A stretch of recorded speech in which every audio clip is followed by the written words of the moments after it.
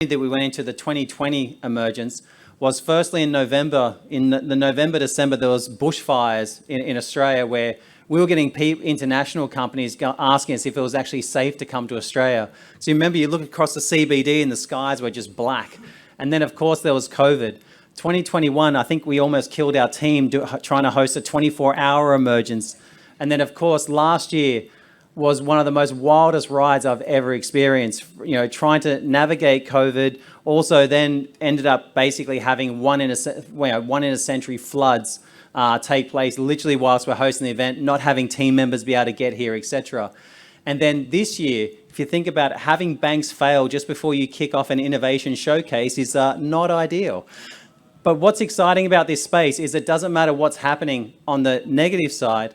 The reality is what sits in this room is optimism, right? And effectively, what is the nicest thing about being in this space is the people that actually are involved in it and the attitude in which they bring to this ecosystem as well. So over the next 2 days, one of the nicest things that you'll experience, it's like a bubble of optimism and a bubble of potential. And the best part about it, that is demonstrated not just through the keynotes, but really through the companies.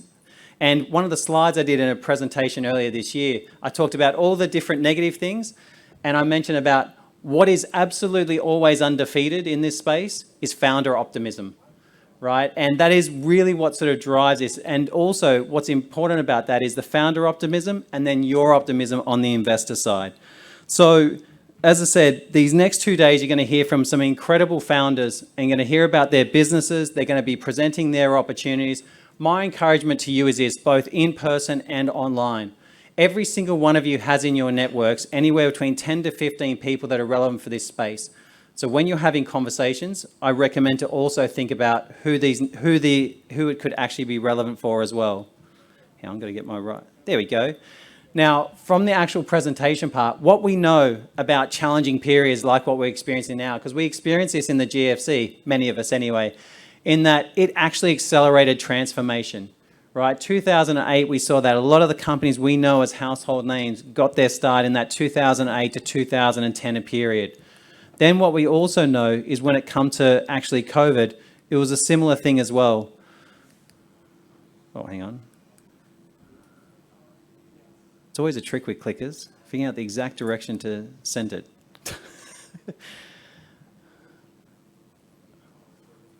Okay, now we're back to the start. But COVID was the exact same thing. Instead, it provided that transformation. Can we go to there we go. And we saw that across many different spaces. Many different companies absolutely blew up. And there's a lot of different factors that actually align for that. Not only was everyone at home that needed to actually then be connected online, but there were other factors at play as well.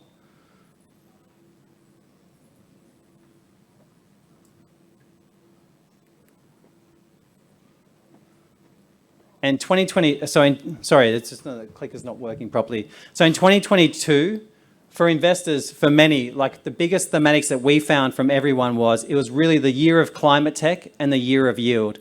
And that's what we saw coming from investors and what they were interested in. And as we're sort of moving into 2023, not only is that still a focus for many investors, as what's happening around the planet, but also got the other aspect of the great transformation. And this is the thematic which really sets the foundation for this entire conference. And it comes from the work of two different people. And if you haven't watched them, I think I think everyone in this space should be. The work of Tony Seba, and then also the work of Kathy Wood from ARK Invest. This transformation where you're seeing these platform technologies being developed around, whether it be food, the future of food, whether it be AI. I'm sure every single one of us has benefited from things like ChatGPT recently. And you understand that all of a sudden with tools, with the technology that's coming down the pipeline, the capacity for human potential is increased massively. Energy storage, blockchain's been a big one for us since 2017, 2018. And then in the life science, the personalized healthcare space, we're fortunate enough to work with some incredible life science companies. You'll see the likes of James from Recce today, Biosignals Diagnostics. We've got EBR Systems Inc. who are developing a new type of, can't believe it's gone from my head. pacemaker that's tiny and got no wires whatsoever. It is absolutely crazy, the innovation that comes from Australia in the life science space. So for me, these factors were going to play out across all the different presentations and all the different keynotes throughout the actual day.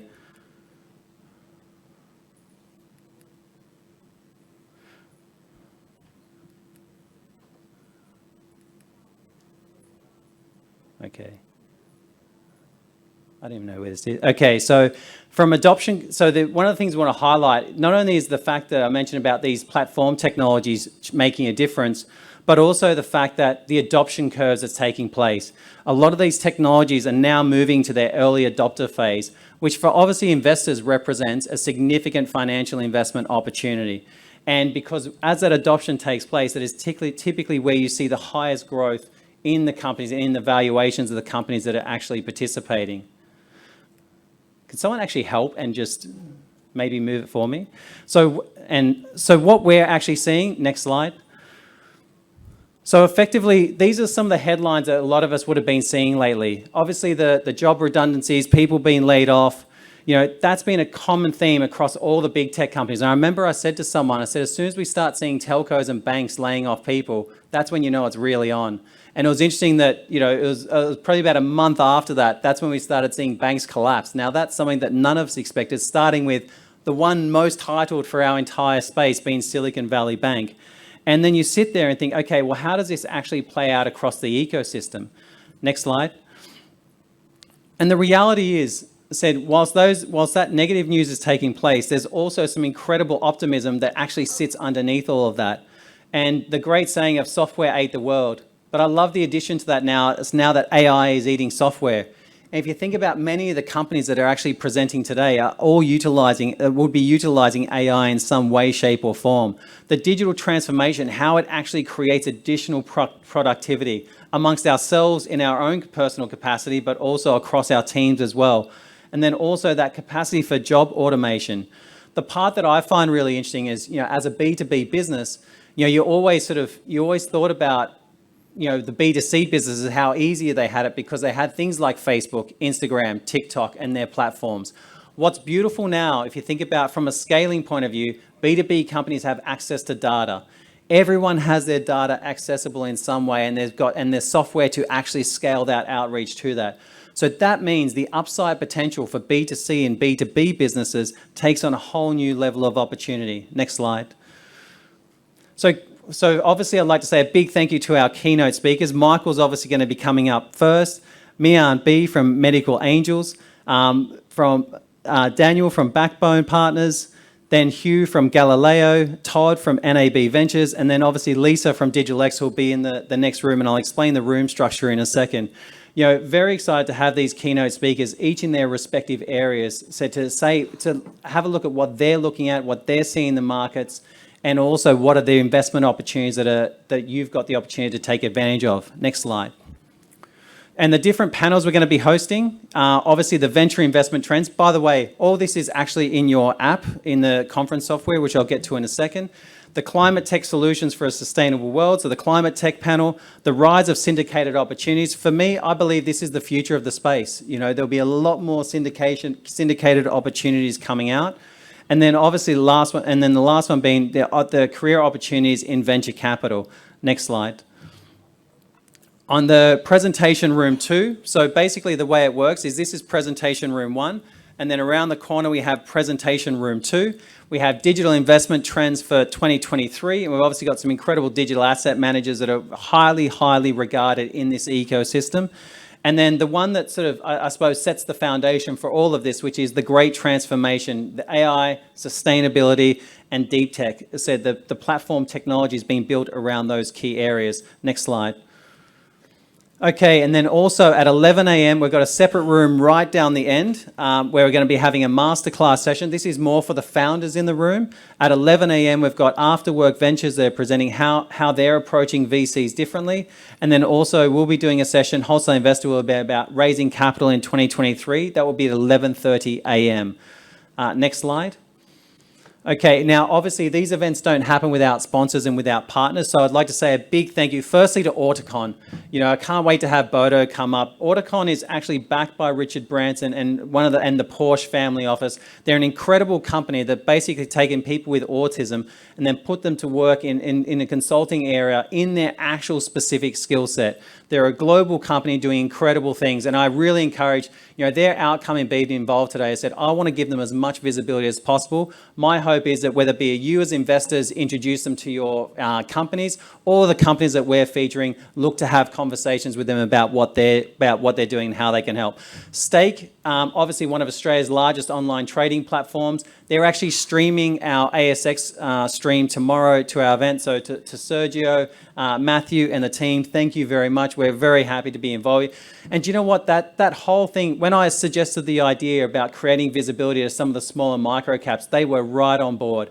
And that is everything that we're about. Everything we're about is creating opportunities for tomorrow and making sure that there's visibility in the ecosystem. Matthew from WeConnect, one of my favorite people that I've actually met as far as the energy he brings to the table and the enthusiasm for this. But he's actually flown in from Japan for this event to speak here. The work that WeConnect does, obviously you have portfolio companies that are scaling, right? Or you may be scaling your business. Their whole job is to take the administrative nightmare out of that process and simplify it for companies that are looking to scale globally. So said, great stuff they're doing.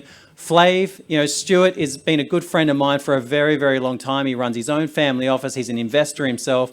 But this is his brand that he launched, FLAVE. They're actually catering lunch, and they're also, like with everything for a wholesale investor event, everything is available to be invested into and to have discussions with strategically, right? Including the food sponsors. So FLAVE are also in capital raising as well. So try their food. They're they're part of that sort of future of food that I mentioned. Pacific Channel, they're a New Zealand deep tech firm. I first met Brent 10 years ago when he started introducing New Zealand companies to us. He was one of the pioneers in actually bringing over NZ companies to Australia. Some of the results, basically what they did, they had so many different success stories that they ended up building a fund around that business.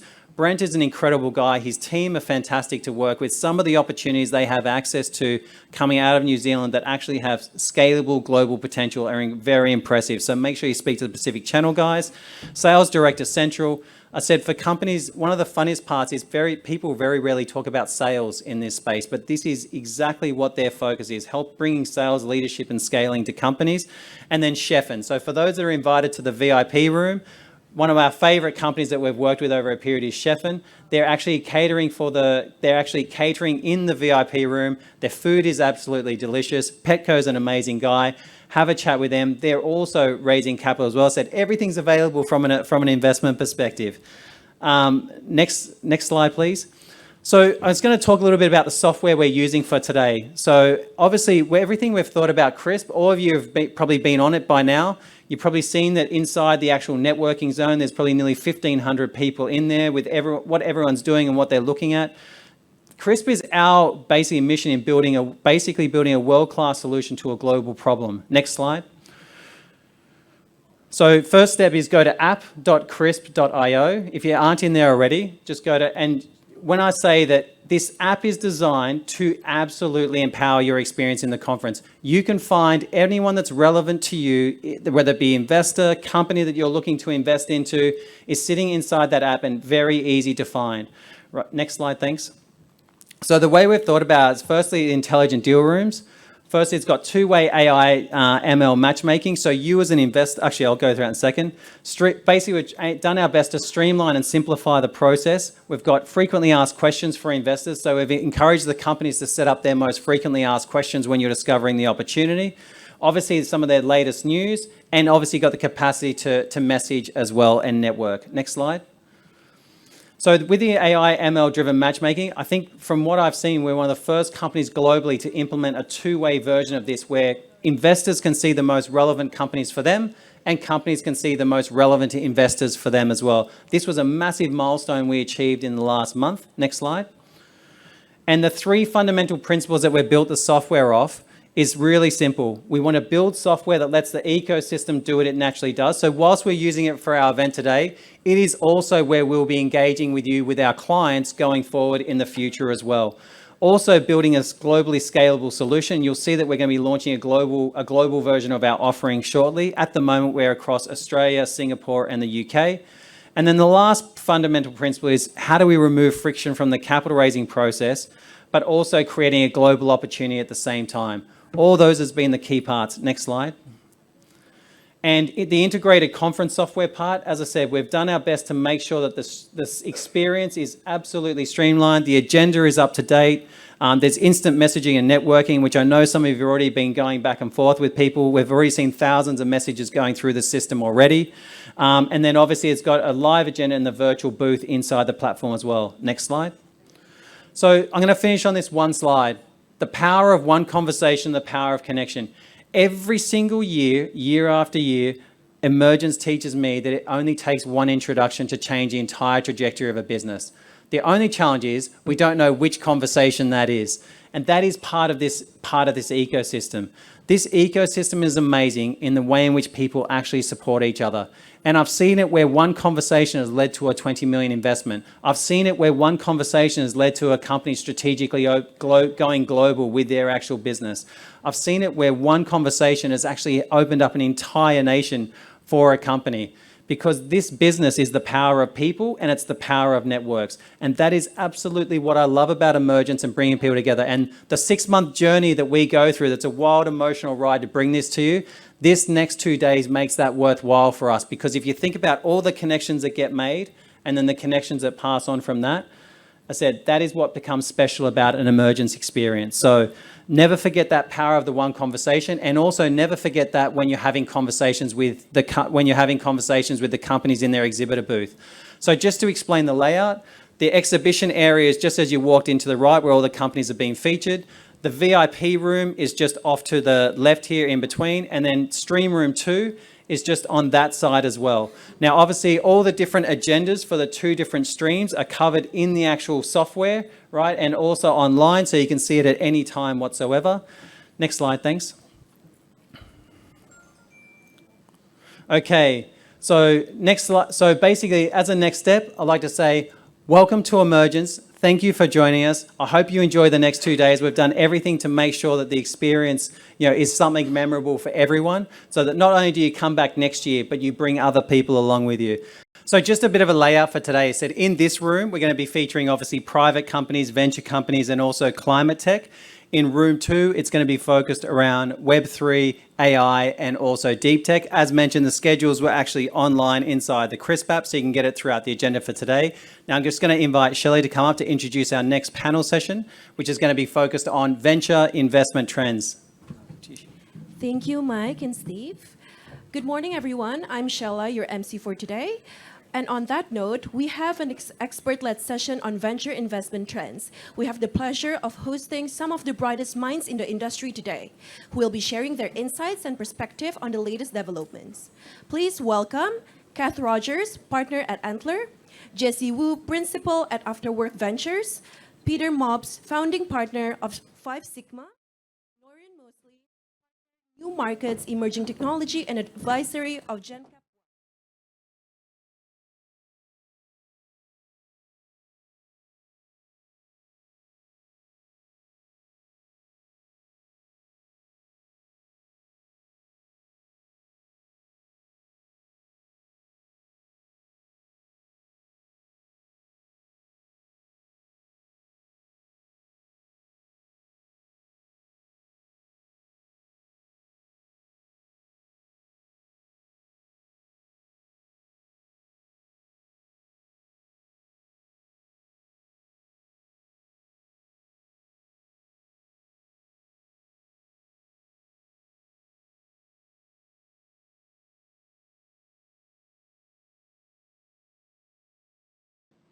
When we talk about investment trends, sometimes it's easy to have a relatively unstructured conversation where we just talk about what's been in the headlines or what is everyone excited about. I think sometimes it's more useful to go a little bit deeper and talk about the underlying platform shifts or maturation in transformational technologies that is creating the why now in this window of time to create transformational tech companies. So if we look to the past couple of decades, examples of platform shifts might have been the widespread adoption of the internet, which ushered in business models like e-commerce, online information directories, and online advertising, or the widespread adoption of mobile, which ushered in a lot of app-based businesses like Uber, Airbnb, Tinder, and Snapchat. So to my first question, I'd love to have the panelists' thoughts on what are the underlying platform shifts that you're observing today that you think is creating a why now in 2023 for the next set of household names to be built. And I might start with Peter. So start with an intro, Peter, and then take it away. Thank you. So my name is Peter Mobbs. I'm the managing partner of a fund called 5 Sigma. We're a sector-specific fund, so we only invest in the technologies around education. So we go really, really deep into that narrow focus, but we take a global view. So we invest in businesses in Australia, but also around the world. So I've probably got a slightly different perspective, given that we've got that relatively narrow focus. But I agree that internet and mobile were probably the last big platform shifts. But the one that we're probably most excited about right now is AI, and in particular generative AI. In fact, Doug Leone from Sequoia said that this is the next platform shift, and if he says it, he's one of the most successful investors in the world. It is the next platform shift. Others have said it is more important and will have a bigger impact than electricity and fire, which is a big call. I'm not as brave. I'm not brave enough to make a statement like that. But if you fast forward long enough, if you look at it on a large enough time frame, you can see how that's possible. So to give some examples, at the moment we're looking at generative AI we've all had a crack at ChatGPT. You type something in, you get a written response. So it's all the written word. But we also have 3D printing, we also have robotics, and now you can apply generative AI to robotics. So it's not that difficult to think of ChatGPT, build me a ladder. And if ChatGPT can build you a ladder, say in the next 5 years, it's not ridiculous to think that in 100 years, we can build an elevator to the moon. This is something that's been discussed since the 1960s. NASA actually think with the current technology, we can do it. So if you apply generative AI to tangible objects, and then fast forward far enough, say 100 years, these things don't look like science fiction anymore. So for us, though, the key is to avoid getting too excited about these things, because most of them are actually going to go to zero.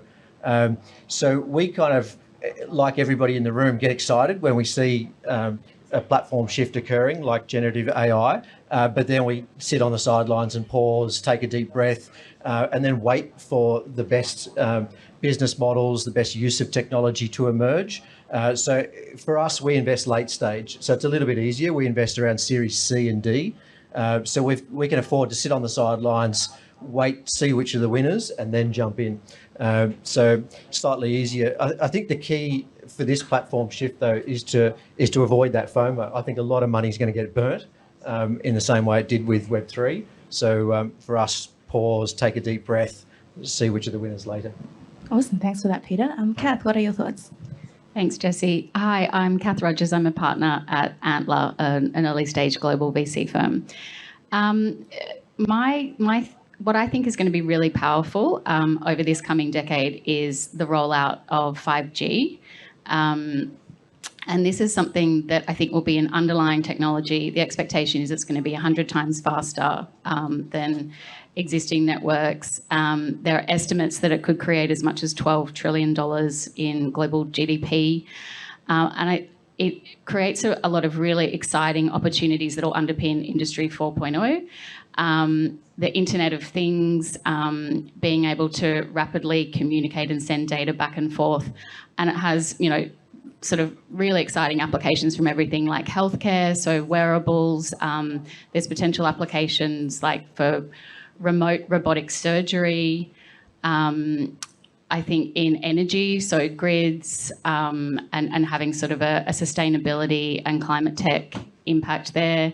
Insurance, so embedding things into cars and buildings, looking at accident prevention and warning, but also allowing things like tailored pricing, risk-based pricing, etc. So I think that's something that we're probably not as excited about because we've been hearing about 5G for so long, but the rollout hasn't actually really occurred. It's not expected to be the predominant technology until probably the end of the decade. So I think that the speed and functionality that'll enable in IoT will be a real game changer. Thanks for that, Kath. And how about you, Noreen? Hi everyone, Noreen Mosley. Do a few different things. So I would say I'm a sort of a bit of a serial entrepreneur. I have businesses in the education space. I have a not-for-profit on optimism, how to learn to be optimistic. And I started slot car racing back in 2015. And I brought in mixed reality and other fun things to it to make it a little bit different. Today I'm here in the capacity of an investor, very proud investor with GemKom Wealth, which is a newish, I would say newish private investor venture capital business that supports growth advisory, does M&A and other transactions, and also has a very strong institutional arm that supports growth businesses.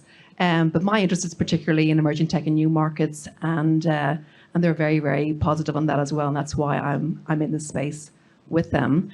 I guess my big platform shift that I love, and I'm still a part of, and I still will love, is the whole XR, or virtual reality, mixed reality, augmented reality, and holographic technology, which has just accelerated beyond any imagination, really, in the last number of years. COVID obviously has helped that, but also it's our acceptability and adaptability to that environment, and the fact that can actually change so much. In terms of how we interact with one another, how we communicate, how we lean into technology as opposed to fearing it and thinking it's going to disconnect us. Actually, it can connect us now more than ever because the technology is so much better and we're used to it. So in the whole space of education, in health tech, particularly, I'm particularly interested in democratizing health tech in remote environments. I mean, basically having your doctor of choice, basically beaming into you, whether it's in some kind of very, very connected holographic way, or if it's just on, good quality Zoom. But I just think, and then also learning and experiencing and having psychotherapy through VR, the advancements are just enormous. And I think it's a really, really progressive, connected space. And and I particularly like it myself. I actually did try slot car racing with mixed reality, and it was just a little bit early, I think. But when I'm able to reopen my business again, which I hope I will, I'm definitely going to explore that a lot more because I think it's a lot of fun too. That's fascinating, Noreen. So when these platform shifts are kind of charging at us, and everyone knows they're happening, and Doug Leone says it's definitely happening, it's not just enough for early stage investors to know that there's going to be transformational and incredibly valuable companies created in AI or off the back of 5G or in the AR VR space. It's also incumbent on us to think about which startups actually have the right to capture some of the value that is being created here, and how to invest in business models that are defensible against incumbents like Microsoft, Google, and Meta that are also thinking really deeply about how to embed things like AI, for example, into their business models. So as an early stage investor, and I think Series C and D is still early in the scheme of things, how do you go a layer deeper than knowing a platform shift is happening and actually think about how do we back businesses that are building the ability to capture some of that value? Kath, you're the earliest investor in this group, so I might start with you. Okay, sure.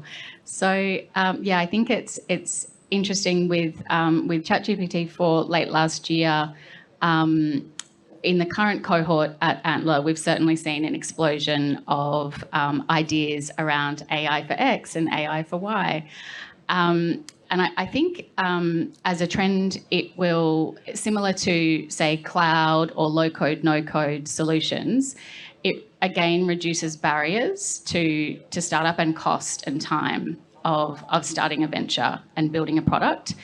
And this, it was just unfeasible to try and create a solution of similar sophistication a few months ago. So on the one hand, I think there'll be a real explosion and proliferation because of these time, cost and complexity barriers really falling away, being able to leverage these models.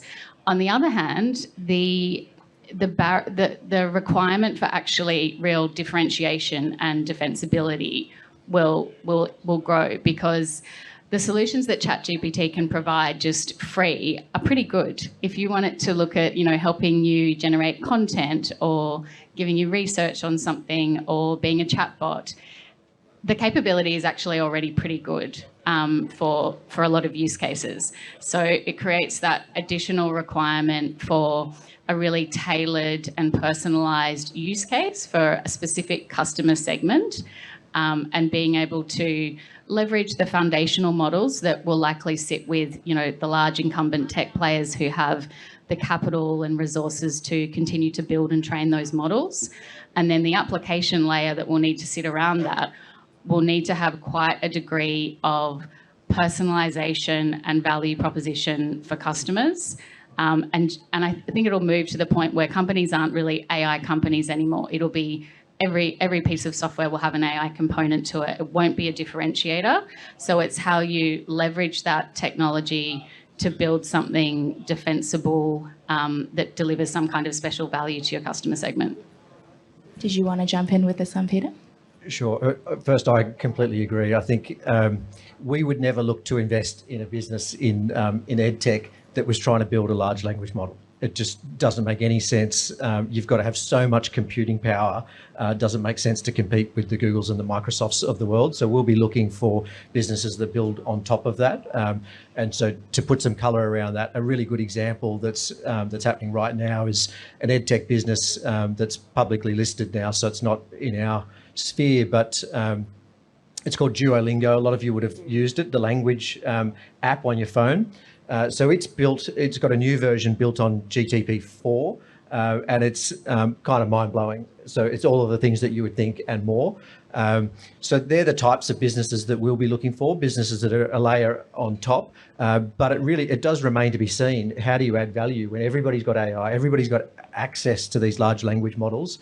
I think businesses are going to have to pay essentially a tax to play. They'll have to pay a small fee to the Googles and the Microsofts of the world, but that doesn't mean that the value won't accrete to those companies building on top. I think there might actually be more value that accretes to those companies on top. If you think about internet services providers, they deliver the internet to us, but the value isn't with an internet service provider. The value is with the Facebooks and the Googles that have built businesses around the internet. So it's going to be tough to work out. Scale is one of the best differentiators, and so we'll be looking for businesses that have been able to create scale. Outside of that, it's going to be really hard to tell. Awesome. Really insightful from both Kath and Peter. With all of this talk about generative AI, it takes me back to last year when instead of generative AI, the word that was on everyone's lips at this very same conference was Web3 and digital assets. So I actually moderated a similar panel this time last year, and it was rather provocatively called Digital Assets, a New Era of Investing. We still have a Web3 stream in this session. I think it's been a little bit relegated insofar as it's 1/3 of a second room. But I'd be curious to the panel's thoughts on why this trend has maybe faded from our consciousness in 2023, and whether there's still interesting investments to be made in this space. Noreen, do you want to jump in on this one? Sure, yeah.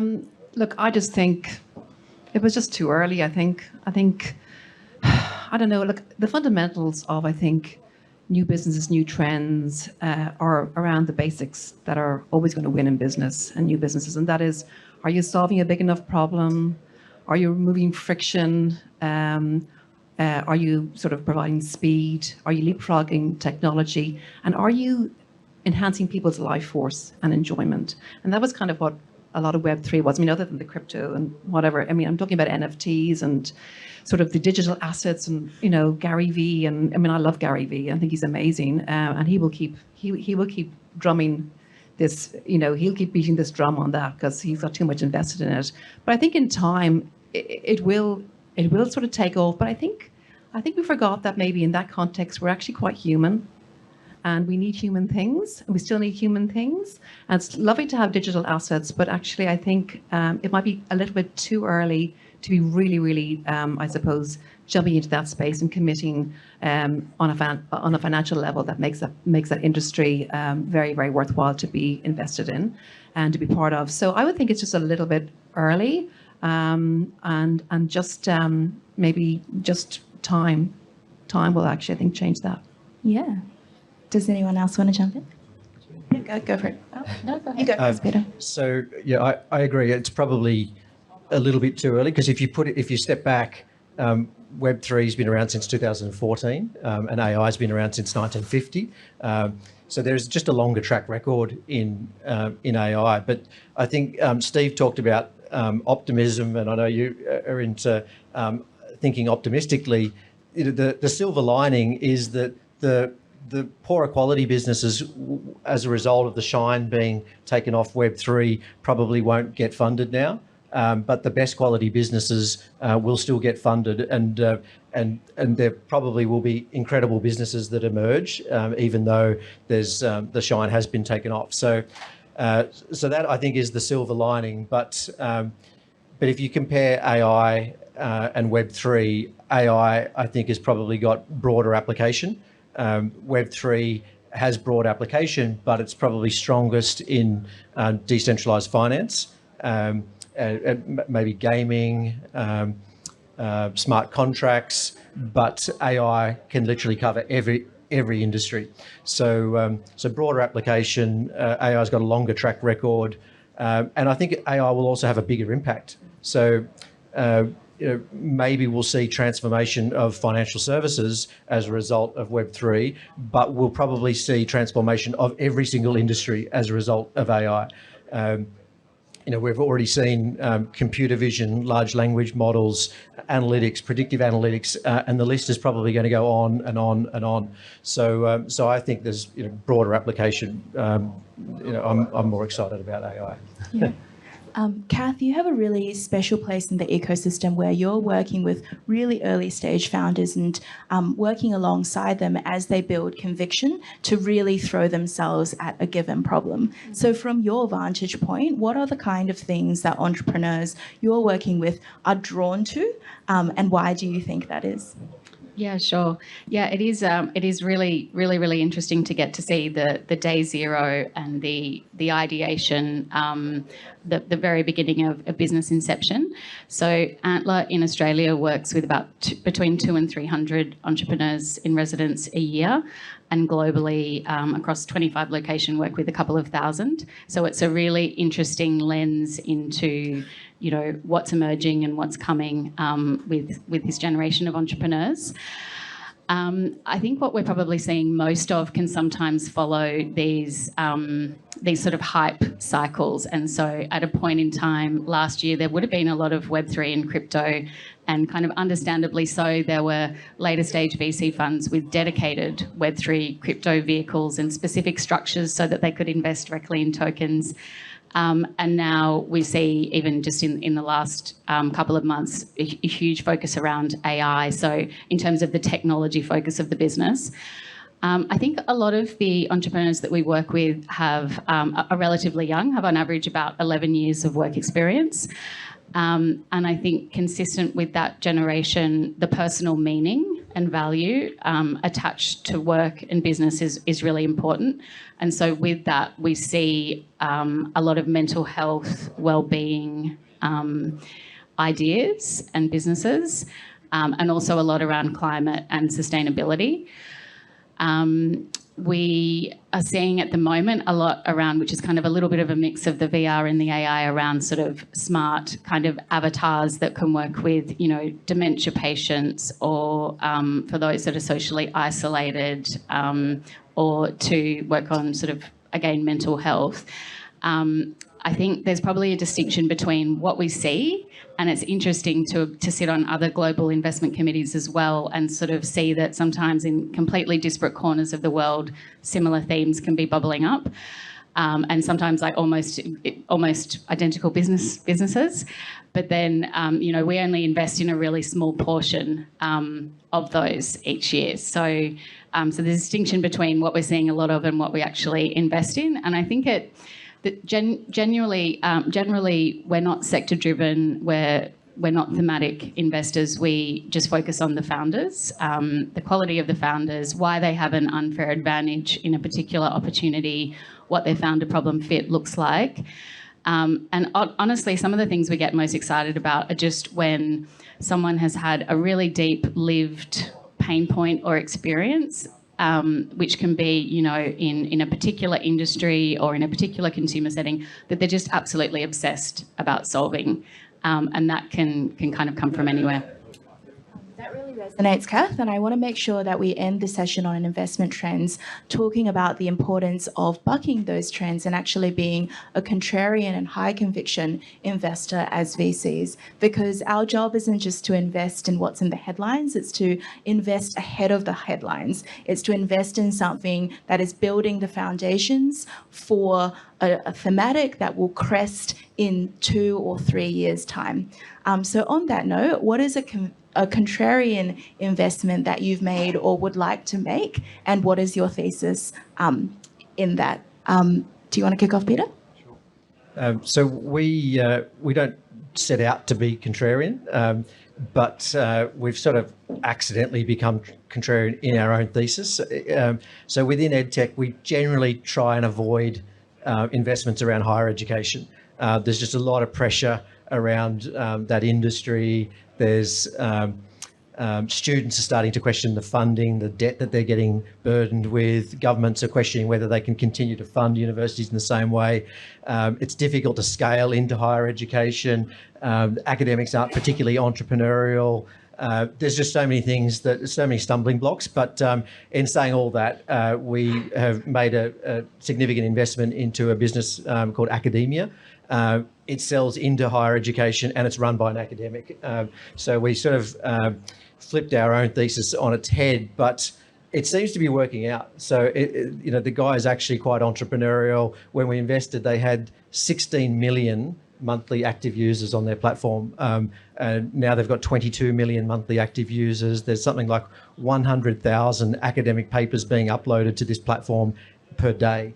40% of the world's academics log in every day. It's incredible. It's a machine. We're quite confident we're going to do really well out of this investment. It's so fascinating. If I could pull on that thread one more time, what is the thing that you think allows this company to buck all of the tailwinds you mentioned previously? Yeah, that's a good question. So, as I said, academics, this is a very broad generalisation, but they're just not entrepreneurial. They don't have an entrepreneurial bone in their body. The founder of this business is particularly entrepreneurial, and it was really bugging him, this problem that he felt. So he'd actually experienced the problem, to somebody, an earlier comment from one of the panelists.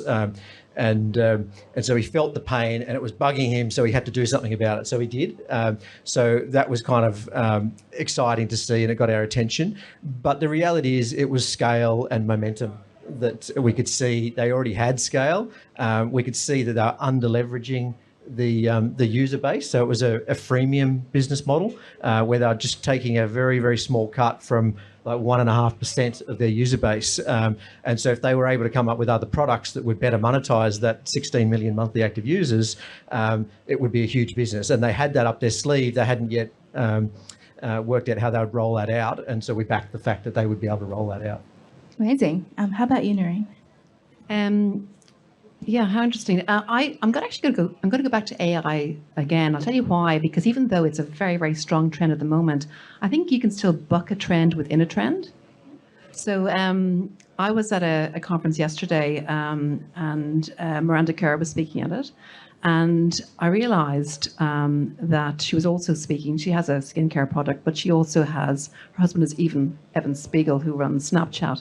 And they've developed their own AI. I don't know if you've heard about it. It's called My AI.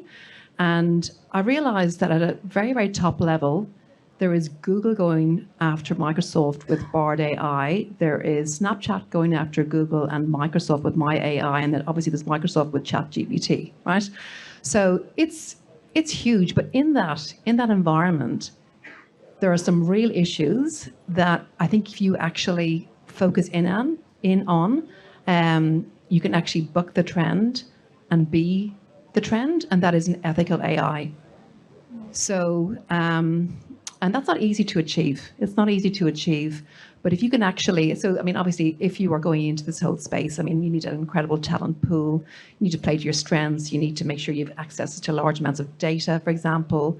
You also need to understand that if you can actually create a workforce that has enormous diversity in it of thinking, ability, ethnicity, culture, male, female, because let's face it, I mean, AI is programmed by people, right? So if you have this sort of collective group that you've actually put together, with that very ethical mindset, I just think that's a straight through this whole trend and this whole platform, and I think that it will sustain, because if we get that right, I think AI has an amazing future. But I think someone has to focus on that, and maybe that's bucking the trend in a way. And last word on this, Kath. So I suppose one example is in December last year, we invested in a crypto payments platform. So because fundamentally, while you conflate the value of some of the assets, of like Bitcoin, etc., with Web3, there's still the value, as Peter talked to, of decentralized finance and just the fundamental benefits that can bring in terms of cost, security, distribution. So we'll see how that goes. I think generally a lot of investors have pulled back for consumer-facing businesses as opposed to business, and models like B2B or enterprise SaaS are often the model of choice relative to, say, e-commerce, consumer-facing or marketplaces.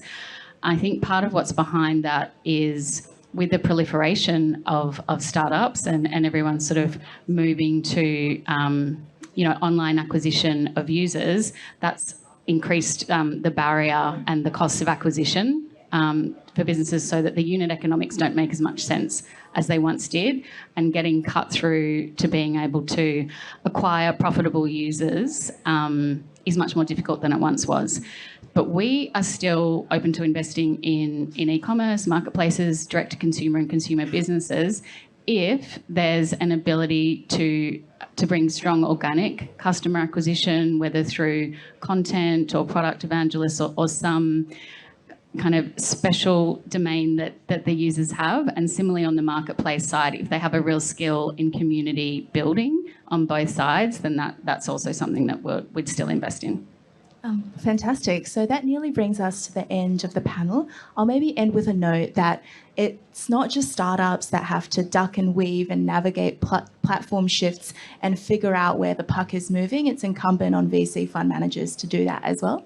Afterwork Ventures is an emerging fund. We have put away a $20 million fund as our first time fund, but we, coming into a crowded space, also had to figure out how to do VC differently and how to innovate on the VC business model. So the Afterwork team will be giving a masterclass on how we've thought about this at 11 a.m. in the masterclass room, which is down the hall. And we're also hosting office hours for anyone who wants to learn more at 12 to 1 p.m. So I hope to see some of you guys there. But I'd like to invite you to join me in thanking our panelists for their awesome insights today. I certainly learned a lot from it, and I hope you did as well. And enjoy the rest of the conference.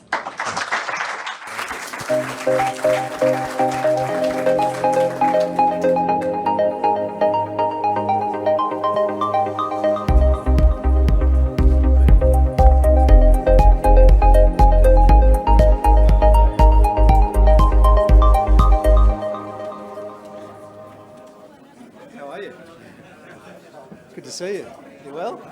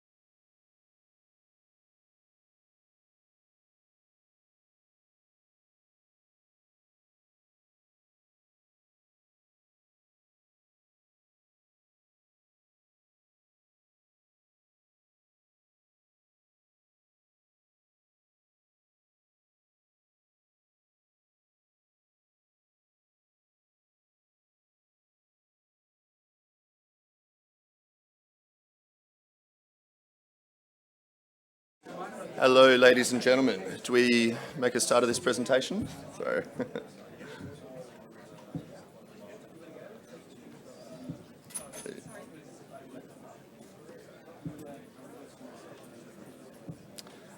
Alrighty. Ready to make a start?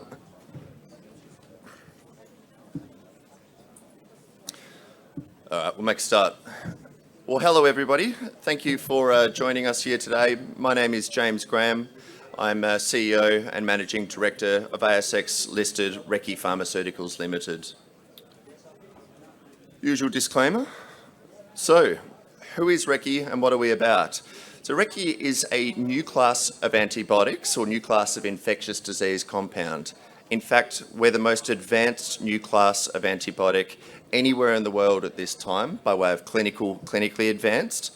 We are the most advanced sepsis drug candidate in the world at this time, which is in fact the most expensive condition treated in health to date. And we're really getting ahead with a portfolio of new compounds addressing the major unmet medical needs of antimicrobial resistance. Supporting this great technology is good people. Good people by way of Dr. John Prendergast, who is a doctorate in bacteria and blood diseases of New South Wales University.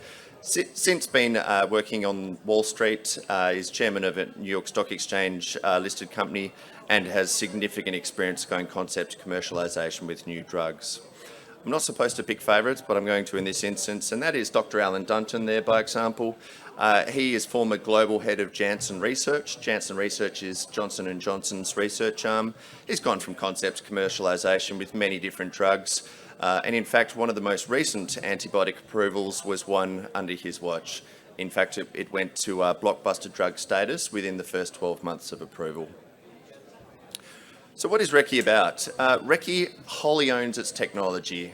It was founded by a fellow called Dr. Graham Melrose, who was former head of research of Johnson & Johnson Australasia of about a decade, and executive director of their board. And he really looked to the world of antimicrobial resistance with his pharmaceutical hat on. The challenge, of course, in antimicrobial resistance is today you may have an effective compound, the bacteria mutates, and tomorrow it no longer works, and that's not commercially viable. So putting his chemistry hat on, he went, I want to design something with the end in mind, something that is attracted to the bacteria, binds to the bacteria, and works and keeps on working with repeated use, meaning it works today and will have a commercial future. That was achieved. So we lodged patents around that. We've since developed a very economical method of manufacture, and we've been moving ahead through the regulatory process surrounding that, where the FDA, by example, for sepsis, septicemia or drug poisoning, or blood poisoning, awarded a qualified infectious disease designation, which gives us 10 years of market exclusivity above and beyond our patent position. So we have a pipeline or a portfolio approach to our development cycle, where we have clinical candidates at this moment in their respective phase 1 and phase 2 studies.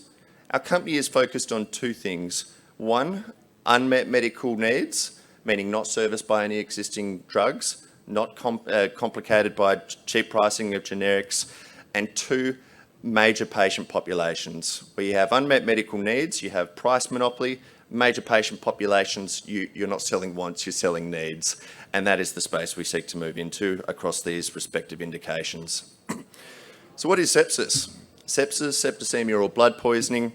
It's basically where you get a break in the skin, be it an accident or an elective surgery. Bacteria gets in and it spreads rapidly. It's a 1 in 5 death rate in the community, a 1 in 3 in hospital. And it's actually the most expensive condition treated in health, double the second most, and there's no drug therapies approved specific to sepsis. Why does it occur? Or how does the patient journey go? Basically, and in fact I've been a sepsis survivor myself, you present to the clinician, they do a pathology blood draw, trying to work out, hey buddy, you've got an infection, but what is it? They take it down to the labs and they do two things. What type of bacteria does this patient have? And is that bacteria susceptible to any existing antibiotics? Every hour left untreated, the likelihood of survival decreases by 8% each hour. So instead they use a cocktail of antibiotics, a scattergun approach hoping to get a hit. Now that's why you have a 1 in 5 in hospital or a 1 in 3 death rate.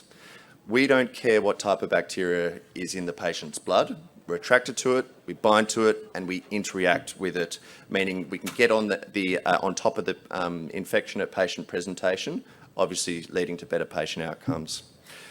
So we're synthetic. All other antibiotics are naturally derived, meaning we have no resistance to our compound, and we will not have any resistance to our compound because of the mechanisms of action we've built in.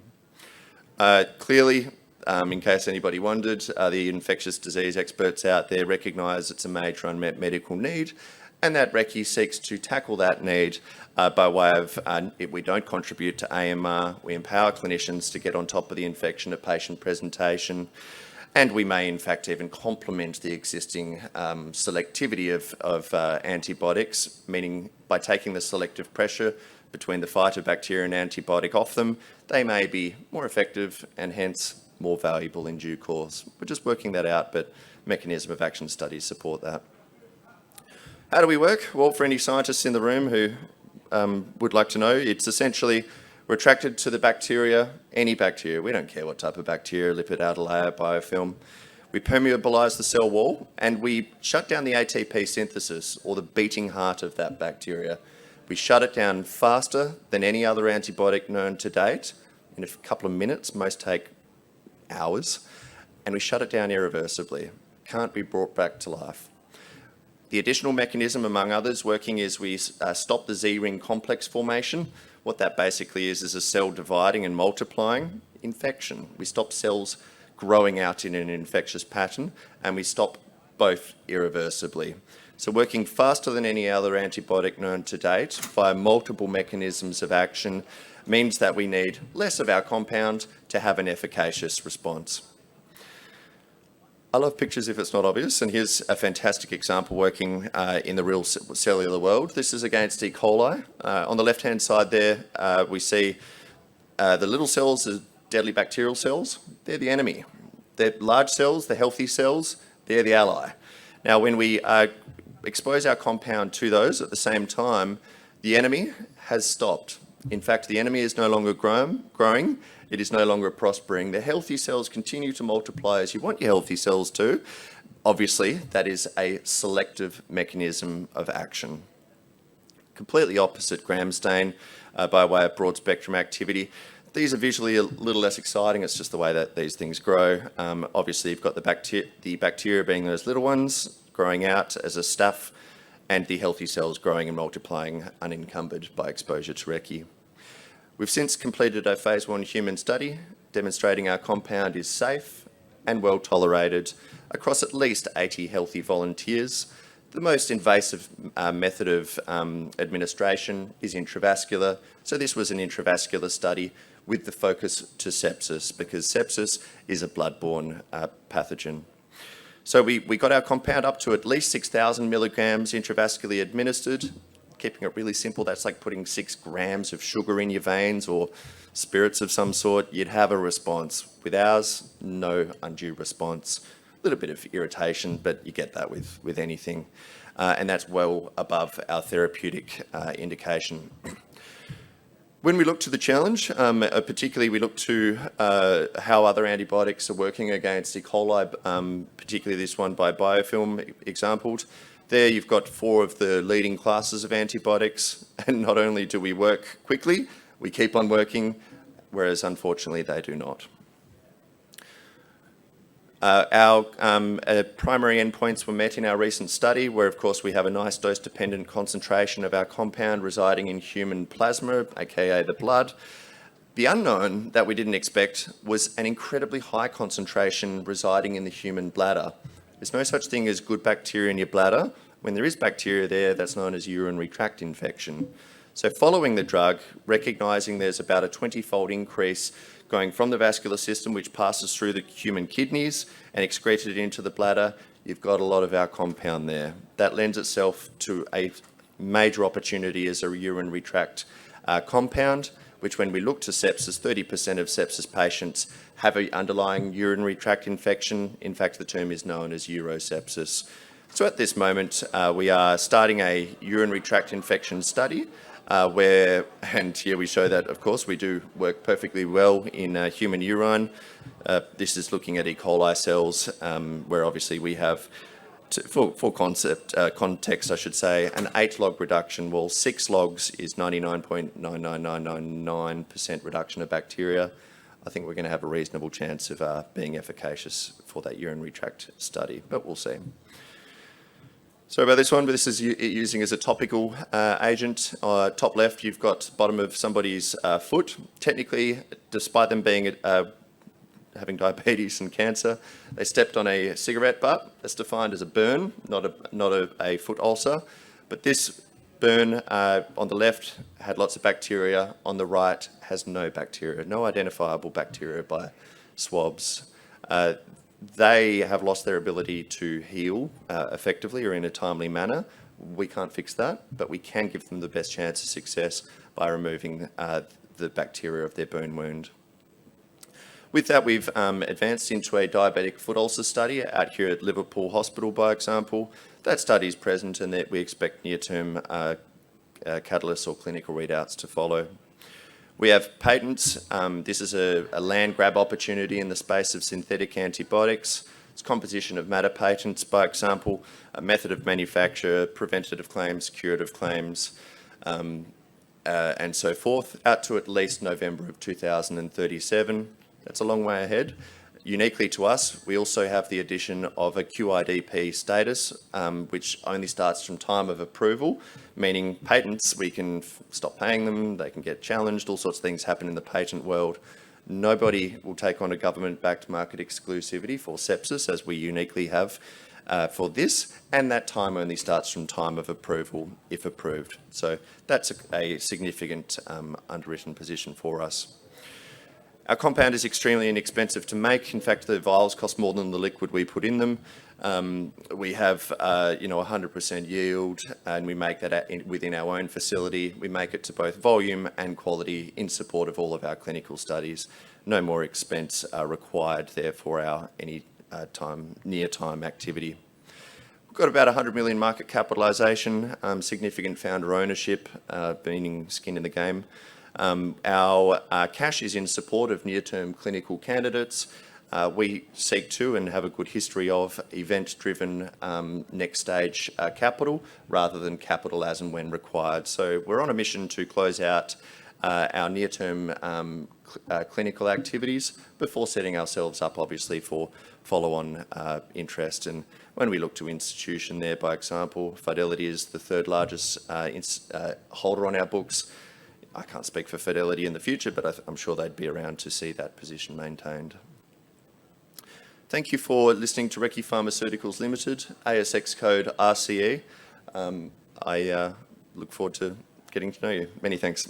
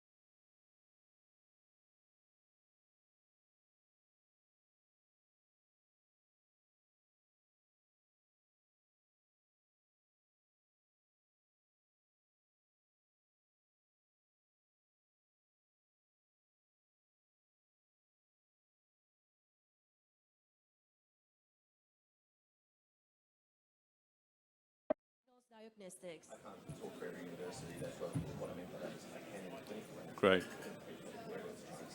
Good morning, everyone. My name is Richard Rendell. I'm the CEO of Biosignals Diagnostics. And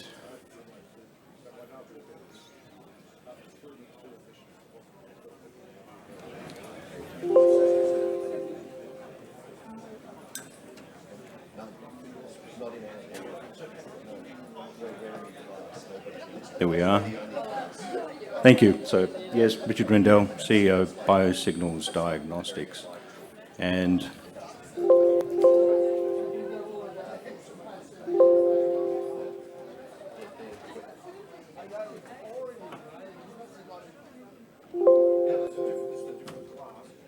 You're registered in your class, which is really synthetic. Yeah, in your class. Yeah. All right, thanks, Joe. Thank you. Thank you.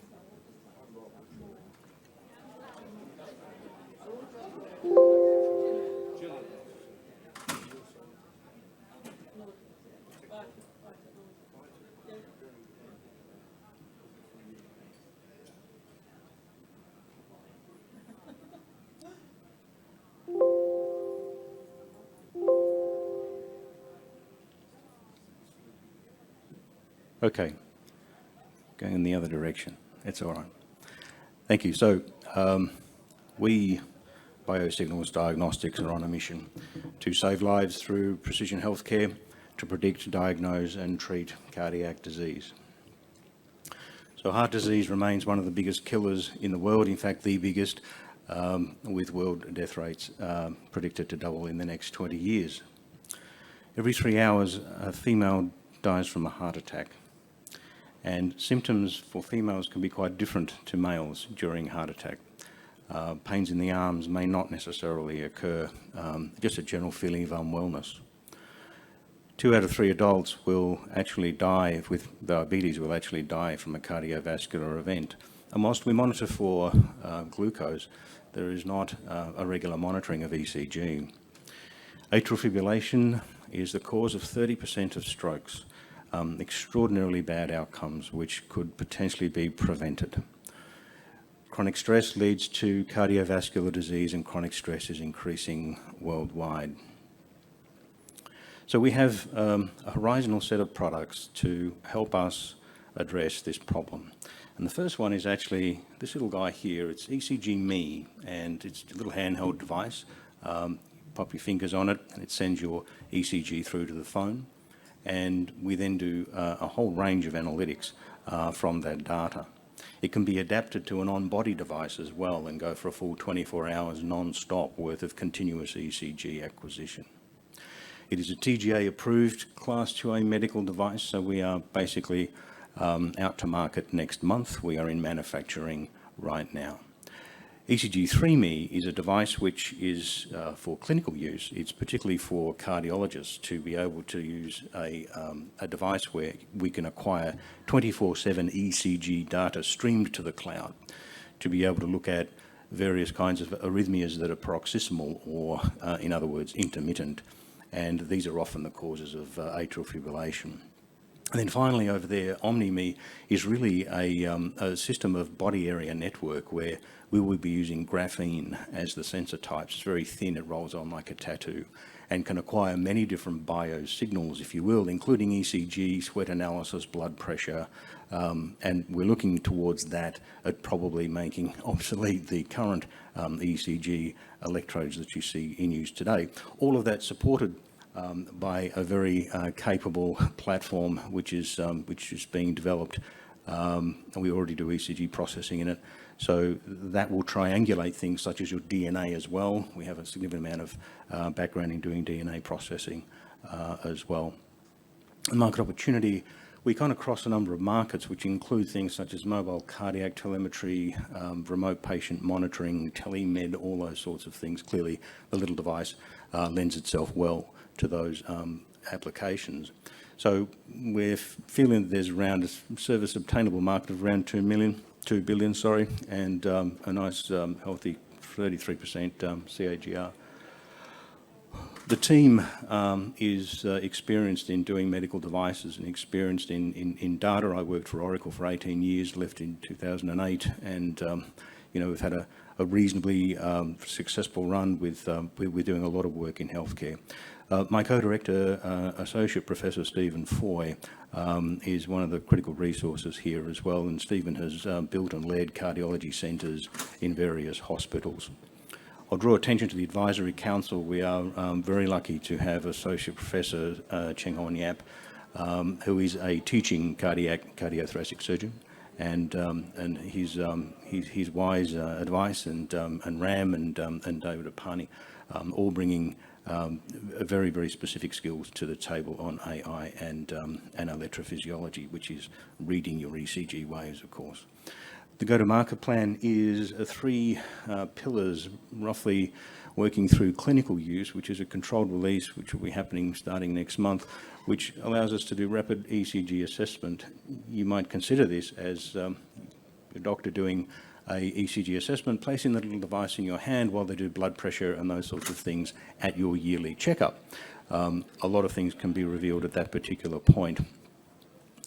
Post-op is also an area in clinical use, certainly which Stephen and others have been using the device. Post-op is a particularly strong application. Pharmacies. So pharmacies do medicines reviews, and often for people who are over 50 years old, polypharmacy, meaning they're on many drugs, and those interactions of those drugs can cause adverse events. Using the device, we can look at medicines impacts through the analytics of ECG. And our pharmacy partner at the moment has around 300,000 people over 50 years old in the database, so this is part of one of our key growth engines in this space. And then on to the general public, and we're looking at disease prevention, more specifically across many diseases, but also across health, sport and fitness. When worn on body, you can do a lot of things with health, sport and fitness applications as well, and that's probably a $2.5 trillion market at this point. We wish to focus in this area, particularly on those with health anxiety, or sometimes those called the worried well. And there's certainly many people like that who come into Stephen's office, for example, and we would like to focus very much on women's health for reasons that I mentioned before. Status and traction. So at the moment we have the GP clinics in place. We have 1,000 devices in the Middle East. We actually have a very strong distributor through my previous contracts in the Middle East, and so some very large looking deals going on over there at the moment. Post-op monitoring I mentioned, pharmacy services I mentioned, and remote and rural. I mean, quite clearly remote patient monitoring and telemed are very key areas. So those are the entities which we're currently moving forward with. You'll see some familiar icons on there, and you'll see how we're way out there and in the world of extra goodness. I'm very happy to explain this. Please drop by the exhibition table.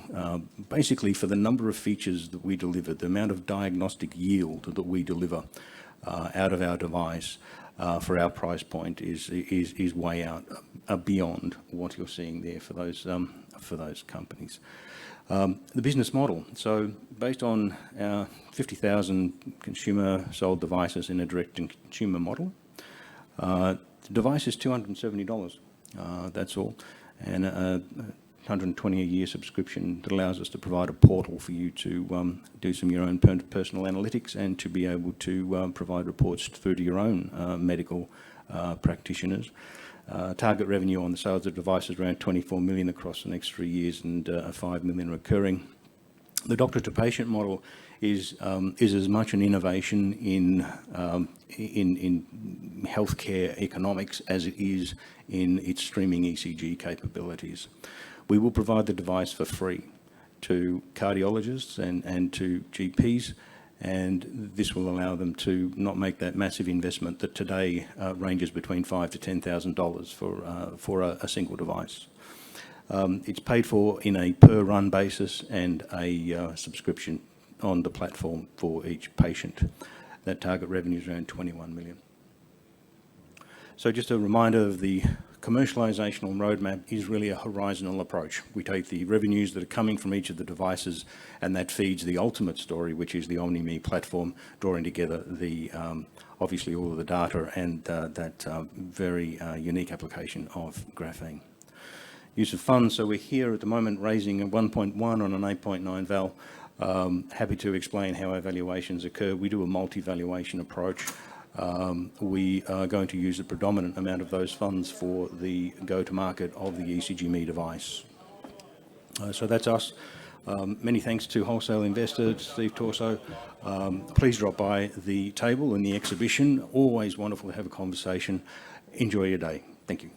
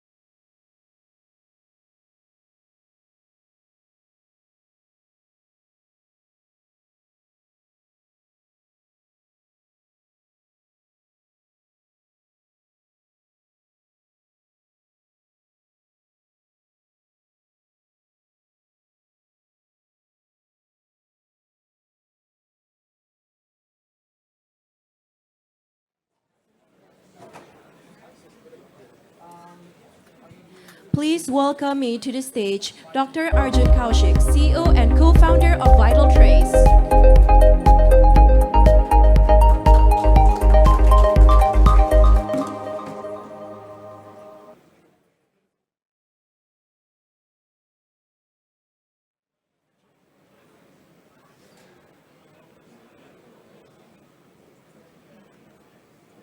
There we go. Hello, how is everyone? Yeah, good, awesome. My name's Dr. Arjun Kaushik. I'm a medical doctor, and I have the fortune to be one of the co-founders and the CEO of VitalTrace. And we're trying to create the new global standard of care for childbirth monitoring. And you see, in the rest of medicine, we've been benefiting from bedrock, reliable diagnostic devices that we can rely on as doctors for decades. You only have to think of the ECG for cardiology or the chest X-ray for chest medicine. And yet, whilst childbirth is central to humankind, we still don't have one of those for obstetrics. We still don't know how to accurately monitor babies and mothers during childbirth. And so obstetrics is one of the last frontiers of medicine where a single device could really make a revolutionary change for the whole area of medicine. So 90% of mothers actually undergo standard of care fetal heart rate monitoring. And all you need to know is it's inaccurate. one of the issues is that it has subjective interpretation involved, which means that diagnosing babies with fetal distress can be delayed or even missed altogether, which can lead to hypoxic stress, acidosis, and brain damage or other organ damage that is usually permanent. That can have a huge effect on the baby and the family, not to mention a huge impact on the healthcare system taking care of this baby and into adulthood.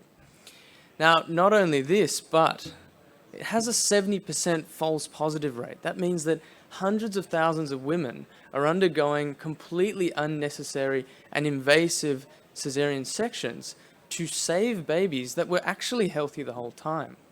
Now, a C-section costs on average $6,500 more than a vaginal delivery. And so this also creates a significant burden to hospitals and insurers. In fact, the overall healthcare burden from these two issues, from inaccurate monitoring, is over $5 billion per year in just Australia and the US alone. So this is really preventable, and that's what we're trying to do. Now, what is the right metric? Clearly, measuring the baby's heart rate is not accurate, so what's the right one? Well, it's something called fetal blood lactate, or lactic acid, and we already actually measure it. In fact, all you need to know here is that when oxygen goes down, lactate goes up, and we already have accepted widespread clinical guidelines that dictate evidence-based direction to the clinicians based on what the sample says. Now, the problem is getting a single sample of blood from a fetus in utero while a mother is going through labor is time-consuming, impractical, and quite difficult. So the unmet need here is, how do we find a way to give fetal blood lactate to clinicians, that data to them, without the need for a blood sample? And how do we do that continuously so they can make evidence-based decisions in real time? And that's exactly what we're doing at VitalTrace. So we've developed a solution that mothers, midwives, obstetricians, and now even the FDA believe will be finally the breakthrough that we've been waiting for. It's a cutting-edge biosensor that goes on the baby's head via the birth canal.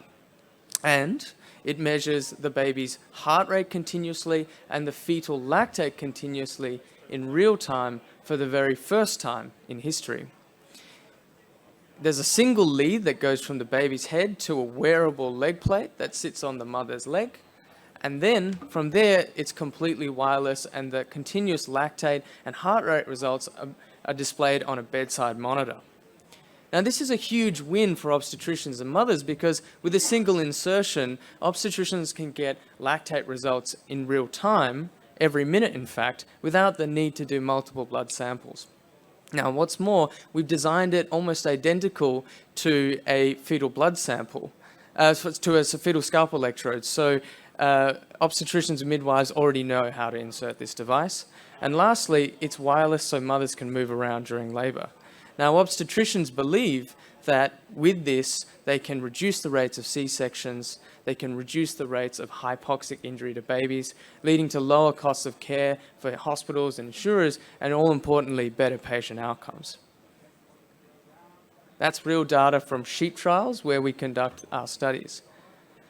Now, we've never had to worry about market validation, and obstetricians all around the world on 6 continents and mothers and midwives are in support of this device unanimously. And the FDA even have granted us a breakthrough device status to recognize the huge potential to transform an area of medicine and also to expedite market entry to the US.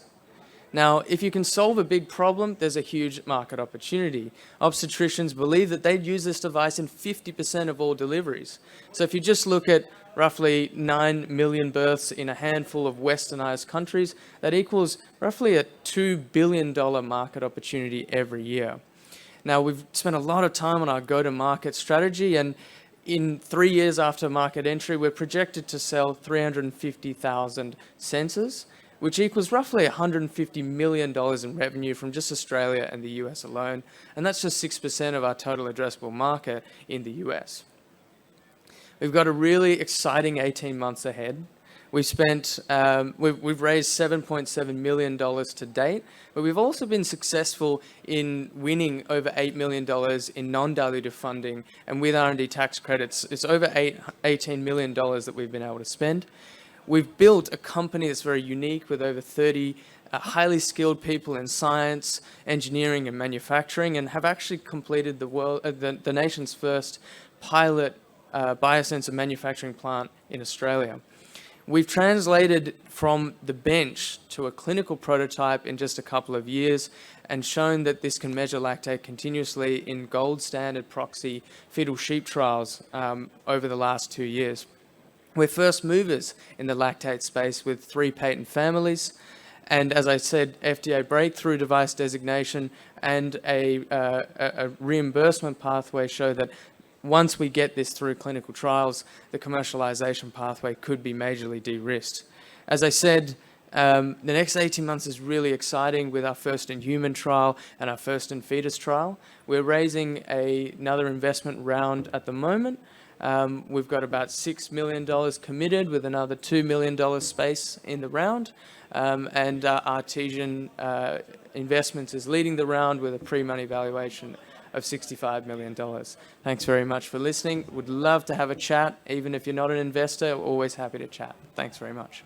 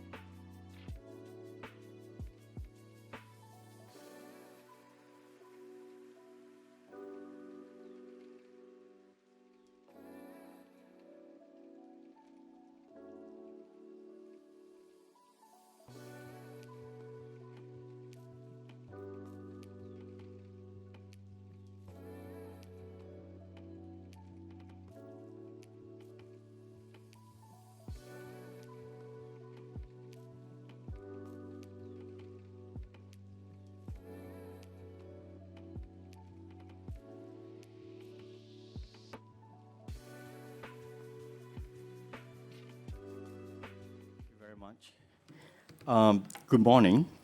Let me introduce you myself here. I'm not a medical doctor, but I'm an economist.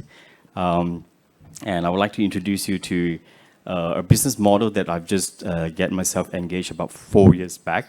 But just before that, with me here, we have our president, Dato' K.C. Wong, and my colleague, CK Mama President, CEO, Dr. Chong, with me here. Right.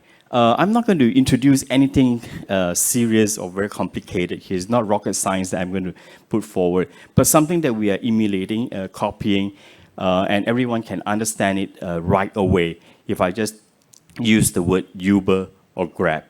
Okay?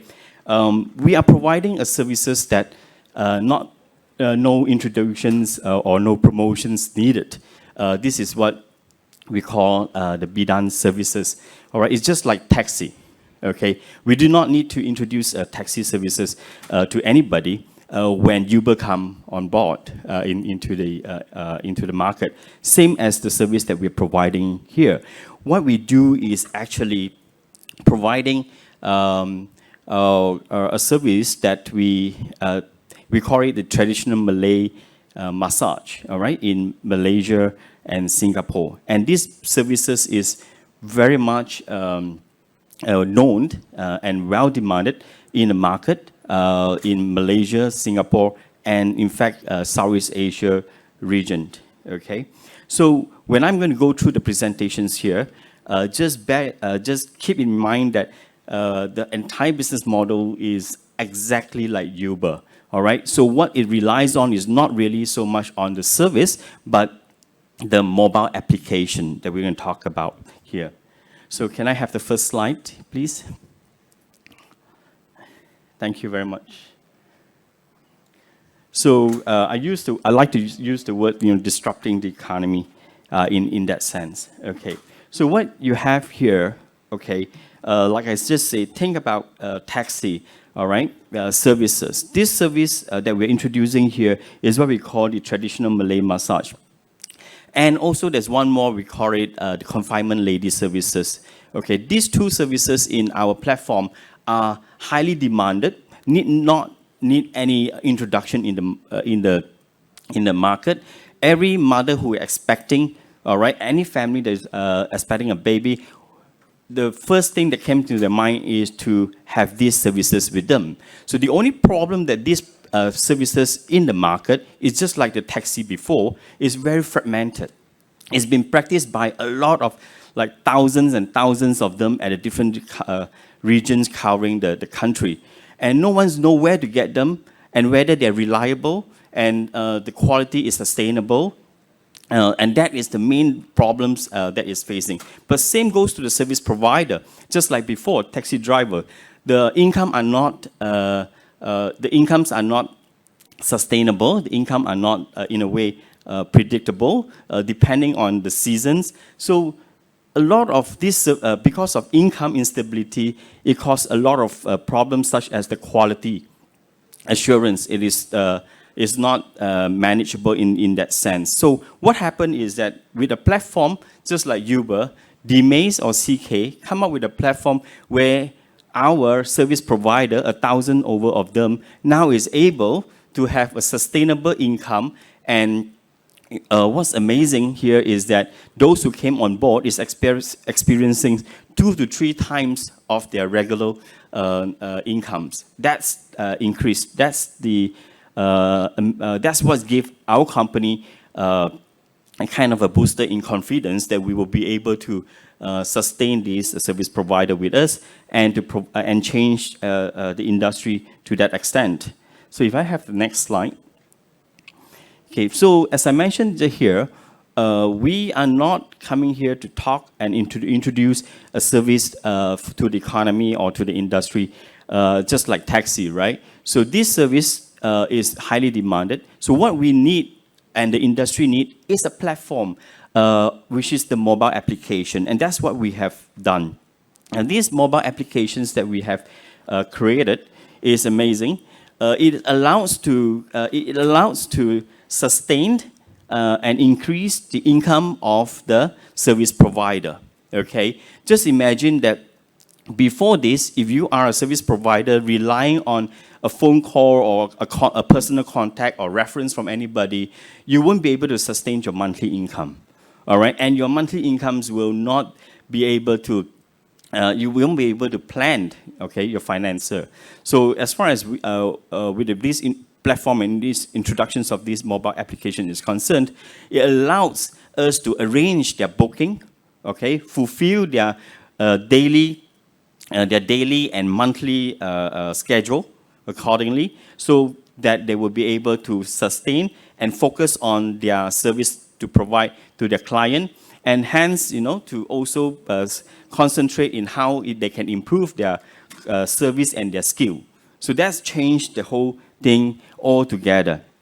So what I've done here is that I have prepared a 4 minutes video presentation for you that will encompasses the entire business model, the business opportunity, and the way we have structured the whole business, so that we can move forward and hopefully emulating another success story just like Uber or Grab in our region.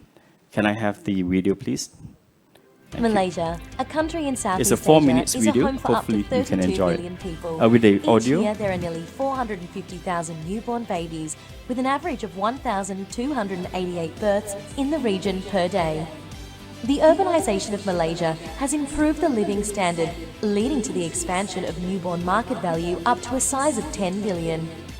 However, the wellness industry is now faced with various challenges, including inconsistent standards and quality control, inconsistent levels of education and training, fragmented cottage economy, and price differentiation.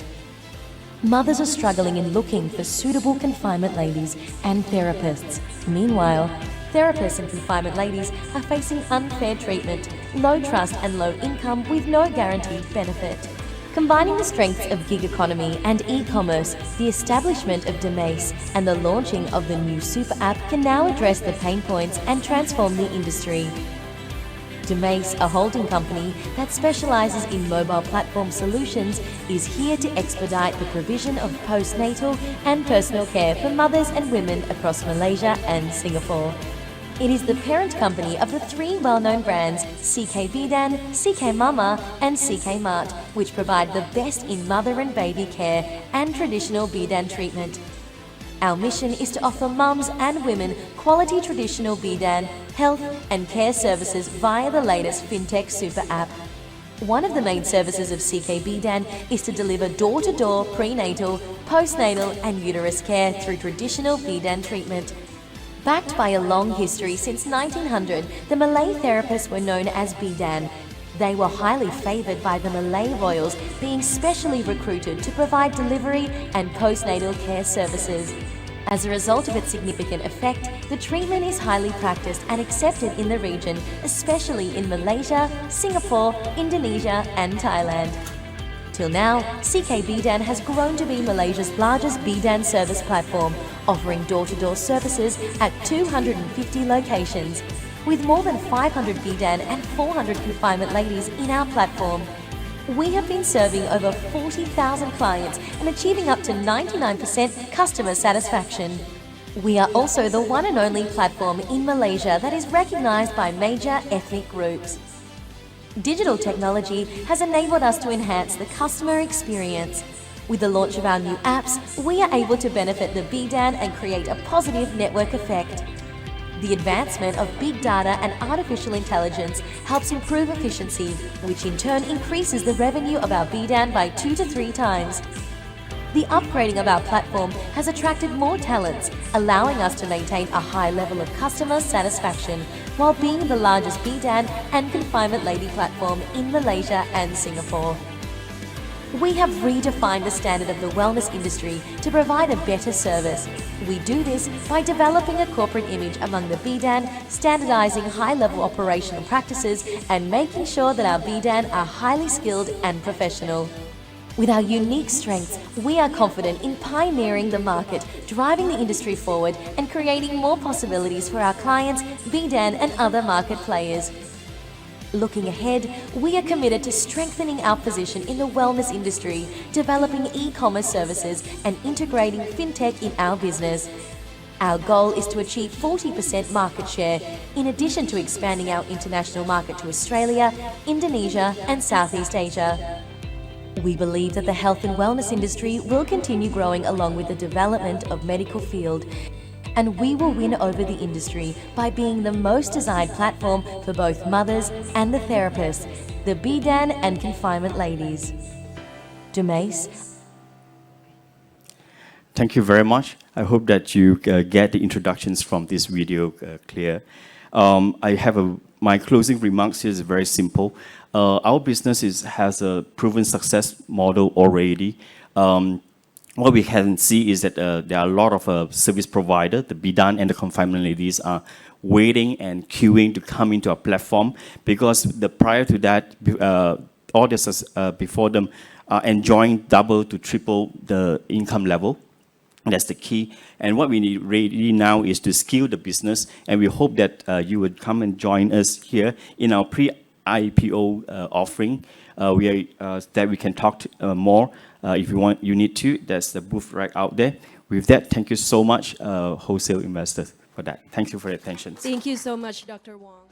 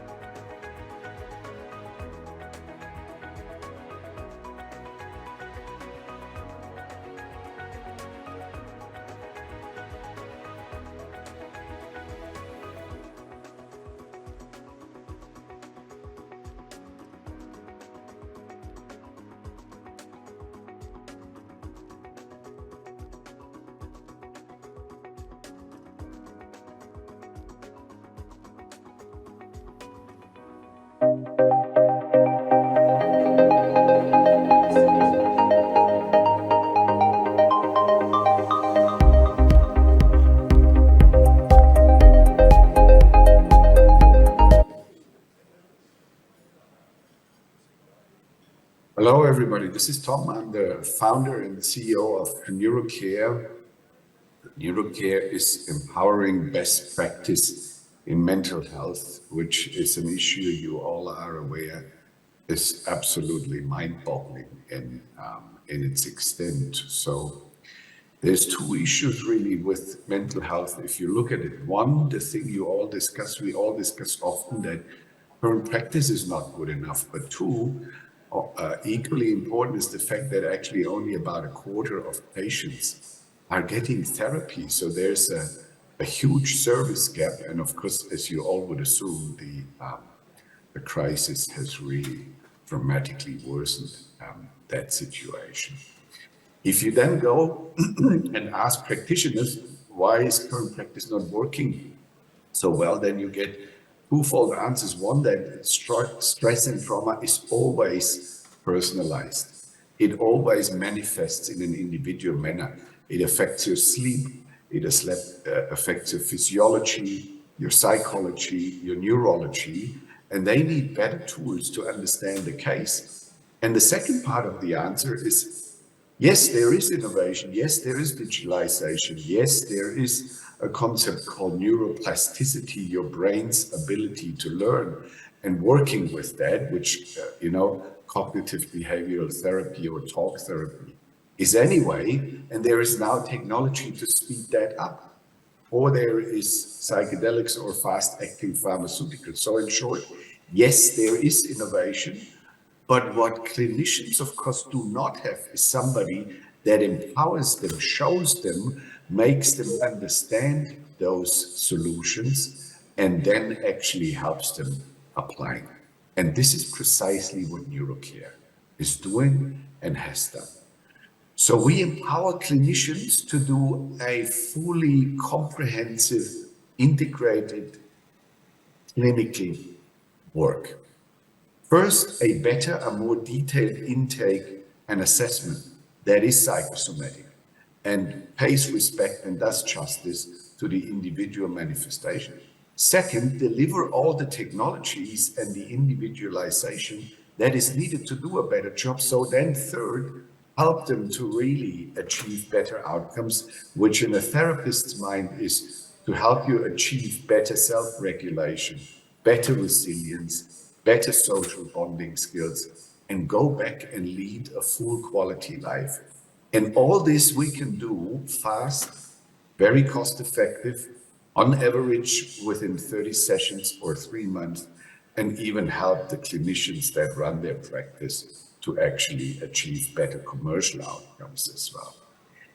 Looked at it in another way, you can look at it this way in the older language, right? We have all this technology, software, hardware, services. And one of the key things some of you might have heard is called TMS, transmagnetic stimulation. It helps you rewiring your brain faster. We do that, this technology, we develop, manufacture, and deliver it ourselves, all the hard and software. We show how it's being done in our own clinics. And we have an academy that truly and really enables, empowers, onboards, trains, and creates a community. So we are a vertically integrated provider. All of this is, of course, summarized or bound whole together by what we call our digital therapy platform, a software as a service system running from the cloud. And if you then say, how does this really work? Here's an example, a typical case. A lady that for 30 years ran from one to the other psychology or psychiatry practice, got 10 minutes of attention and a script when she got out. When she came to neurocare, we looked at her psychology, at her sleep, at her neurology, this psychosomatic intake, and we were able to better identify that the sleep issue is at the center of her manifestation. And therefore, in parallel to self-regulation, as you can see here below, we also looked at her sleep. And if you then looked at the outcome of this therapy with all the currently useful and globally consistent and standardized KPIs, for example, on the left upper side, the depression index, you could really see that she is absolutely getting better fast, able to get offer medication, and able to be sustainably better. If you go from the individual case and do a system view, so on the upper right-hand side, you see the outcome of what we do has very high response, very good remission, much fewer side effects, and as we said before, is really helping the therapists with their approach, is doing a better intake, and is personalized practice. So this is how we achieve better, faster, and more sustainable outcomes. So now on to the business side. What are we doing? This platform and all we do, we can either give you as a third party in your own practice, or we build our own flagship things. Remember, there's a 75% service gap. So the idea of neurocare is not first to be a clinic roll-up or something, but is, yes, we can also do our own clinics because the service gap is so big, and because third-party clinics also need friends and need community building in order to do that. What we really sell, therefore, is a piece of hardware, and as you use more of the tools we have on offer, you can make both more sales and more margins. So it's really one of the few times that a better clinical outcome and more use of technology and services leads to better commercial outcomes. Quickly, the numbers. We now treat 3,000 patients in 23 clinics. We will grow organically again. We have a compound average growth rate of about 30% over the last 5 years. This year we become cash and EBITDA positive. This year organically already we turned the corner, but we're now raising funding in order to speed up the growth a lot. The money that we raise will be basically the way it comes in the door left, it will go out to the right, because we are really having a big pipeline of projects. And therefore, as I said in summary, we have this platform, we treat 3,000 patients, it really empowers clinicians. We have 2 growth drivers, a very successful sales growth already, and another 50% this year. And a bit about myself, I was unfortunately, in a sense, experiencing mental health in my youth myself, and have since then not only seen the patient, but also the clinician's perspective for decades. And I myself am an electrical engineer plus an economist that has built a vertically integrated franchise for the Fresenius Group, a big global group. So I really, in essence, have experience with that business model. Summary: better clinical outcomes, empower better financial outcomes, and help society. We are a true impact investment. So please come, please join, please invest, and let's make the world a better place in this very important area. Thank you.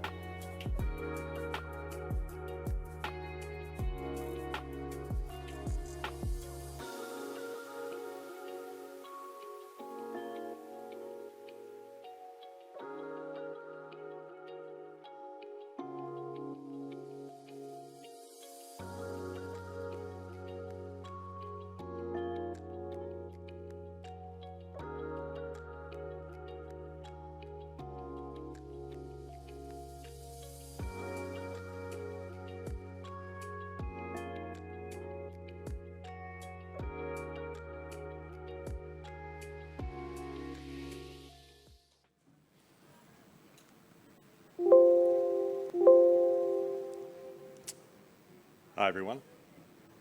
Oh, you have to put it that way?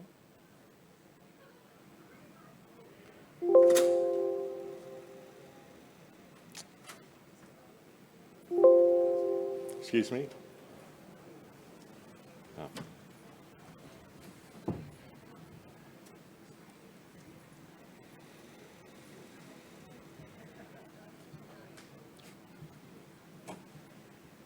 Fantastic. Still not working.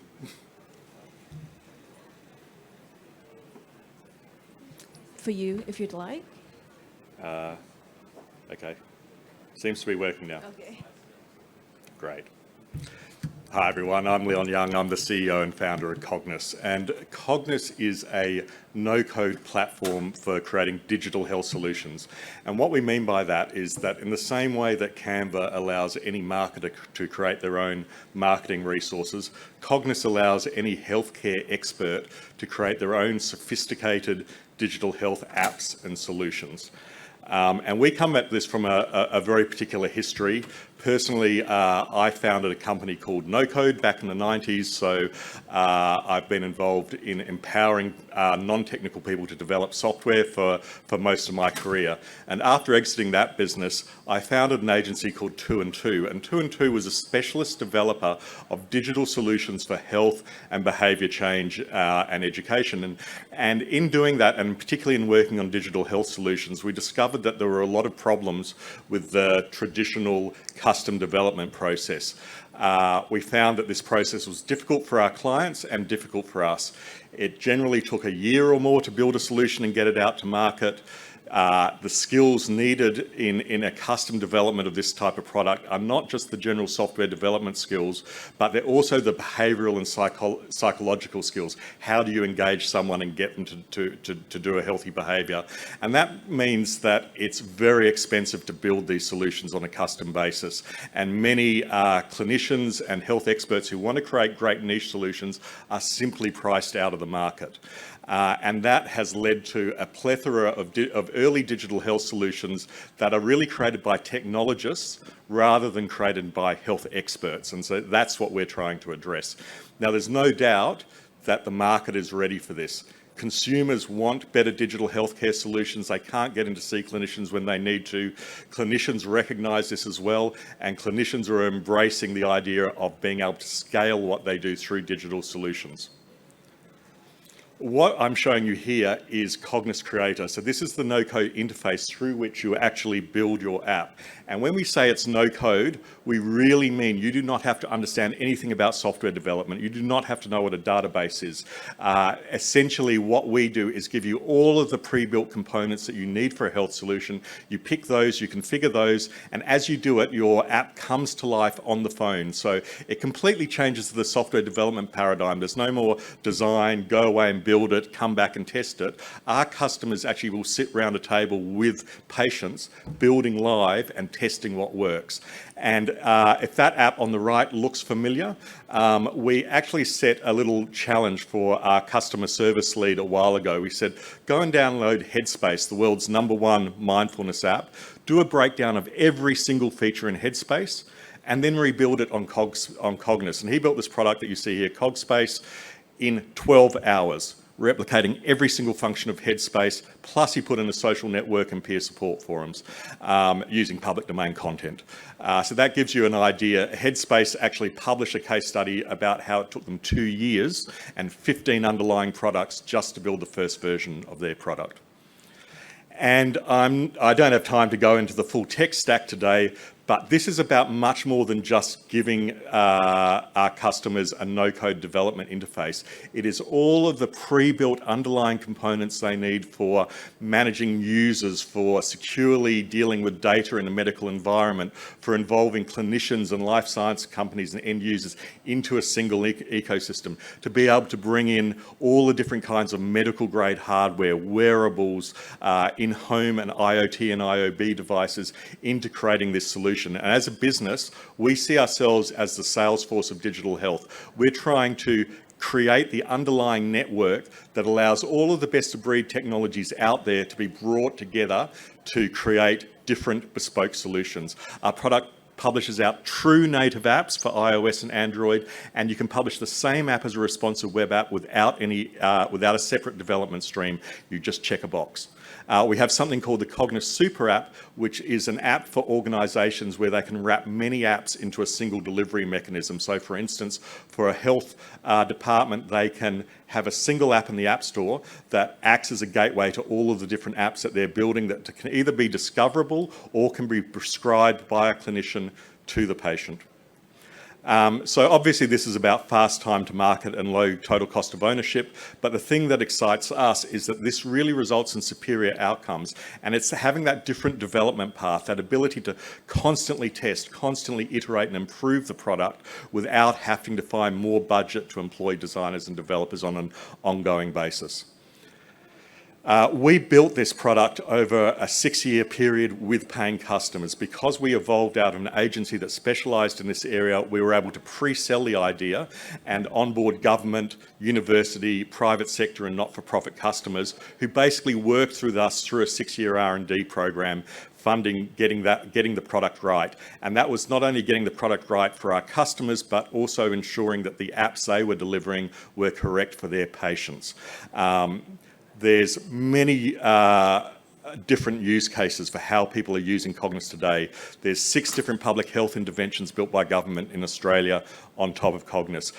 That second innovation app there, the targeted COVID-19 support one, is an example of how quickly people can bring things to life. This was an app built by the Department of Health with Black Dog during the first COVID lockdown.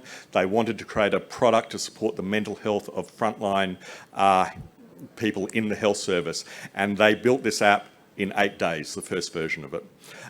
There are people building digital therapeutics. Addiction treatment has probably been our largest area. There's lots of apps around things like gambling addiction treatment and things of that nature. We also see a lot of growth in remote patient monitoring and companion apps for pharmaceuticals, nutraceuticals, for running clinical trials, for running micro-randomised trials and things of that nature. And we have all of that infrastructure for managing those formal research projects built into our back end. It's a massive market. I don't have time to drill into this too much, but as I said, we're really about creating an ecosystem and being the central point that brings those things together across a range of verticals. Now, we have customers in all of these verticals, and we're now going into our commercialisation phase and launching out of the UK. And for us, the next stage of the business is really drilling down into those different verticals and finding where we have fast, repeatable business, where we can really grow at speed to do our kind of 0 to 1 in scaling the business. We have launched our headquarters in the UK. Our product team is still here in Sydney, but our formal headquarters is in Cambridge, which is in that golden triangle. So for those of you in the life sciences area, you probably know most of the head offices for life sciences are in that golden triangle between Cambridge, Oxford and London. So we're really plugged into that. And the last 6 months have been building out that pipeline. We've built a massive pipeline in the UK and Europe. We've converted our first couple of sales, the University of Surrey and the University of Southampton, just in the last couple of weeks, and we're looking at signing about 1 contract a week, I expect, going forward from here. Great partners, people like Quiddity, who are outsourced sales teams specifically for medtech in the UK and Europe, so they're opening lots of doors for us. And the UK, New South Wales and Australian government have been fantastic to us in terms of helping us build that initial network. And if you go online, you'll see they use us as a case study. We have a core product team that has been with me through this whole journey. So the product team, the newer senior members have been with me for 7 years, and some of them through that whole agency journey for 15 years. We're now building out a commercial team. We've done that over the last couple of years in Australia, but most excitingly in the UK, we've got Dr. Lloyd Humphries as our managing director. Lloyd has built and exited several leading medtech businesses in the UK. In fact, he's a clinical psychologist who built the first app, a psychology app called Break Free Online, which was an addiction treatment app in 2008. And Lloyd has brought in a fantastic network for us that includes our now chairman, Noel Gordon. Noel is a former non-executive director of the NHS, chairman of NHS Digital, and he is the current chairman of Telstra Health in the UK. So he's opening many, many doors for us. That's us in a nutshell. Come and see us on booth 7 or register for CRISP. We'd love to talk to you. Thank you very much. Thank you, Leon. Our next presentation.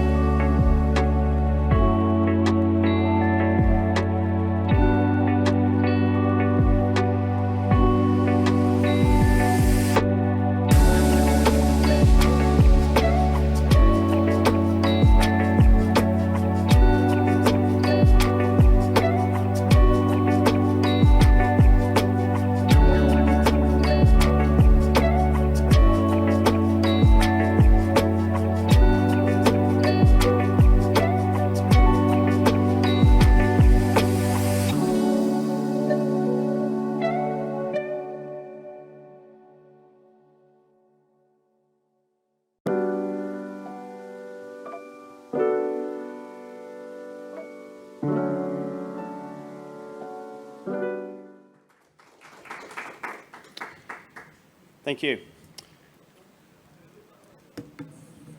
My name's John Perkins, CEO and founder of Checked Care. Thank you for your time this morning. At Checked Care, we are unlocking the massive revenues that exist in this captive aged care and disability market. And what we mean by that is for over the last 30 years, I've worked in the care and technology sectors. I've actually started, built and exited 4 different companies over that period of time in the care sector. And over those last 30 years, I've had numerous marketers from other industries go that the care and disability sector, aged care and disability sector, is a marketer's dream. Why? For 2 main reasons. It is a captive market, meaning you have retirement villages with 400 people. In each village, you have home care where you must deal with a care provider. You have residential care homes, 200, 300 people in each residential care home, where the families are emotionally connected. And secondly, that people are prepared to spend what they need to spend to achieve the best outcomes. The dollar figure is not as important as in terms of the care outcomes. However, the reality is that this sector does not give customers access to the same information platforms that every other sector does.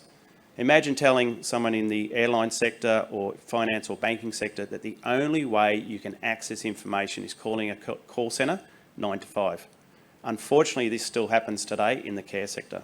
So what we do is we have built the platform to provide the same features into the age and disability sector that exists in every other sector, by providing that customer and online interaction. And by doing that, we're driving significant revenues into that sector. So providing that customer experience for residents in residential care or home care, giving them access to everything they need to know about their care system, is driving big revenues. As an example, just a single product in retirement living, such as food delivery, by connecting the residents through our customer experience platform, driving revenue, there's one simple product such as food delivery is $108 average per week, of which the providers are making 10% revenue. So there's inherent $500 plus net profit just in one product to one resident that's available. So we have built this out. We are definitively the market leader in this space. We've built out with, we have a number of blue chip clients on board. We have over 200,000 users on our platform today.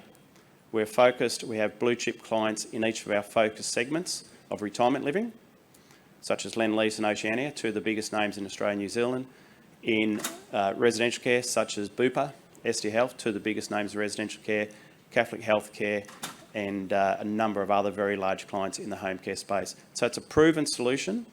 Our turnover today in our B2B space is just over $3 million of annual recurring revenue, and it is the leading platform in space. We have our B2B product is a fully developed tech stack.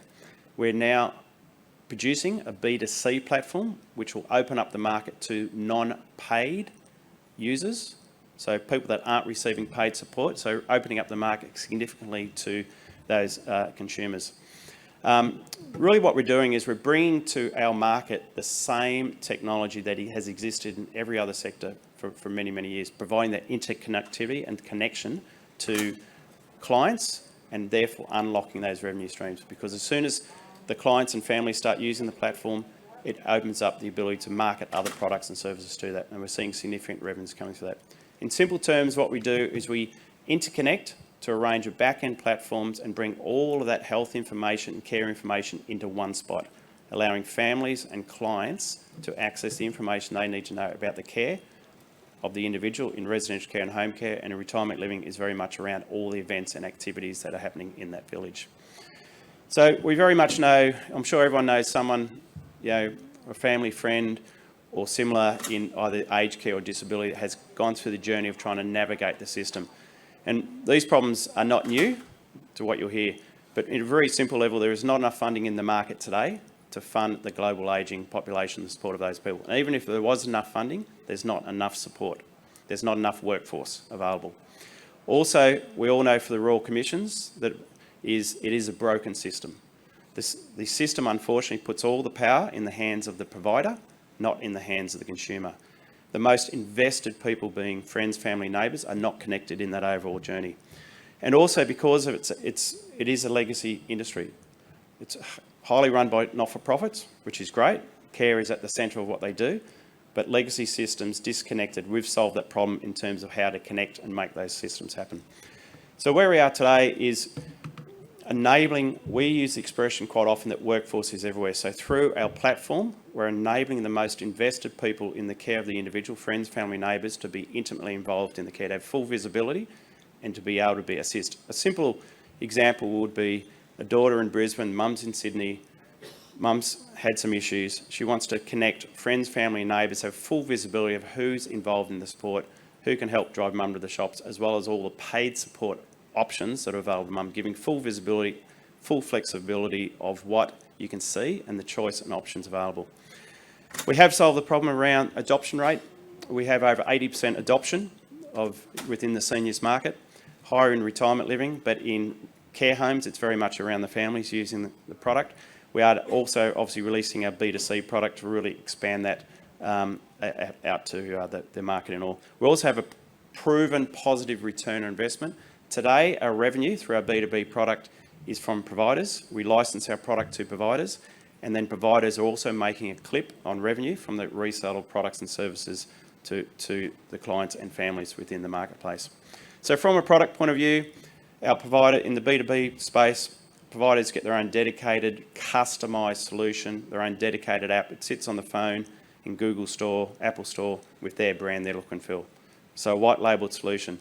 But it brings the person to the centre and allowing that client or their family member to actually look at all the options that are available in the local community.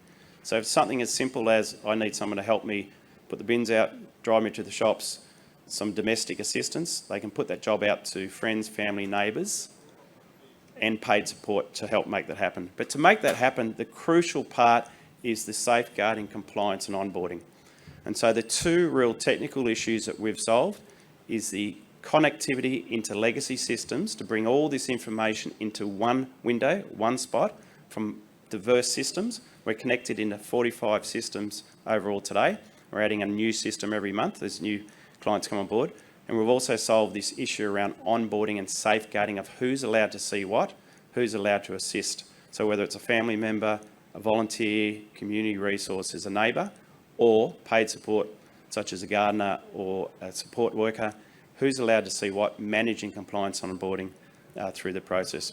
From a competitive point of view, really the key that we're doing is giving full visibilities of all those circles of support, where the first circle is the person, the second being their known contacts, friends, family, neighbours, community resources, independent workers, and then provider staff. So we're the only company that's enabling that full visibility and that full options, but then wrapping around that a marketplace for the purchase of products and services that drives that revenue further. The total addressable market globally is massive. Today, we're making our revenue on licensing and on a clip on product services, such as the resale products through the platform. As we move to our B2C, there'll be more revenue from the clip on care revenue and co-promotion. And those figures are without even taking China into account. So just purely looking at the Western markets. Today, once again, as I said, 3 million annual recurring revenue. We're doubling in size every year in terms of our annual recurring revenue. We have a very experienced team. As I mentioned, this is my 5th company in terms of starting and building. We've had successful track record in building those companies. Our CTO started his first company when he was 26, built a software product that is still in use today. And then our CIO has 25 years in the tech and care sector as well. So a very experienced team as we're building this product out further. So what we're actually asking for is, we're now reached the point within the Australian market where we are past that early adopter, early innovator stage. We've been proven in blue chip clients. We're doubling our revenue, annual recurring revenue every year, but now we're looking to take that product into the US and global markets. This is actually my first ever investor pitch at the sweet age of 57, so bear with me, but it is the first time across all the companies who've actually looked to raise money to move overseas. So the money we raised, we largely in terms of entry into North American, being US and Canadian markets and UK initially, and its forecast will be cash flow positive in 2 years, and within 5 years, recurring revenues of just over $20 million. So we're looking for the ideal partner. We obviously are driving significant social impact, so looking for that as part of our investment partner as well. Thank you very much. Contact details are there. Thank you. Thank you, Jeff.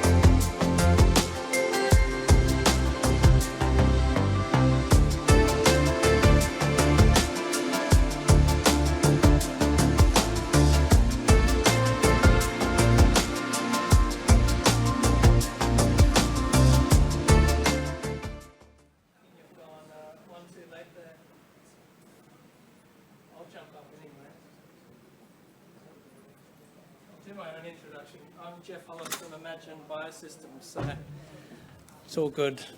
That's a good start. I actually used to be CFO of a company in lifestyle communities in land lease, which would have been a much better segue from the prior presentation. But I'm not Robert Proul, as it says up there. He's the CEO. He's based out of San Diego in the US. Probably far more polished than me, but I like to think I've got more substance. So look, I've been with Imagion for nearly 2.5 years. I'll see if this is working. It is. Fantastic. We've made really great strides in that time. And for me, joining a company like Imagion, we're all about cancer detection, which I'll touch on shortly. It's the ability to be involved with technology that really has a bit of an altruistic sense about it. And for an accountant to have a sense of altruism in what I do is pretty good, instead of just worrying about the numbers and the profits all the time. And when you're in a biotech, where pre-revenue, you're not worried about the profitability and the revenue, you're really worried about funding the business. So part of the reason why I'm here today. I won't touch on every slide because we are time poor here. Look, we're an ASX-listed clinical stage company looking to build a pipeline of cancer targeting imaging agents with nanoparticle technology, really of what the core of everything we do. We've had really good recent clinical and preclinical data that's shown that our targeted nanoparticles can be imaged by mainstream magnetic resonance imaging, or MRI machines, which there's 30,000 around the world. And we recently announced that using MRI is really our path forward for our sort of commercial pathway forward. So I'm going to skip over some of the slides, like I said. I think here we're on I just want to start on slide 5 here. Slide 6. Look, the problem with much of the cancer diagnosis today is that it occurs too late. This is due to shortcomings with current imaging modalities whereby anatomical imaging can't differentiate between benign and malignant lesions.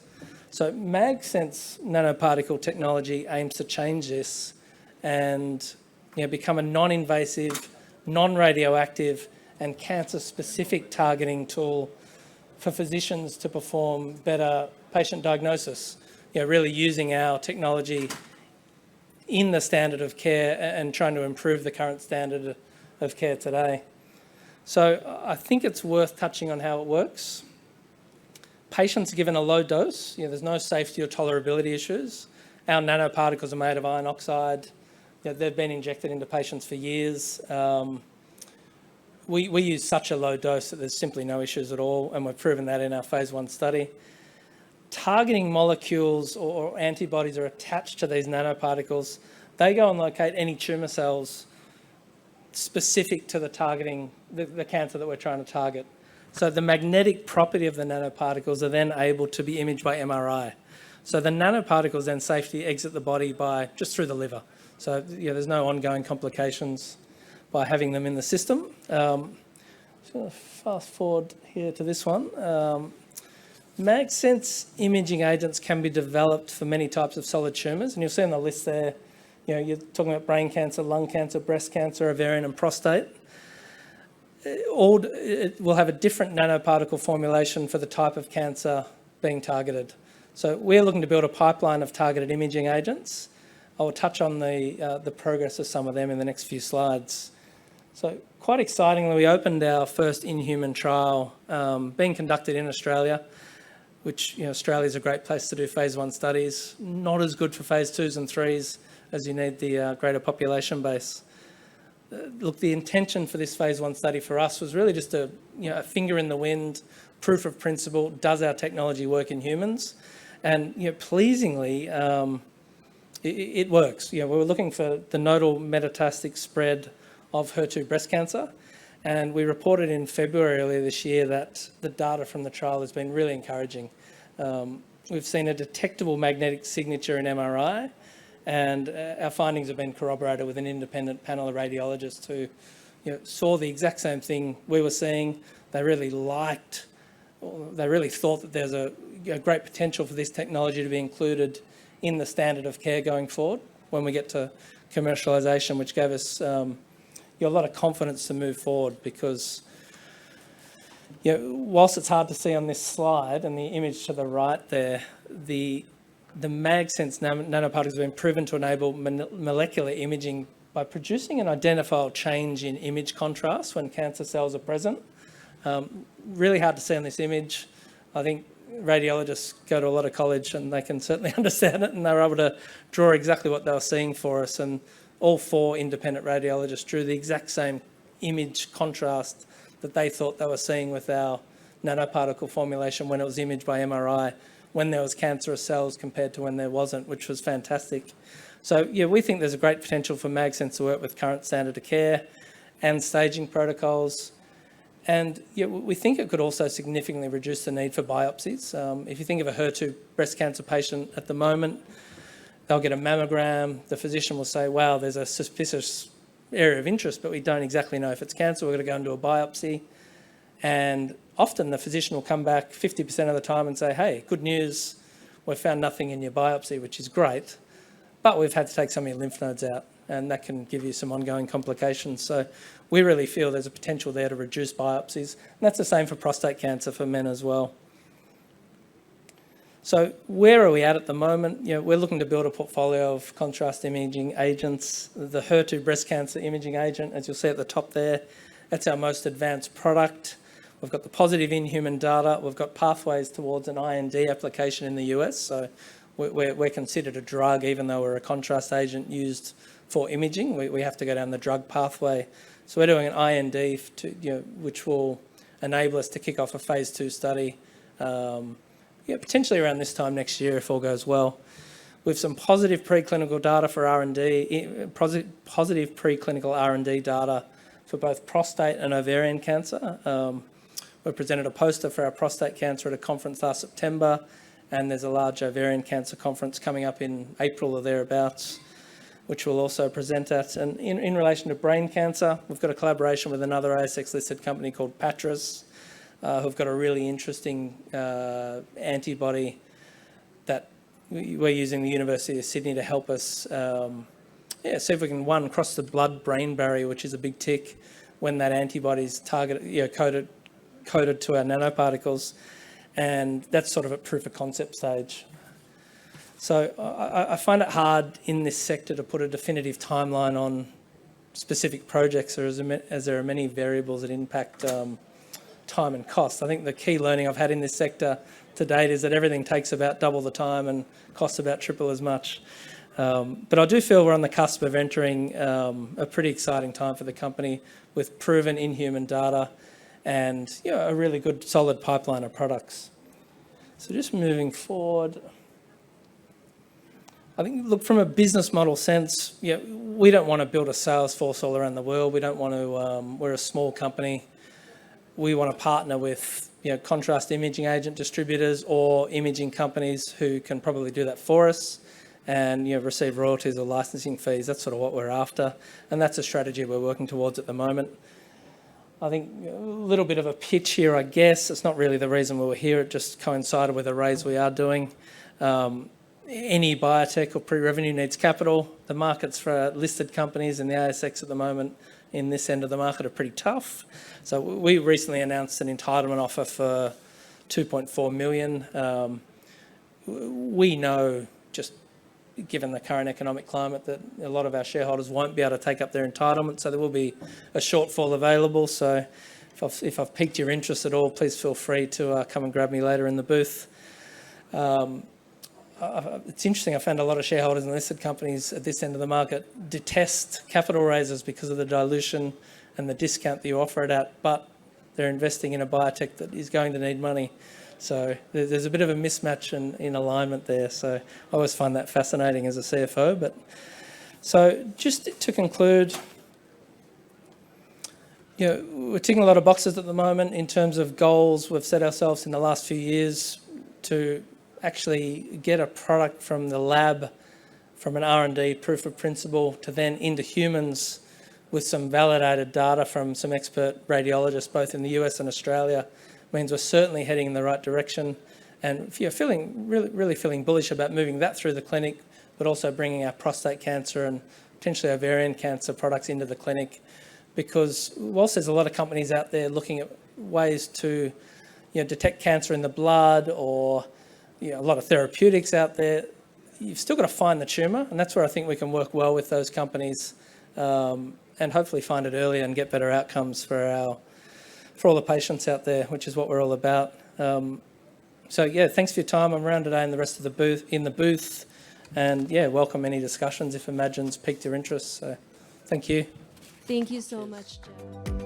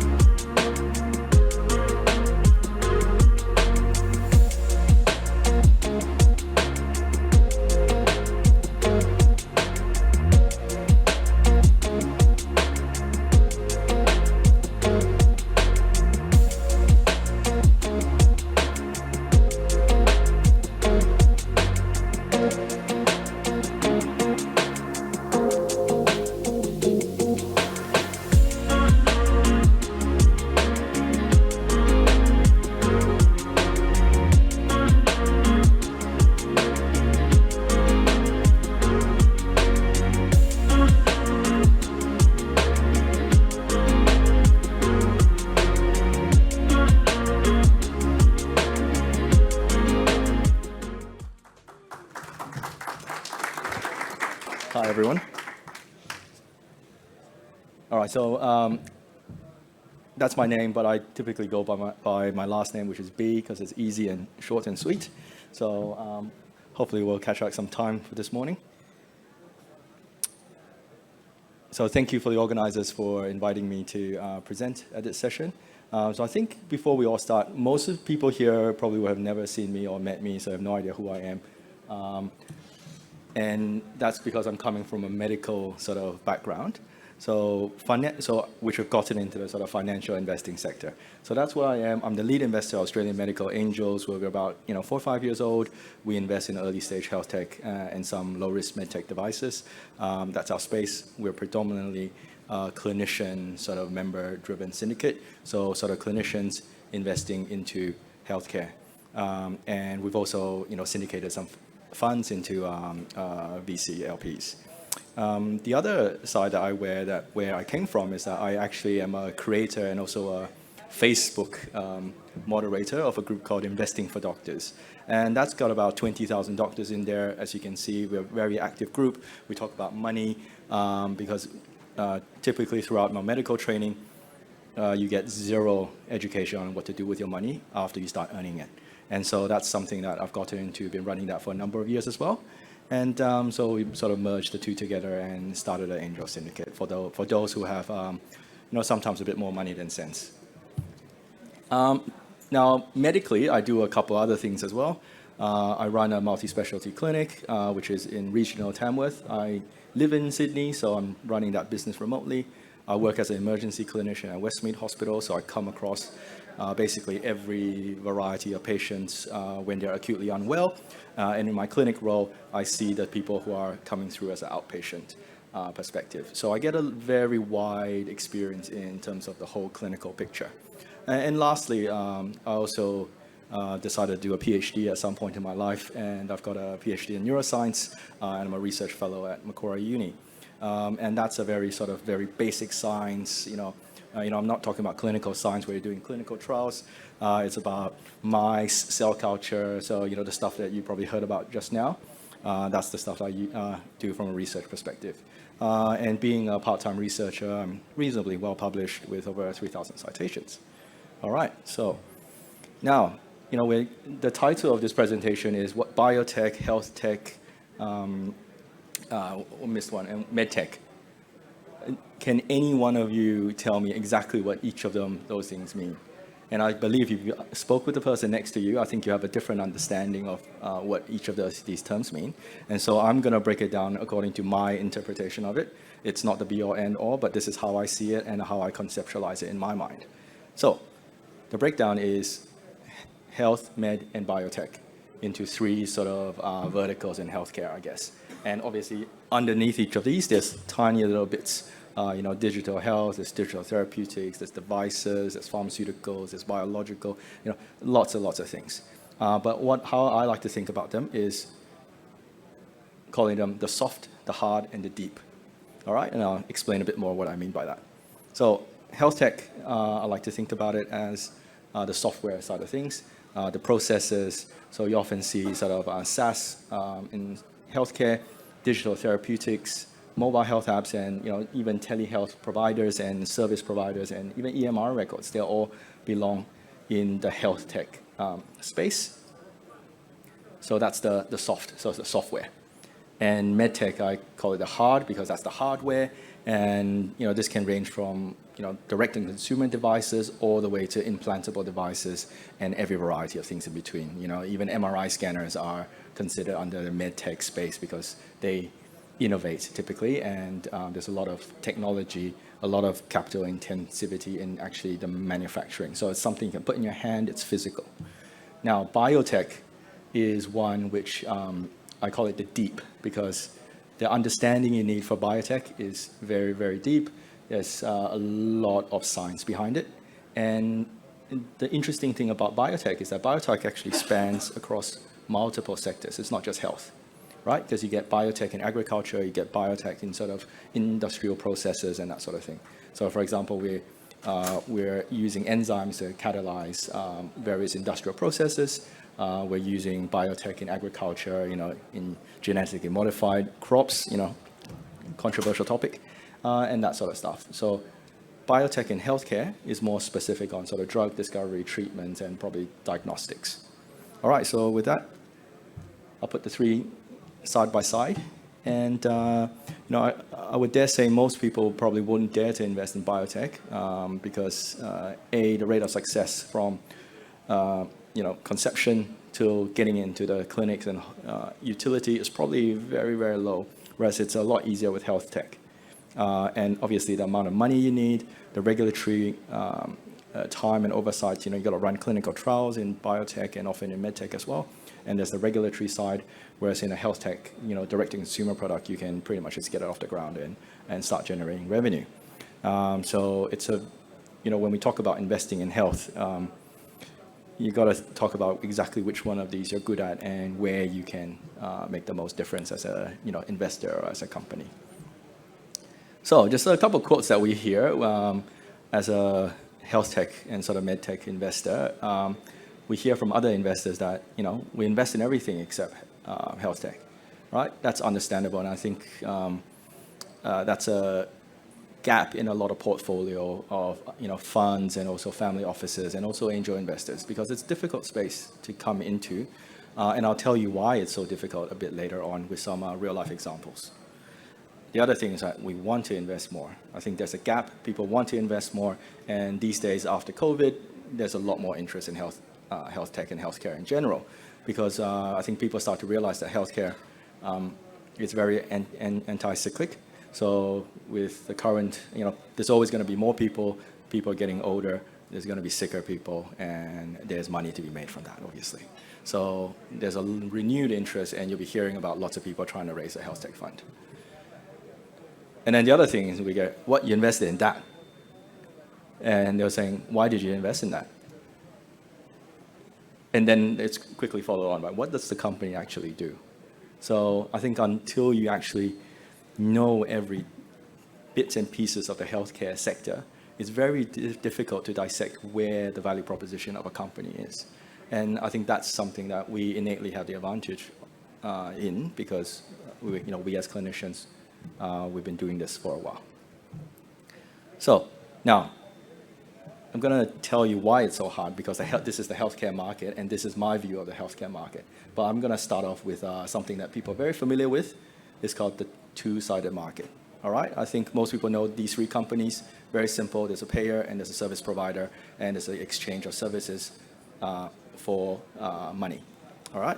And so now we get a little bit more complicated in Uber Eats. Now that's a three-sided market, because there's a diner who has money and he wants food, and someone needs to bring the food to them. So in this case, the diner gives the money to the kitchen and the driver, and Uber Eats gets a cut, and the kitchen sends it to the diner. And if you're like me, ordering food at like 2 a.m. When I'm on shift, sometimes the driver takes the food and runs off with it. So now we come to healthcare, and I call healthcare the five-sided market, and I'll tell you exactly what the five sides are. I think the most easy one to think about is the patient, right? And I put the patient at the top because that's what we're here to serve. And the next one is the clinician, because they're the ones that's providing something to the patient. And so not every startup is going to utilize every single one of these five sides, but I'll get to that very soon. And then there's an often forgotten part, which is the facility. So the clinic you go to, the hospital you go to, the radiology practice you go to, that's the facility. And that's a player. And because often the clinician contracts and works at the facility, and the patients come to the facility, they can't be forgotten as well. And now in Australia, we have the public payer, Medicare, PBS, right? These are the people who fund these services. And lastly, we've got the private payer, right? Yep, I'll save it for some photos. And so these are the private insurers, or work cover, and if you're working for a company and they pay for some sort of stuff, that also includes them as well. So anyone that's not the government. So I'll use an example. We're a very traditional, non-tech industry, which is general practice. I'm sure a lot of people have heard a lot of things about general practice, and I'll use this model to dissect where things have gone wrong. All right? So I might get a bit of flack from this. So in the GP space, there's no private health insurance most of the time, because per Medicare, and the insurance rules and regulations, private health insurance, can't actually pay for GP services. So that's the first thing that I'm not sure everyone is aware about. So in a typical environment, the patient and the public payer or Medicare pays for the services, and the patient gets a benefit, which is the healthcare being looked after, and also the clinician and the facility gets the money, right? Because it's often split between the clinician and the facility. Now we swap things up a little bit. Now we go to a bulk billing GP. Everyone would have heard the news of death of bulk billing and et cetera, right? In this situation, the patient doesn't pay. The public payer pays, patient gets the benefit, the clinician and facility gets, so the benefit, the patient gets the services. And you can immediately see there's a mismatch in benefits and money, right? So that's perhaps why things are not working so well. Now we go to something a bit more health tech, all right? Say telehealth SaaS company. One of the companies we invested, CoView, they're probably the biggest telehealth platform provider for healthcare in Australia. And in this situation, there is no public payer and there's no private payer yet. So the facility often pays for the services. They have a subscription for the clinician, all right? And they're the ones that pay, and they're the ones that get the benefit. The patient gets the benefit because they can now have telehealth. They can see clinicians through telehealth, and the clinician gets the benefit because they can see their patients through telehealth, right? Now, the benefit's different. When you're a patient in the city, it's easy, all right? It's convenience care. But if you're a patient in a rural area, they're saving you a lot more money, and you have a lot more benefit because previously you didn't have access to this service. You had to travel all the way to Sydney, or you just didn't have this service. So the benefits to the rural patient is a very different value proposition compared to the metropolitan patient. So now you're seeing I'm segregating the healthcare market a little bit. And then this is another thing. Now we bring in the public payer. For rural patients to deliver a telehealth service, a couple of years ago, there was a thing called the telehealth loading. So Medicare, instead of paying, say, 100% of the Medicare fee, they gave you additional 50% to enable people to deliver services to rural Australia. But now, because you've got these telehealth platforms, everyone can do that. So the amount of telehealth services has gone up, and Medicare is saying, oh, crap, we're getting 50%, we're paying 50% extra for these services that are now, previously was this amount, and now it's that amount. And everyone's getting on the gravy train. So what did Medicare do? They got rid of that, right? And also because the cost of delivering telehealth is a lot lower. So they can get rid of that. So which leads us to the problem that we have in healthcare, is that healthcare is not one market. It's not homogeneous, and it's very complex. It's intertwined. There's multiple players. There's 5 players in there already that I've mentioned. There's obviously other players involved, which are not always in that sort of model. But then how do we actually build a product that fits the market and also has the right payers paying and has the right people receiving the benefits, and it does not perverse the market like what's happening in the bulk billing GP space. So obviously I'm gonna pitch myself as the solution. We understand healthcare.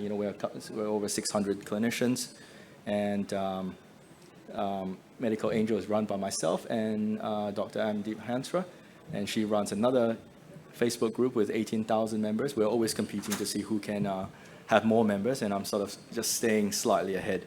And we've come across and built Medical Angels. That's our current membership, and we've got lots of GPs, lots of specialists, and if there's any company in any field, we can find someone that we can talk to better understand the market. So that's just a rough slide on what our investment portfolio to date. We survived 3 years of COVID, and none of our companies have folded, so that's pretty good. And so that's our mission. We want to really back the innovation of tomorrow and push healthcare forward to bring more services available for patients and the ecosystem alike. Until now, we have not opened our syndicate to non-clinician investors, but recently we've work together with a platform called Startup Galaxy that we are now accepting sort of non-clinicians. So if you want to come on board, have a chat with me during lunch and tomorrow, and that's a QR code you can scan to get an email to sign up with us. And thank you.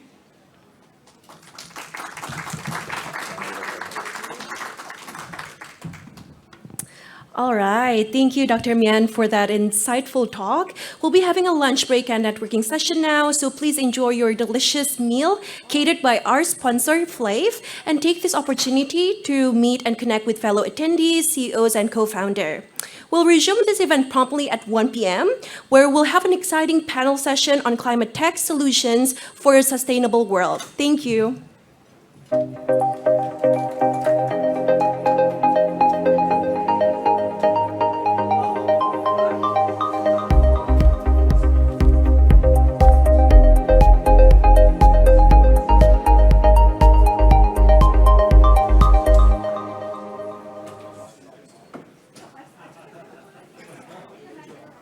Hello, everybody. This is Tom. I'm the founder and CEO of neurocare. Neurocare is empowering best practice.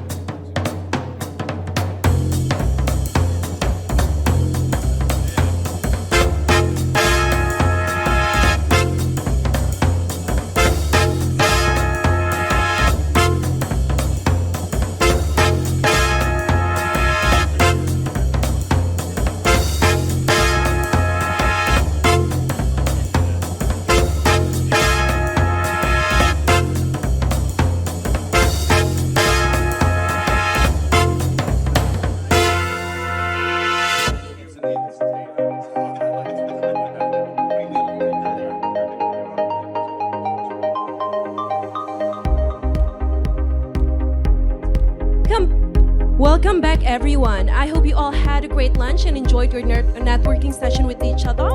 On the stage, we have our experts panelists who will be discussing climate and tech solution for a sustainable world.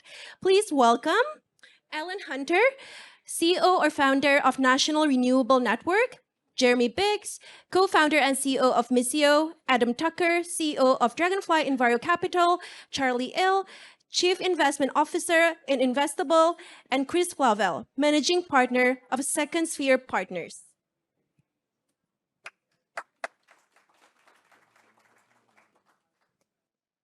Okay, thank you. So I suppose we'll kick off the afternoon session. Thanks for everyone for joining us.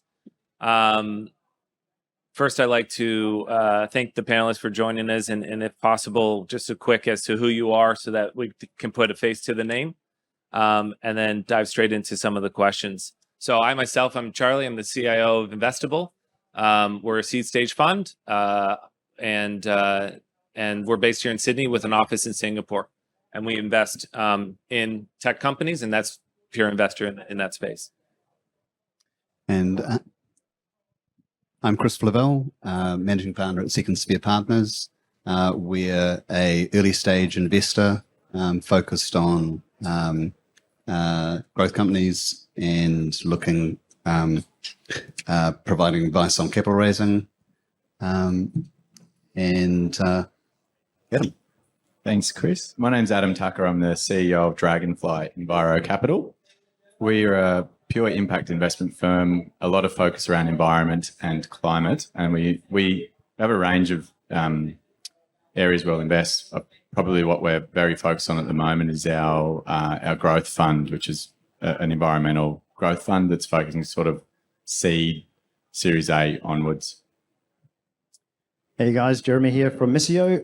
We are a B2B sustainability AI platform that helps companies operate sustainably and share their progress with their stakeholders with a big focus on actual measurable, traceable impact. There we go. Hey everyone, my name is Alan Hunter. I'm the founder of NRN, National Renewable Network. We help energy retailers create energy plans that include solar and battery at no cost to yourselves as the end user. We do this by linking up into a large virtual power plant and help them take the additional benefits. Thank you. Perfect. So today, I suppose we're really exploring how climate tech, or how investors should engage with climate tech and the prospects of what climate tech have ahead of us.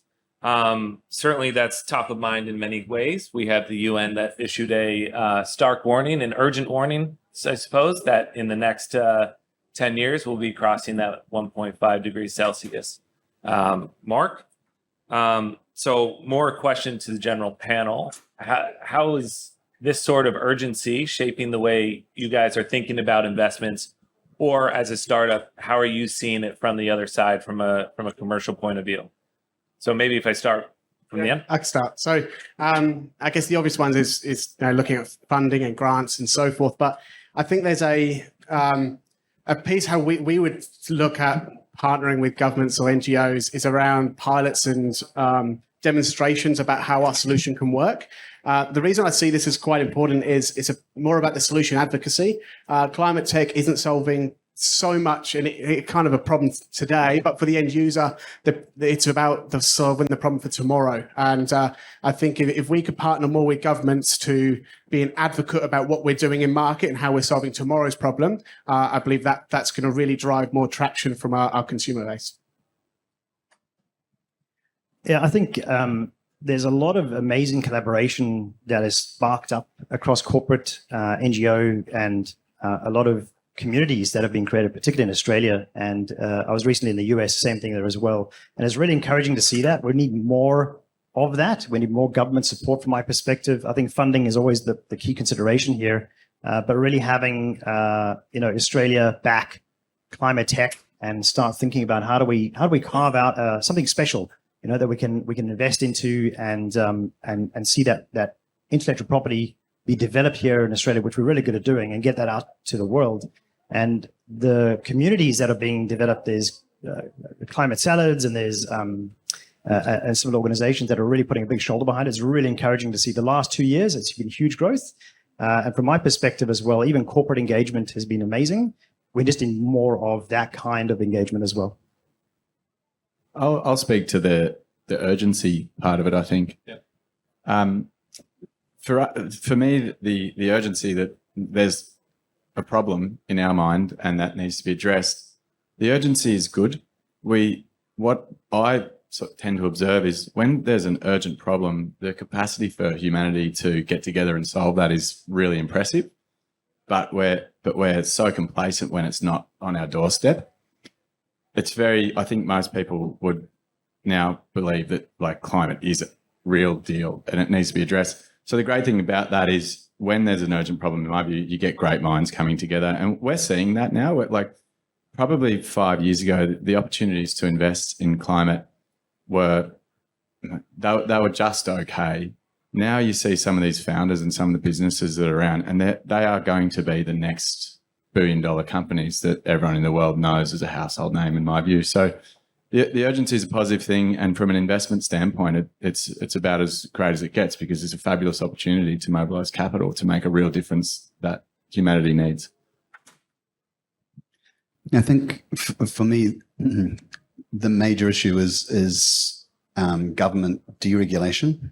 So we see a lot of issues around, for example, grid companies where regulations are actually preventing and slowing the implementation of a lot of the pilots that Ellen's talking about, different rules in different states. So harmonization and standardization of a lot of these standards will actually go a long way to pushing things forward. The great thing from my perspective is just to see how, I mean, everybody in this room obviously feels the same way, but the political will that's now happened with the teal movement, and now there is sufficient undercurrent, I think, to carry through with the urgency that's clearly there. And we've got entities like Mixed Climate Salad that sort of have established. We've got Energy Lab that's kind of that's going through startups where Ellen's come from, where there's a whole range of new forms. The hard thing for all investors, I think, is to actually pick the winners. And I don't think you can actually, I've been in the game for 30 years and I can't pick the winners, but it's a matter of giving them as much of a strong platform and even playing field, and letting the best companies come through, making sure our capital markets and our structures are strong enough to support them. And so I think that's quite interesting, because you do touch on some of the barriers, perhaps, of being able to invest in these companies or being able to expand as an entrepreneur in this space in particular. Have any of the panelists seen any other barriers that perhaps have made it quite difficult when it comes to this sort of work? Yeah, capital all day long. We're getting there in terms of mainstream investing, moving into and seeing the opportunity in climate investing. But capital will solve these problems if it's mobilised rapidly into the right hands. And I think that Jeremy and Alan will no doubt be able to tell you their war stories from raising capital. But as a fund manager, we can also share the same. It's slow and a hard grind, but capital is one of the big barriers, The more capital that comes into it, particularly in Australia, I think it's a lot easier in the States or bigger populace, like the UK. The more capital, the more liquidity in a sector, and it actually brings greater value into these businesses themselves. I guess to get capital, you need to have also a business that is, I guess, working and being commercialized and earning money. And I get the other side as well. And I think there's a barrier that climate tech in particular, again, is solving tomorrow's problem. And we all need to work towards that. So we think about the customers who use climate tech, they're more about looking at today's gratification and not too much about what's happening tomorrow. So I think there's a big barrier there about how do we show that these climate tech solutions that are fantastic, there's loads out there that are being used by clients, but they're investing in using that portal or whatever the solution is to solve tomorrow's problem. I think that's a big barrier there. And I think I'm in the energy space, and there's a huge lack of infrastructure, electrical infrastructure that is limiting, I say, microgrids or smart grids in Australia, which is the next step for the energy transition. And I think that's something that we need to look at as a barrier about how we can transition to that space, but it's a requirement of infrastructure. So on that, I think there was a piece of the puzzle there related to essentially how investors are able to prioritize. So this is more perhaps to the investors' side, but how the investors are able to prioritize certain climate tech investments or deals, understanding some of the complexities, which is, what is 1.5 degrees Celsius? How is that a tangible thing? What does that mean or from an end consumer's point of view, what really does it mean for an end consumer to take CO2 out of the environment, right? It's a gradual event that's occurring. So it's not as tangible or visible. What have, at least from the investor side? There's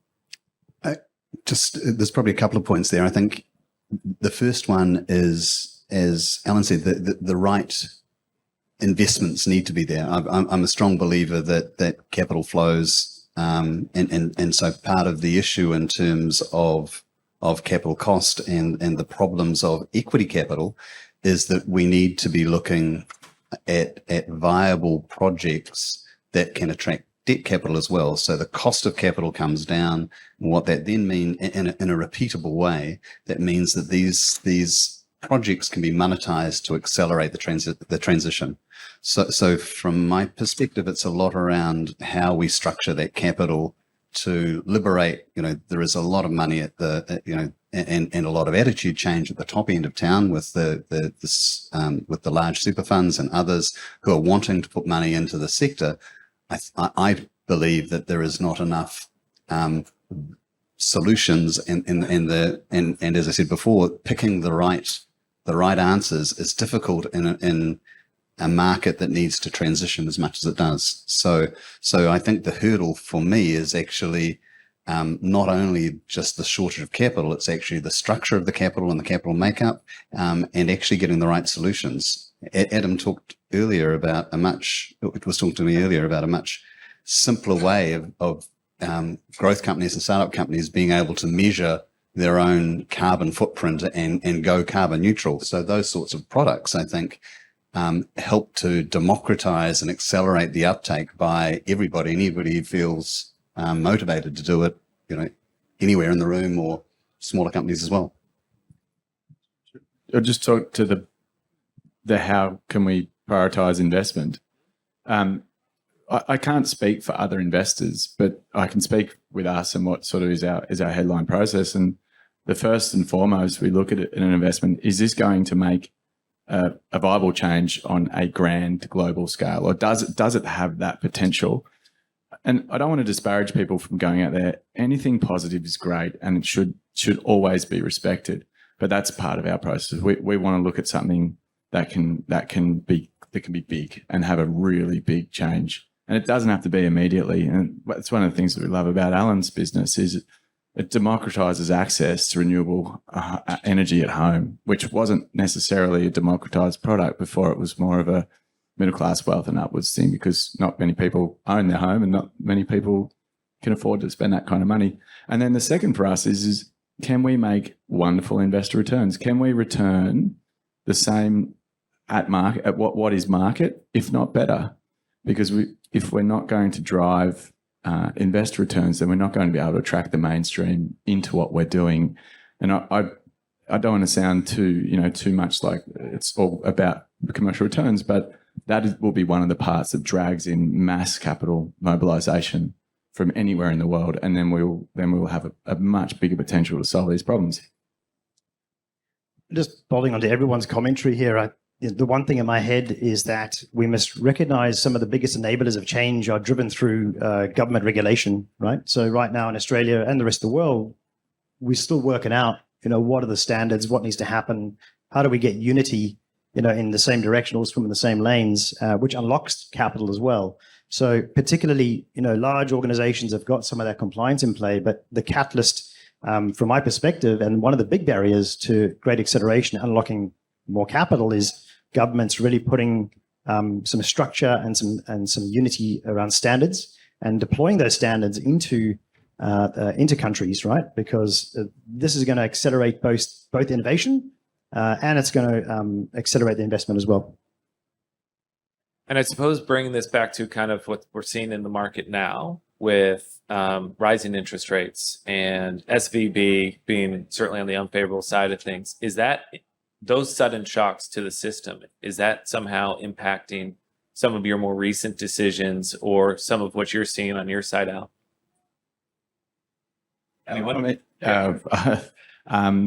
It's definitely something that we're talking about daily, and it's, I guess, that collapse of that bank and the subsequent and the following collapse of Credit Suisse is only 2 weeks old. But it's not going to, as investors, we're always assessing risk.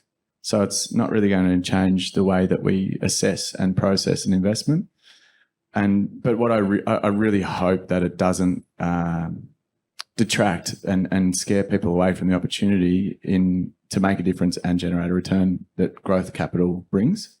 But time will tell. It's sort of early days, and I keep trying to relate it to what happened in the GFC, but every time I try and relate it, I'm like, well, it doesn't seem to be playing out that way as well. So that's just going to be a function of time. Each day goes by, we'll work it out.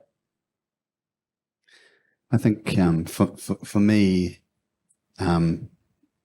as Adam said, it's really these things hit us all the time. I'm probably a little more concerned about what happened during the great liquidity wash over COVID, when what actually happened was we had assets and startups getting underway where people with nothing more than PowerPoint presentations getting enough of a lump of money to then actually become stuck and not being able to raise any more money because they're sitting in an overvalued situation with an incorrect set of expectations. So the environment we're in now actually, I think, is one of the most favorable we've seen, both for startups and growth companies and for investors. I think that the Australian market is especially favoured just because of where we sit with renewable energy resources and the huge subsidies that were paid in South Australia and Queensland. So the most solar radiated roofs and the greatest penetration of solar panels, followed by Hawaii and California. So the strain that's on grids, the solutions that are going to come through are going to be applicable on a global basis with us leading the way, as long as we develop the right solutions. I just touch on a point there when you say, I'm talking from a consumer lens, and obviously the cost of living is increasing for their side. And I guess we go into my first point, when does climate tech actually become attractive for today's problem, being probably there for consumers, like saving money at the meantime? It's been very evident that fossil fuel is becoming a lot more expensive than renewable. And obviously we're starting to see that as a big push at the moment. So there's, with interest rates, I guess, increasing and the cost of living increasing, consumers are looking at alternatives, and being in this climate tech space of renewable, it's definitely helping the acceleration. So then when it comes to sort of that collaboration, right, the knowledge sharing, some of the stuff you were mentioning just now, what are some of the ways that the industry could be doing some of that better to make your lives a lot easier? I think there's a lot of cross-sector knowledge sharing that could happen. I've been very lucky to work across with many different founders in the space that I'm in, and I think climate tech generally, I talk to renewable, but we've got different types of founders. You've got founders that are commercially savvy and founders that are very engineering savvy, like more the physics side. And I think there is a great opportunity of cross-industry sharing, of helping those founders with what they lack. I'm more on the commercial side than the other side, and I've been able to access different groups or different or other sectors to help me build the right solution that is, I guess, very physics heavy as well. So yeah, my answer to that is just cross-industry kind of knowledge sharing. I take an analogy here with knowledge sharing and look at like Elon Musk and what he does with his patents, massive innovation. He's so far ahead of the curve. I get that. So he's able to freely give that IP out there and really enable a whole new market in respect of EV. And the same thing sits right now in respect of startups, because I think a lot of founders I talk to want to do more collaboration. They want to do integration work. Being a technology platform, we look to some of the global initiatives like Codes out there and think about how do we enable our knowledge base and our information and the IP that we're building and share some of that with the world, because collectively, this is how we succeed. The old school way of, hey, it's mine and I want to control it is completely doesn't scale. And specifically in climate tech, that's how we fail, right? We don't want silos. We want open, honest, transparent collaboration, integration of systems, and support each other in ecosystems and share the IP, share the knowledge for growth. And so, talking about Australia and its posture to the rest of the world, what are we doing well? What's our superpower, and what can the world learn from us, and what are the things where we're doing terribly that we need to learn from the world? Can I quickly jump on that one? I think we do some awesome things, right? And in the US, I was fortunate to be over there late last year and chatting with people in the US. The perspective from the outside in is really cool because the US market looks at Australia and recognizes that entrepreneurs in Australia don't think about Australia. Generally, we think about the world. We think about building globally scalable solutions from day one. And it's really unique to what we have, right? And it's powerful because they want to talk and collaborate because we have much bigger missions and we align with our purpose at that level as well. So I think that's really good. And if you look at some of the latest innovations that have come out of Australia, per capita, it's incredible, right? So I think we're a very innovative country and we need to really leverage that and really showcase that. Yeah. Yeah, Australia is going back to energy because that's a space that I guess I work in. There's a lot of knowledge share that the world can look at Australia. We have a huge adoption of renewable, especially rooftop solar in Australia, which is great. But there's been huge negative ramifications for our energy grid. And right now we're living through an energy crisis and it's only going to get worse. And I think looking at the countries who haven't taken that journey yet could learn a lot around how we did it. Why did we do it in that way? And hopefully they can learn from the problems that we've had. Yet also we have solved a big issue of decarbonising, but there's different ways to be able to approach it. We breed good entrepreneurs. I don't think there's any doubt about that.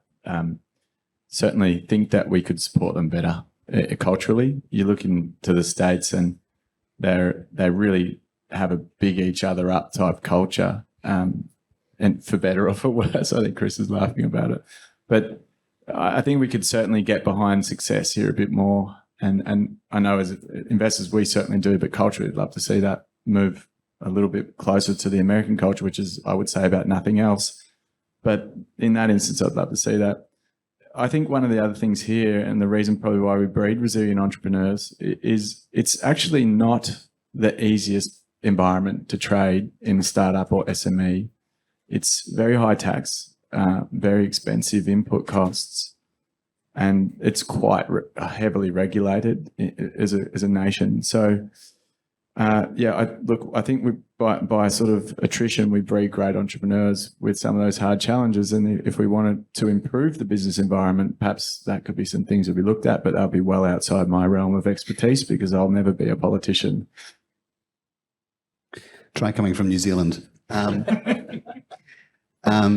I think the solution, the interesting thing is the solutions are different for each country. So New Zealand, for example, is 90% renewable, mainly hydro and geothermal. So it's actually quite different to what goes on here. But there's lots of lessons that New Zealand is picking up now just because of how far subsidies took rooftop solar in Australia.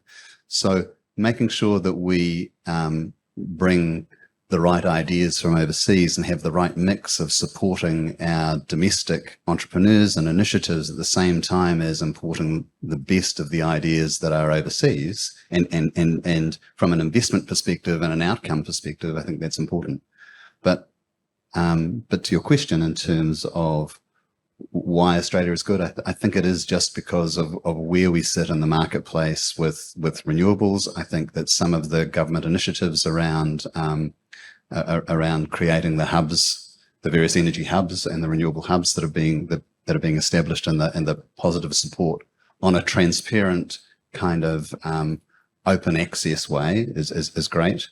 And Investable's initiative with Greenhouse and those sorts of things, I think are all positive things to look at in terms of change that we've had just over the last 12 months. And so as entrepreneurs or investors, and you're looking at your businesses during due diligence, or you're looking at that next corridor, knowing the superpowers that each of your businesses brings, as well as the market in which you source good deal flow from or opportunity from, what are certain corridors or certain locations that typically Australian entrepreneurs then go to? I've noticed certainly in our portfolio, there's a handful that go over to the UK, another handful that goes over to the US, and then there's a spattering that ends up in Southeast Asia. What for your businesses, and specifically in the climate tech arena, where have been the good corridors to take those businesses to the next step? For us, it's markets like Australia. We have a privatized energy market here. It's a bit of a mess, and a lot of the European markets have a very identical market to what we have here as well. UK, not so much solar generation. There's not too much sun in the UK, but still a good market for what we do. But we look at more around going to Spain, Portugal, Italy, those countries down there have a very similar energy structure to Australia, and I think there's a great opportunity there. They're not at the problems that we're facing today, and they will be in the next 4 to 5 years as they start increasing this rooftop solar adoption or unmanaged generation, as I'd call it. But once that starts to happen, then I think there's going to be a strong need for solutions like what we have. I think the world's a really big place, and my personal view on this is that we're 8 billion people on the earth right now, and entrepreneurs tend to gravitate towards, the US, the UK, Southeast Asia. Where's the next growth market coming from? And half the world's population is still half of the problem for climate tech. So if our objective as a human species is to reduce the global temperature by 1.5 degree C, we need global solutions. And I would encourage entrepreneurs and investors to start thinking about the other half of the world as well, right? And I think to that extent, there's probably good opportunities in the future as well. Personally, for our business, we're starting with Australia, but we built the platform and our solutions with the globe in mind. So we happen to be here, but it's concurrently with clients in the UK and in the US, but very much a growth pathway into lots of other places as well. With 1 minute left on time, any last statements, anything? I know I missed one question related to emerging trends, but is there anything else you want to share before we sign off?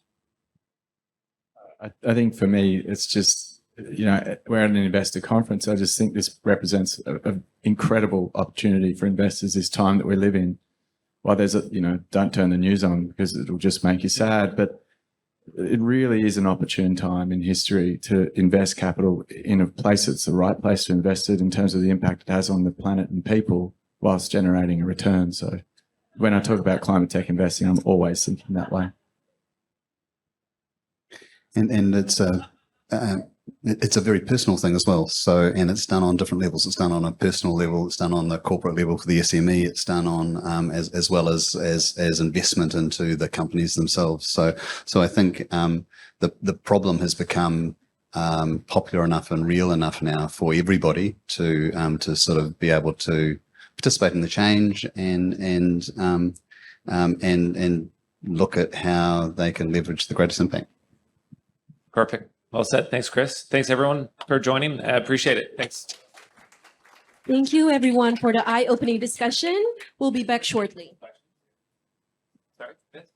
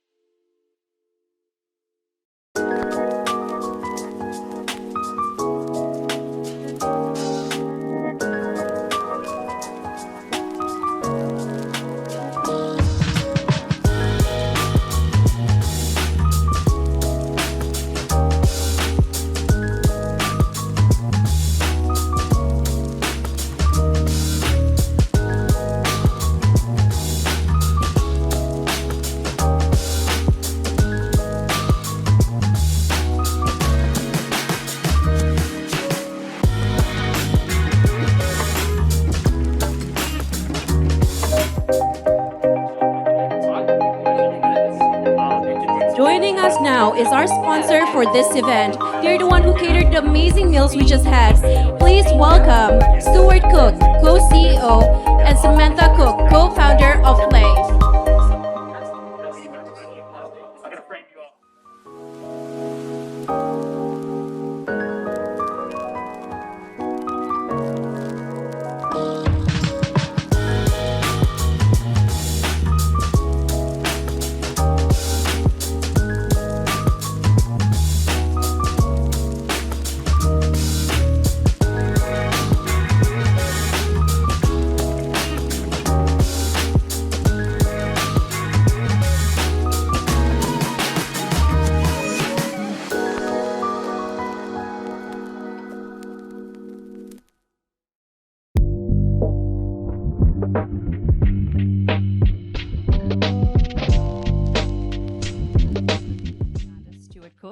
Before we jump into our session, I wanted you to quickly raise your hands and tell me if you had lunch here today.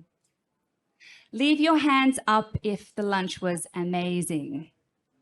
Yay! Okay, this is fantastic. So today, if you don't know already, that was a completely plant-based offering. And, our slides aren't moving. So by way of introduction, FLAVE is on a mission to make saving the planet absolutely delicious. We're here not at all to beat anyone with a moral stick. We're simply here providing an alternative that's worthy of your taste buds. Whilst we're waiting, we'll go into a little bit more about ourselves. So how I got into the arena of plant-based food was I was originally airlifted to hospital on our honeymoon whilst we were in Costa Rica. By the time I arrived in the shock room, I had such a severe bacterial infection that my heart went into secondary complications. Essentially, I was forced to go plant-based under doctor's orders. Interesting to do so because you're forced to experiment with your diet. Through that process, I immediately felt the health benefits, but not only did it open my mind and my heart, but it showed me how the food ecosystem is affecting the planet. So here I find myself at the helm of FLAVE, which I feel like I'm advocating for the planet. Stuart, do you want to go into a bit of a background about yourself? And then just a little bit of my background. And so I've come from the food sector. So I was the CEO of Zambrero, a Mexican food business. I was fortunate enough to meet the founder, Sam Prince, when there was only 2 restaurants, became his business partner and was the CEO from 2 to 100 restaurants. So I had a lot of experience with scaling business, not only here in Australia in the food scene, but also internationally as well. And so I thought if my wife was cool enough to continue on our honeymoon after being airlifted hospital in Costa Rica, I could go plant-based for a month. And then one of the things that we noticed as we were traveling around the world, it felt like that we were always sacrificing or having to compromise to go plant-based. We were always an afterthought.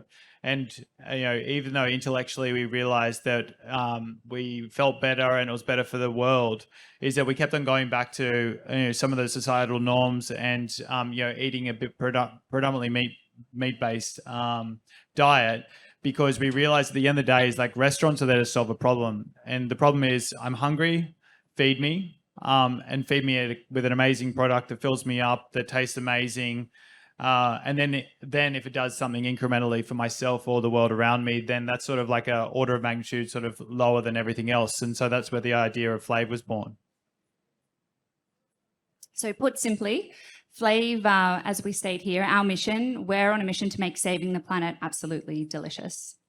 So we want to what does start off and Beyonce's do a bit Rockstar of a Chef, video. Can we just make sure we've got sound on this? As well, just to give a bit of an introduction to who we are, see the food if you haven't tried it. And yes, that is a very shitty photo of me holding a phone because they wanted to somehow depict that I was a CEO of a food business.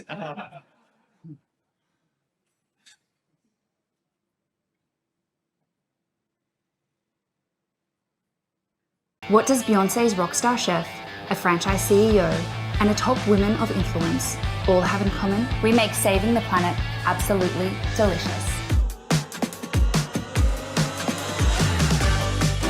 Since launching our Bondi store back in 2021, we've been blown away with the response. People want to become better, healthier individuals and make a positive impact on the planet. It's not easy to find a place that is as good as FLAVE. These chips are amazing. Yeah, I'm just someone that cares more about flavor than what's in it, really. I just want to eat something tasty. What's not to love about it? It's just about making it delicious. And that's exactly what we did. FLAVE, the mouth-watering change our planet desperately needs. If the whole world decided that they wanted to eat as much meat as we do in the West, we simply wouldn't have enough landmass on the planet to fit the livestock.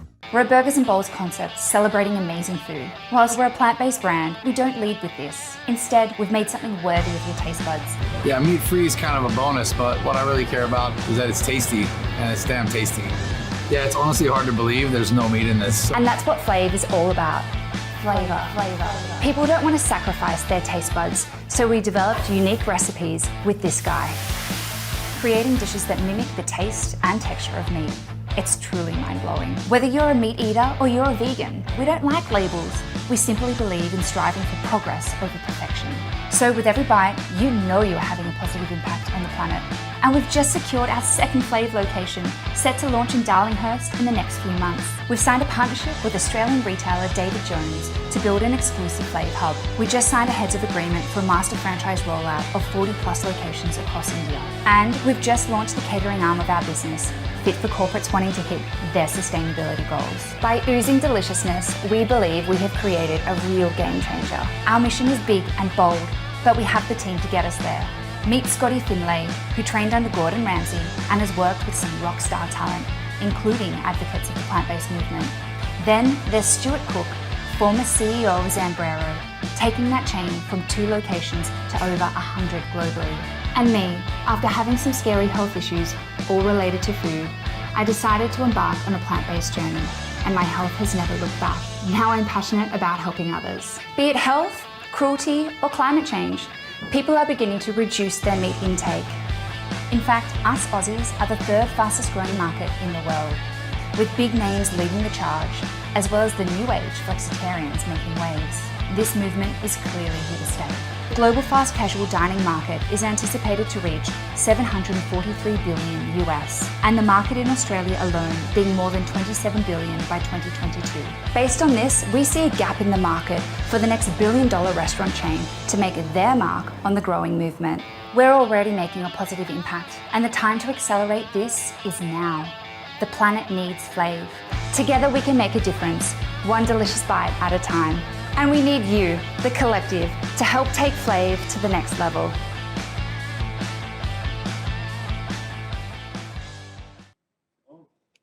Okay, so thank you guys. As you can see, we're I guess a values-driven business. Put simply, we really want to be able to create a better world, and what better way to do that than through the beautiful vehicle of food. And I've got a little timeline here just to walk you through the history of, I guess, franchising and food concepts. So I'll highlight to begin with, during the 60s and the 70s, this is when we had the rise of McDonald's and whatnot. And that was, I guess, the first time when mums had the opportunity to be able to not be chained to the kitchen, but to rather go out and dine somewhere that was clean, convenient, and affordable. Then we moved forward into the 80s and the 90s, and that's where we saw occasional dining. So the term, hey, let's go grab a coffee, or let's get some pizza to hang out with the boys to watch a game. That's when that was formed. Then in the early 2000s, we had the rise of multicultural dining. You know, your Chinese takeaway, your Mexican burrito. It's this wave that we see. And then in the early 2010, health freaks. You know, everyone in this Instagram-worthy world wants to look their best. So we've seen a rise in gym memberships and healthy eating. But the last one there is the 2020s. Now we're met with consumers who are now the most informed and most, I would dare say, conscious individuals who understand their buying power makes a massive difference. And we see a gap in the market for a food company just like ours to really, I guess, fill that gap with high nutritional, fun food that's conveniently available. Over to you. So over to me. So we're not just going to go about just a general franchise or food restaurant business. We really are an aggregator. So there's a lot of money that has been going into the alternative plant-based protein space. You've got your Beyond Meats, your Impossibles, but what we get to do is actually focus on the end consumer delivery.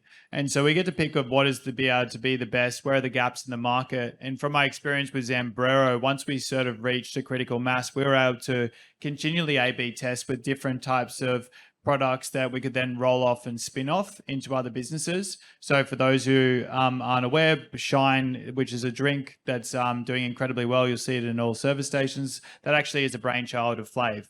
Sorry, not FLAVE, of Zambrero.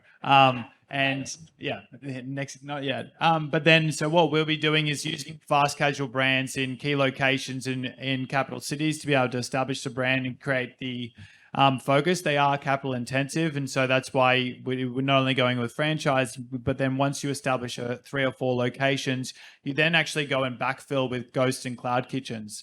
And so the good thing that we've identified, growing now as a chain is probably one of the best times to do that, because we're not burdened with all of the property and the store fit outs and lack of technology that a lot of the existing restaurants and food service businesses have, because now that a lot of people have something like 30 to 40% takeaway, a lot of their restaurants and locations aren't actually designed for that.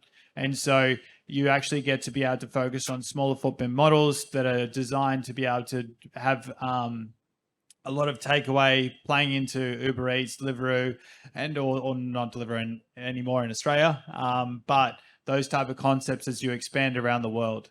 And then also as we build up the brand as well, the finalized product, we won't be going into the actual alternative plant-based protein space, but we want to be able to have an end product to be able to put out to customers, because as you know, a lot of people are wanting to reduce their meat intake, whether or not it's climate derived or whether or not it's just focusing on their health, reducing their meat intake. But people aren't taught to how to cook with plants or how to cook with a plant-based, and it's often quite scary. So to be able to have a great experience with our restaurants, have an amazing curated meal, but then to be able to go back home to be able to experience that, that's sort of like that second order revenue streams that we're going to be seeing into the future as well. And it's what some of our investors have backed us on as well. So one of other things of our points of difference as well is the ability to expand and leverage the existing restaurants to be able to service outpost models. We didn't come up with this, but Sweet Green over in the US, which is a multi-billion-dollar salad brand, actually put these outpost delivery points in a lot of large-scale corporates.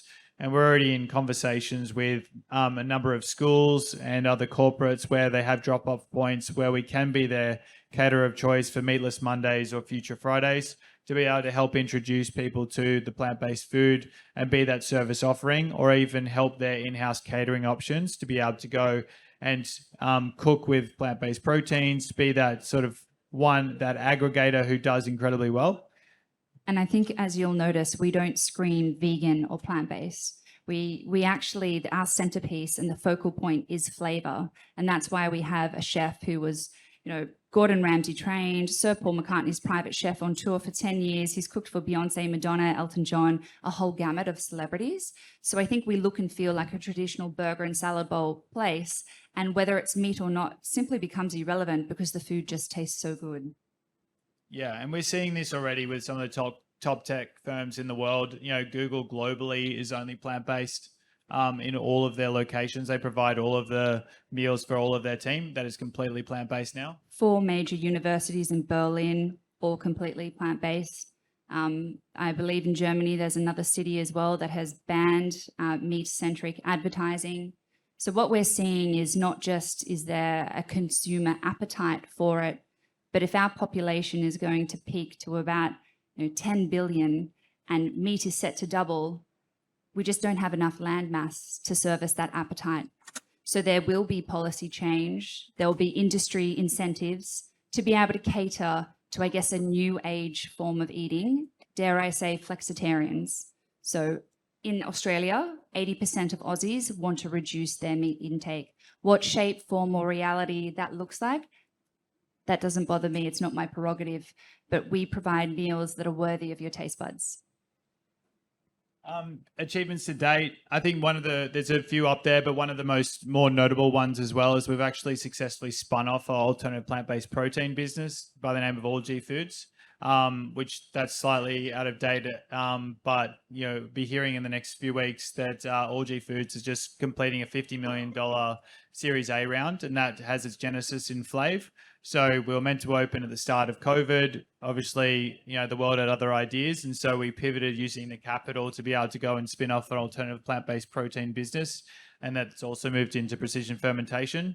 So what we also do see is that we have that ability to identify key gaps in the market. We're also working with a Filipino coconut-based ghee product as well that we see is got a lot of potential in the market. So we do see this as that not only that aggregator, but also that incubator for amazing alternative plant-based proteins or products that are going to enter the market not only here in Australia, but also internationally as we expand, very much like what we did at Zambrero. We've had some great media and picking up on that piece. Which is a lot of coverage. I think now more than ever, you often will look at a newspaper or anything on the news, there is a climate focus. So individuals are now, like I said, more conscious and they're wanting to make a difference and they vote with their dollar. And just to add to some of the other talent that we've got on the team, you've heard my story and Samantha's story and Scotty's story, but we've got Jake, who's our head of operations, who comes from Betty's Burgers. You all know that as an amazing Australian success story. Jessica Gleason, who is, she actually joined from, she started with Starbucks at 50 locations, thought she missed the ride, and finished up with them at 17,500 locations. So she's there to be able to help us with our international expansion, and through her connections as well, we're already having conversations, and I've just spent the last 3 weeks in the US about potentially collaborations with some of the ex-Starbucks mafia that did very well in the rest of the world except for Australia. And then also Aidan, who has joined the board as well. He and his team were responsible for the McDonald's Monopoly app. So understanding consumer data from the very beginning and understanding our tech stack so that we get it right from the very beginning. So we do incredibly well. So I'm being given the goal is basically world domination, 1,000 locations over the next 10 years. But just to speak to this side slightly, as Sam spoke about, each generation has brought platitude of billion-dollar food brands. And we definitely think that the space in the plant-based movement, this is our decade. And so you do have VC money coming in to a couple of other concepts, but there is no clear front runner at the moment. The biggest chain that exists is probably about 30 or 40 locations that's based over in the US, but there is a few that are coming up through the ranks. And so we see it as a huge opportunity for us. And I mean, who doesn't love an Aussie brand? When we go over to the US, they all think we look like Chris Hemsworth. And when we go to China, we've got our food security. So now more than ever, Australian brands going international are doing very well. And very last slide before they kick me off is that we're doing our raise. We've already raised $2.5 million of a potential 5 on a 15 mil pre. Hopefully we're doing final page turns with the India master franchise, which should see us open in the largest vegetarian market in the world by end of the year, and then get ourselves, and this will give us the runway to then get us ready to go into the States into 2024, where the US dollar is incredibly strong, the valuations are incredibly high, and we see that as our future, and we'd love to have a number of you on our journey. Thank you. Thank you, everybody. Thank you. And I'm glad you enjoyed lunch as well. Thank you.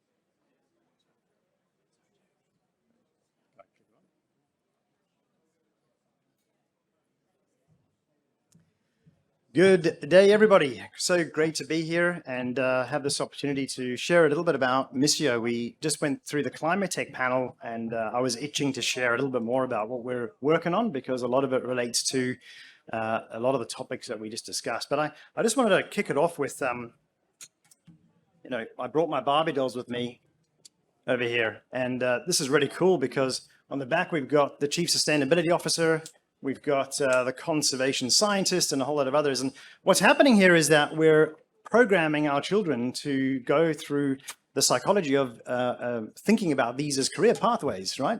The challenge we have is that, we've got 25 years to go before this workforce hits the market and can actually do the good work that needs to be done. I'll just pop it over there. They can watch. The challenge we have is that we've got a $54 trillion climate risk problem in the world. So I asked the question, who cares most about this issue and this challenge? At a financial level, we're talking about banks, we're talking about insurance companies, we're talking about government as well. The top 100,000 plus organizations in the world all have got the budgets and the teams and the people to actually align with global standards, align with the reporting requirements, and do the good work.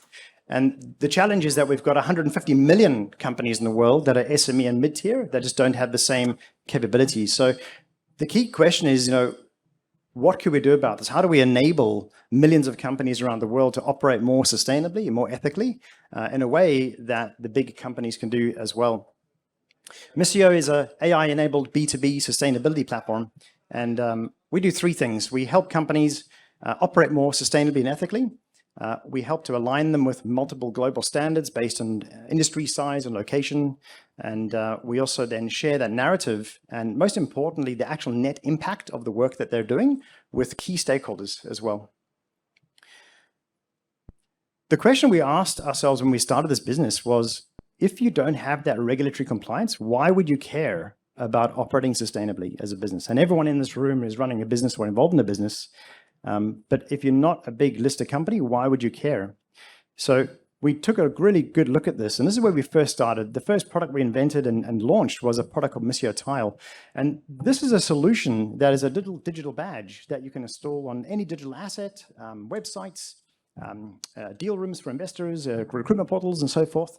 And when you click on this badge, it brings up a simple interactive summary of the progress your organization is making, the impact that you're making, and you can drill right the way through to documents and links to all the resources to demonstrate the progress that your companies are achieving. This specifically gives us a direct connection to commercial growth. So as a small organization, you can demonstrate the benefits of your sustainability journey. And this kills greenwashing, by the way, as well, because it is a fact of real-time information on how your company is proceeding. The next thing we had to ask ourselves was, okay, we know we've got a compelling reason for organizations to now act around the world, but how do we enable them with the tools and solutions that right now are, the knowledge is locked away in a very small percentage of individuals around the world? Just like the Barbie dolls over here, we've got a huge gap in knowledge to get us to where we need to get to. It's very costly and very time consuming. And I'm very excited today to announce, in fact, this morning we released Mia, which is the Misio Intelligent Assistant. Mia is our AI, and Mia is the answer to bridging this 25-year gap, skills gap, resources gap in the world. Mia is able to dynamically generate a sustainability project plan end-to-end, including impact projects. If you do this manually right now, we're talking a number of weeks, if not months, on planning and working with advisory firms to do this. We can do that in 3 seconds. Every project aligns dynamically to industry and global regulatory compliance. And as Mia builds and grows and evolves, she's going to become a lot more powerful around providing insights, information, and engaging with team members. But we don't know everything in the world. And the go-to-market is got a massive gap in this model, which is, if I get stuck, who am I going to call? Because Misio doesn't have all the teams around the world, and we're a technology platform.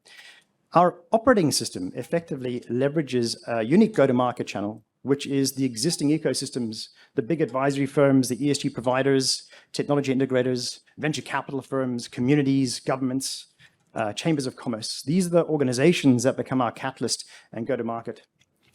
So Misio truly is an end-to-end operating system that enables people to be the enablers of change within their communities. And the benefits here are simply that these advisory firms and these partners are able to do a lot more work with less time. This is a co-sell white label SaaS model, and it's got a beautiful way of scaling.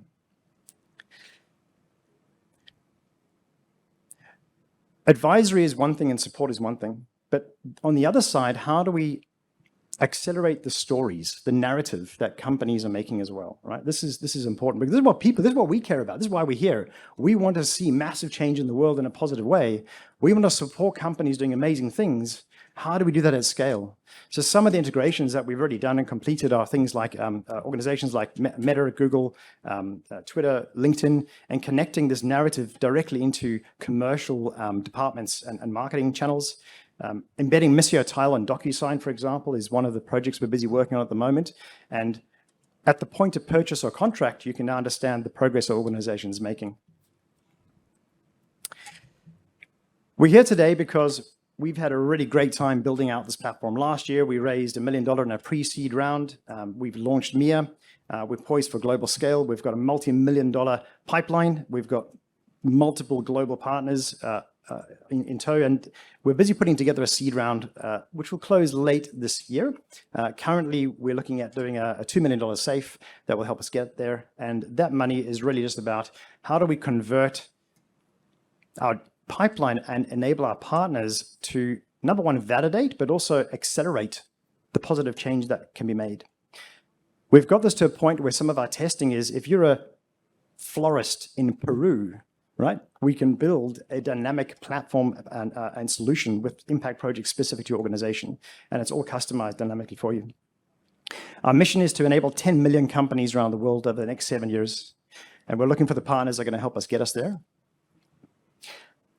I think I'll close by saying thank you, because I've gone around the world and met with lots of organizations and strategic partners, and the amount of support for startups, technology entrepreneurs has been absolutely incredible, particularly with the big corporates, them wanting to invest and really lean into this growth journey with us as well. So if you want to have a chat with us and learn a little bit more about what we're doing, please come and reach out at the booth, or you can connect with me on LinkedIn. Thank you very much. Thank you so much, Jeremy. We'll be back shortly.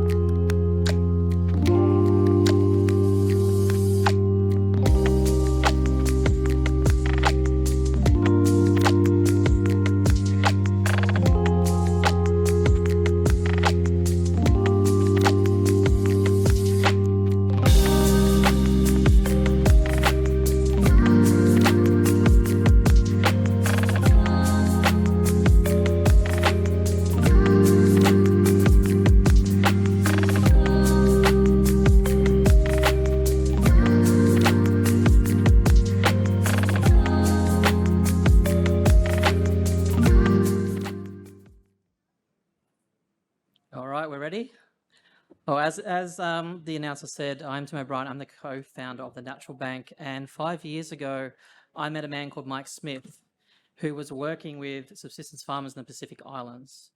He was doing that through his foundation called the Organic Matters Foundation, and he pulled out his soil test results, and they were off the charts in terms of the carbon that could be sequestered and the huge social impact that could be created in those communities. So together, we created a natural bank. So what is the Natural Bank? It's a trusted platform that enables businesses to deliver a positive environmental impact and thriving supply chain by supporting all farmers to grow their soil, their water, their biodiversity health, and be rewarded for it. We've had a really interesting point. We formed the business about 18 months ago. We already accounted for $38,000 in monthly recurring revenue. We started in 2022. We have a range of really great clients, including the Southern Cross University in terms of the partnership with the Soil Lab. We have AVL Wines, who's an ASX-listed company who's using our platform to inset their carbon. We have Pacific Coast Shopping Centres, Cobram Estate, and a Surf FCS, and a whole range of businesses about to come on board. We're expecting $240,000 in monthly recurring revenue in 12 months, and that's a pretty conservative estimate for what's coming in our pipeline at the moment. We've had 500K invested to date in our pre-seed round, and we're here today to present you an opportunity to join our seed round. So how does it work? What are we talking about? So we're talking about two particular parts of a pretty broken system, and that system starts with businesses who have a supply chain. As Misio said before, they have environmental targets, and many of them don't know how to meet them, particularly Scope 3 emissions. There's supply chain and governance risks. We all saw what happened in COVID with weather, floods, and also food security. None of them have transparency of what's happening in the supply chain, and they're trying to fight and use a broken offsetting market, which lacks transparency, and typically are using offshore offsetting, which doesn't necessarily account for their environmental footprint in their supply chain. And then there's the farmers that work in that supply chain. There's barely any soil measurement. Only 73% of farmers don't measure the soil in their supply chain, in their soil, which means they have no understanding of what's actually happening with their farming practices. We're seeing huge topsoil erosion, meaning that the ability to actually, grow nutrient-dense food is at risk. There's pressure coming from the supply chains to actually provide supply chain reporting about what's happening, particularly banks, insurance companies, beer companies that they're supporting. And there's a whole range of elements there around transparency certification that isn't existing. Apologies for the slide, guys, but they look like they're a little bit off. So, welcome to the Natural Bank. We provide measurement, certification, automation, and insetting, which enables farmers and some businesses to bridge that supply chain gap. So what are the benefits? We can increase farmers, we can increase yields and decrease costs through our regenerative agriculture and testing. We provide supplier preference, which means organizations who are using farmers in supply chains can actually work with their their supply chain owners to inset their carbon and actually provide greater supplier preference and increase contracts and sales. We have transparent reporting and the additional revenue that can actually be gained from the carbon insetting. And then we have businesses, and they have large environmental targets and governance risks that are coming at them. And they're providing elements around needing to provide carbon positive supply chains. They have under pressure to provide carbon transparency and continuity reporting. And they've got governance risks. They've got governance increasing their expectation around environmental certification and accounting for that. And the third-party verification. They don't actually can verify what's actually happening with the carbon offsets and the insets. So let's walk through actually how it works. So a business has their environmental goals and their Scope 3 emissions. So I'm just going to move on. Can everyone hear me? I'm finding that really difficult to work with. So a business has environmental goals and have Scope 3 emissions, which most businesses can't account for. And what we charge as a carbon bank is a set-up fee to help them with their feasibility to actually work out how to account for those. And we work with businesses who have farmers in their supply chain. So what we do is we help form a portfolio of those farms in that supply chain to meet the insetting goals and those environmental goals. And what we do is we work with those farmers to provide a baseline measurement of soil, water, and biodiversity. And it's completely free for those farmers who provide complete insights that they've never gained before. And then what we actually do is provide them with a platform that enables them to get training with regenerative agriculture and also key insights into how they can improve their soil, water, and biodiversity health. The farmers then implement those insights. We remeasure that every 12 months to provide the soil, water, and biodiversity to see the uplift that's occurred. We also use our algorithm to check that every 5 months to provide predicted carbon and predicted natural health measures. We use third-party verification to verify that carbon has been inset, and also provide them with natural capital accounts, so it's all third-party verified. And what that results in is a commission. It results in a trade around that carbon or that natural capital between the farmer that's in the supply chain and also with the brand or the business that owns that supply chain. So the farmer gets rewarded for that uplift. And our business model is essentially to provide a setup fee. We have a SaaS subscription fee for our technology and also an inset commission that occurs. And this is our unique IP here. So what we provide is unseen before insights into the supply chain for the business owner. So it provides a complete predicted model around the carbon that they're sequestering, the farm analysis of their portfolio in terms of the soil, water, and biodiversity health, and also weather predicted risk that occurs. So no supply chain has this transparency currently unless you're working with us. The farmer gets a full dashboard in terms of their reports that they've never seen before in terms of their soil, water, and biodiversity health. We have a soil interpretation tool. So soil tests are very hard to understand. So we have a model which actually helps them, give them predicted insights and give them a pathway for actually growing their soil health. And we actually have a certification. So we enable them to get a rating of their natural health across their bronze, silver, and gold standard, and also provide them with a carbon inset verification. We're uniquely positioned across two dimensions in the carbon market. So the carbon markets typically are only for big farmers, so the top 3% of farmers that can afford to enter into it. But we make the carbon and natural capital markets completely accessible to all farmers. The second dimension is offsetting. So most current platforms, and most of them are consultants, are building farm projects that are enabling a carbon offset.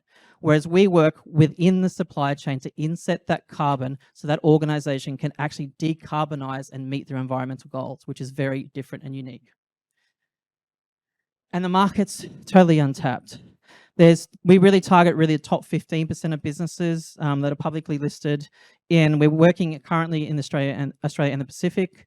We're starting to work in Europe. We've got our first project there, and we're entering the US market in 2 to 3 years' time. The serviceable market really is the early adopters. So they're the purpose-driven, the impact, and the innovators who actually have those carbon measures and want to be the leaders in those space. And we're aiming for 1.5% market share. So it's a $20 billion market. The natural capital market is huge. And this is our experienced team. We've got Mike, who's the co-founder who runs Organic Matters Foundation, is the MD of the Carbon Bank. We've got Lydia, who's an amazing general manager. We've got Joseph, who's built incredible algorithms in the insurance space. Got myself, who's built a number and successfully scaled a number of businesses, and a team that's growing. We're actually recruiting 3 people at the moment. And the ask, what are we actually asking for? Firstly, we're looking for values-aligned investors who wants to join our journey. We're looking for a $1 million seed round. The $7 million valuation around our projected revenue. We're looking at that at around 4.3% equity, and there's a minimum check size of $200K. And that's what we're all about. So we're the Natural Bank. We're outside on the trade stand. We're getting huge traction in terms of the businesses that are about to come on board. That's genuine. You can look at the growth. We've only been around for really 18 months, and the technology we've got is really unique and exciting. So anyone wants to talk about joining our journey, please come and see us. Thank you very much. Thank you so much.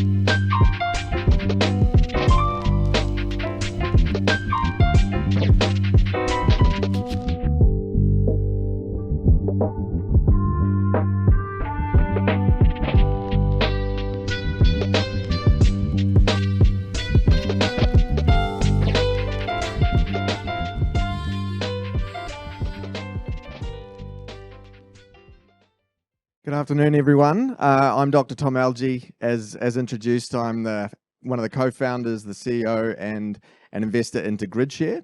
So GridShare develops, operates, and invests in data center infrastructure with a twist.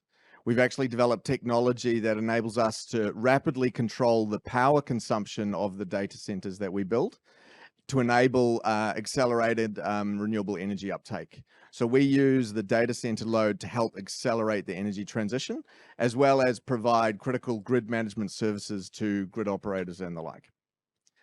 And so what is the actual problem? Well, the problem itself is renewable energy growth. By its inherent variability, renewable energy comes with a lot of challenges with being able to match supply and demand. I think this is all relatively obvious. And in addition to that, there's a whole bunch of integration issues that arise with more renewable energy. The International Energy Association has recognized the need for flexibility in grids to enable that renewable energy to be integrated onto the grid. And that's what we're really hoping to address with our particular technology. And I just wanted to show you a very simple example of how this plays out. This is the power price in South Australia for January this year. And as you can see, it's ticking along quite nicely, and solar comes online, and all of a sudden it goes negative throughout the day. Then there's an event that happens, which causes the prices to absolutely spike. And then when solar comes offline at the end of the day, the price peaks again. And you get a curve that looks like this every single day. And this is a completely unsustainable market, especially if you're a poor solar operator in South Australia. You just cannot survive with negative pricing of power. And what it should look like is something like that, whereby the peaks are actually not as peaky, and during the middle of the day when the prices are currently negative, it's a relatively robust return for renewable energies. And so our technology and how we actually respond is hoping to achieve this in power markets. And this is not only occurring in Australia, but also globally anywhere where there's an uptake in renewable energy generation. So it's a global problem that we currently have with more and more renewable energy coming onto the grid. And so what is it that we actually do? So as I mentioned before, we develop, operate, and invest in data center infrastructure. And so we really have like two channels of revenue for our business. When the data centers are on and operating, we actually operate and we generate revenue in data center markets, such as Bitcoin mining, as well as high performance computing. And then when called upon, we modulate our power consumption, we switch all the way off. We've developed technology that allows us to basically switch off our entire load within a couple of seconds. And that can provide critical grid balancing services into a grid. And so, we're able to provide frequency balancing support as well as voltage balancing support for grid operators. And so therefore we've got, two channels of revenue. We make money when we're on and we make money when we're off, as well as providing critical support infrastructure for renewable energies and grids. And our whole methodology, or our whole philosophy, is to use this mechanism to grow renewable energy. And so our data center infrastructure is co-located with renewables.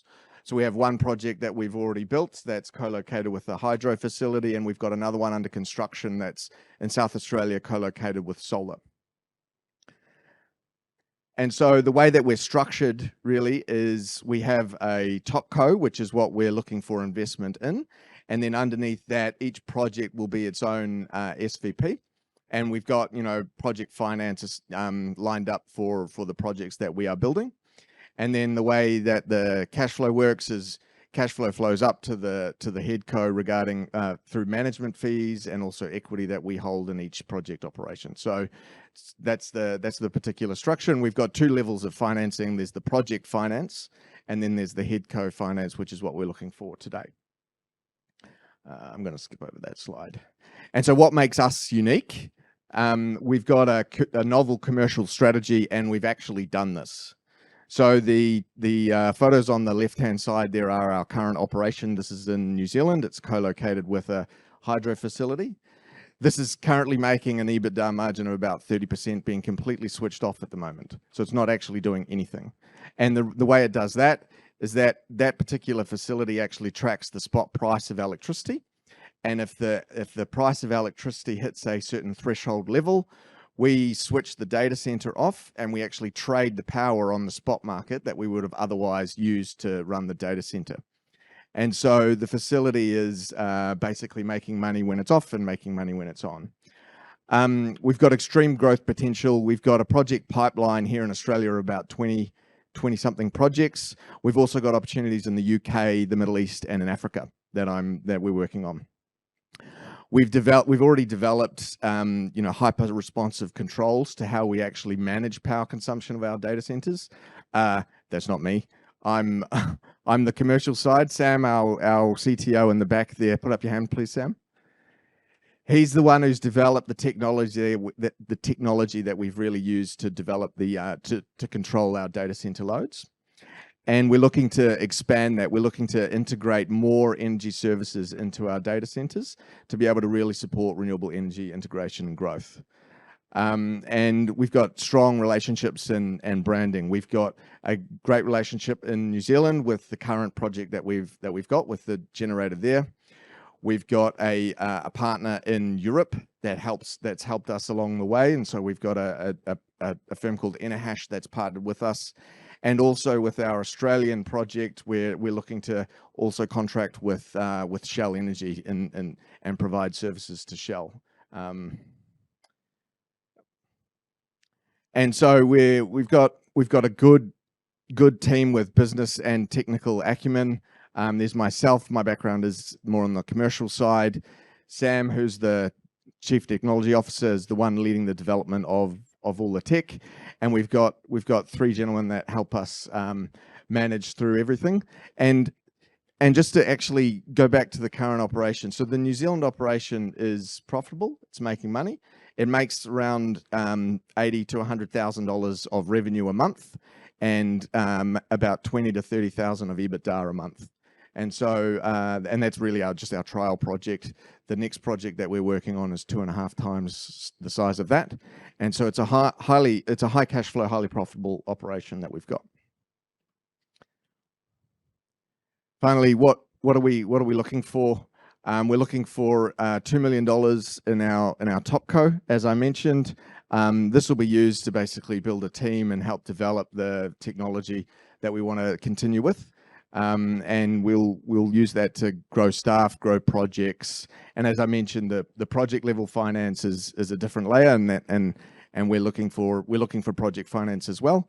These things cost about $10 million each on the project side, but at the moment we're looking for about $2 million of equity in Topco to support our growth.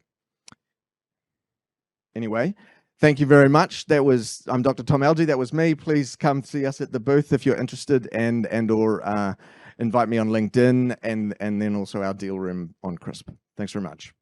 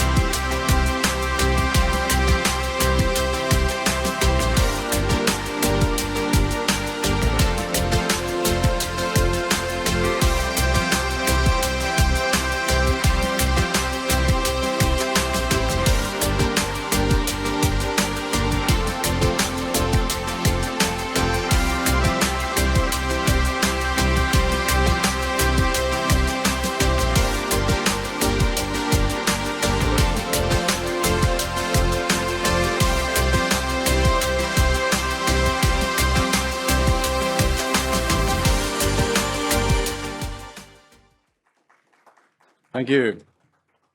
And good afternoon. Sunshine Hydro is the the carbon-free energy company. So I want to share a video put together by our chairman, Michael Meyer.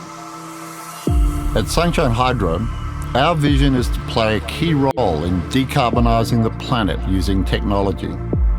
With global market drivers pointing towards green energy replacing coal and gas, infrastructure investors are keen to invest in pumped hydro storage projects. However, without government incentives, these projects are almost impossible to fund. Until now. Our technology, ESOP, is an energy industry disruptor. It makes these important projects financially viable. Our technology creates a super hybrid, a new asset class that combines multiple technologies that are not normally connected. It combines wind and solar, pumped hydro, hydrogen electrolysis, liquefaction, and fuel cells. How do we predict a project ROI with relative certainty? The answer lies in our customer engagement, which includes creating a digital twin of any project early on in the development process. By adding contractable offtake agreements, we make revenue predictable. With ESOP managing energy flows, we make projects financially viable. This is what ESOP does. It manages the multiple components of a super hybrid to solidify financial returns and predict an ROI.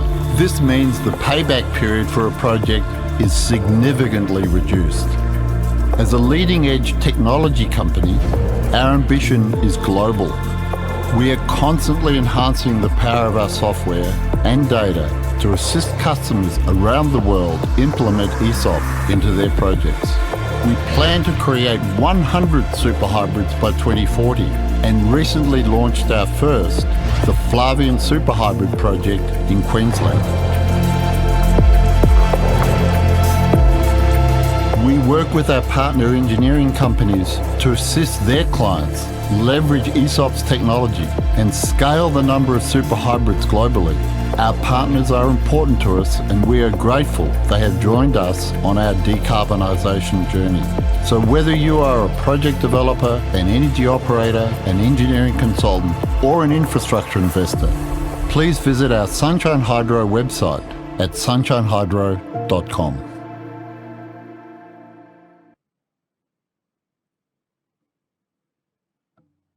So thank you, Michael. We acknowledge the traditional owners of the territories of all the projects that we're involved in, and we pay respects to the ancestors, elders past, present and future. As a first step within any project, we engage with the traditional owners in the area, and our goal is always to provide local value wherever possible. What's the importance of carbon-free energy? If manufacturers globally are to export their products in the future, they'll need to prove that they've used carbon-free energy to produce it. The European Union has developed the Carbon Border Adjustment Mechanism, which is a tax applied to green cement, iron, steel, aluminium, fertilisers, electricity and hydrogen. And this comes into force January 1st, 2026.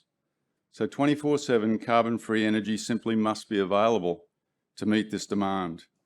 And not only can our super hybrids deliver this, but they do so as financially viable projects and they don't require government incentives. So let's cover that important issue of financial viability. Our technology disrupts the industry by bringing down the payback period. By reducing the payback period to under 15 years, our technology unleashes a wave of infrastructure investment. We met last year with the Department of Energy in the US in Washington, DC, and they've since released funds to the Argonne National Lab to study our technology. This report's due a little bit later this year. This shows 3 projects in action. This is our live technology. Here we see 3 simulations, one in Queensland, one in New South Wales, and Victoria at the end. Each have a very different and draw from diverse wind and solar resources, and each are capable of providing that 24/7 carbon-free energy and green hydrogen under long-term contracts with industrial users. Our go-to-market strategy is important. We're very clear with it, for both pumped hydro projects existing and for new super hybrids. We engage with the utilities and developers through a scoping and design studies to show the financial viability of development. And these are all cash flow positive activities. We have 26 projects under investigation in Australia, and almost all of the 8 that are active have pre-feasibility history of over 2 years. So we've been at this for quite a while. 5 of these projects are well advanced with joint venture agreements in place. We publicly announced our first super hybrid in Gladstone in June last year, and significant work has been completed and development approval is now expected in 2024, early 2024. In a joint venture with our partner Energy Estate, we're also in discussions with authorities to develop 4 projects to support the grid in Victoria. These stage projects will require over $9 billion in investment infrastructure to deploy all these projects. Combined, they'll deliver 13 terawatt hours of 24/7 carbon-free energy, plus 150,000 tonnes of green hydrogen annually. And together, all our current projects will provide 12% of the current Australian electricity supply. They're essential if we're going to effectively transition to green energy. Our business is targeting 100 projects, 100 super projects throughout the globe, and we're currently scoping projects in the US, India, Scotland, Canada, and New Zealand. We project an EBITDA of $70 million in 2027, and importantly, our executive targets an exit within 3 to 5 years. We've got a pretty solid track record of raising and deploying funds to improve the corporate valuation. These are the last 4 fundraisings, including the relevant pre-money valuations ranging from $2.2 million in 2018 to $31.9 million in this quarter. Our current raise is $5 million at a pre-money valuation of $35.5 million. It's all backed by the assets that we have in these joint ventures. A term sheet has been signed with a renewable investment group based in Melbourne for a combined $63 million in funding, including a pre-money valuation of $80.9 million, closing in September of 2023. So thanks very much for your time today. I'd like you to join us in this opportunity. It's one that only comes once in a lifetime. We're enjoying our journey and we'd like to share it with you. Please visit us at the booth and we're happy to share more about our products and our projects. Thank you very much. Thank you, Rick. We'll be back shortly.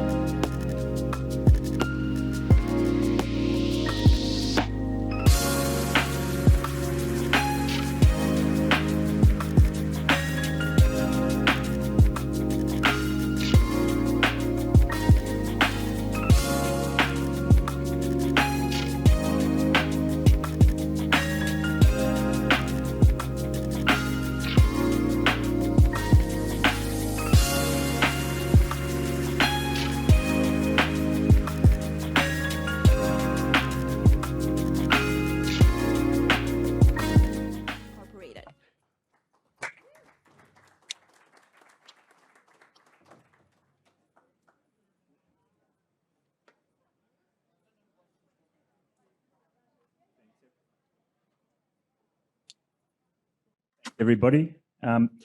I've been nominated to moderate the panel, so and I was going to introduce each, but as you probably have heard, and I'm sure that my panel members will enlarge on their history, background, and their model. What we thought we'd do is jump into a set of scripted questions, give a context to it, and then enlarge on those. But please feel free to ask any questions as we go through of particular panel members, so that you can get a better idea of the particular investment strategy or structure that they use.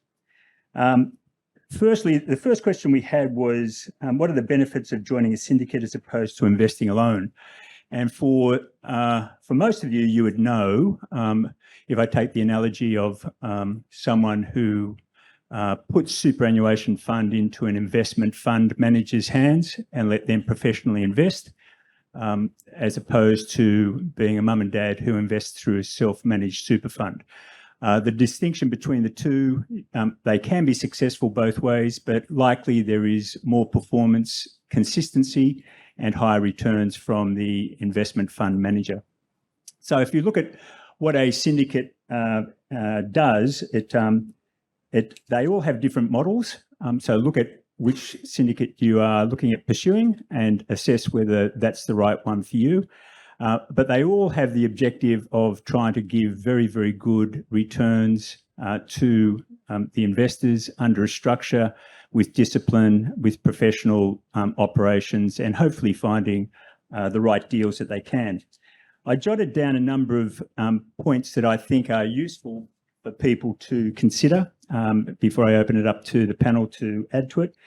And I've provided that a syndicate operator typically has access to larger and better deals with larger minimum subscription sums and are better due to taking larger parcels, which are fresher than what usually get kicked around to sole investors.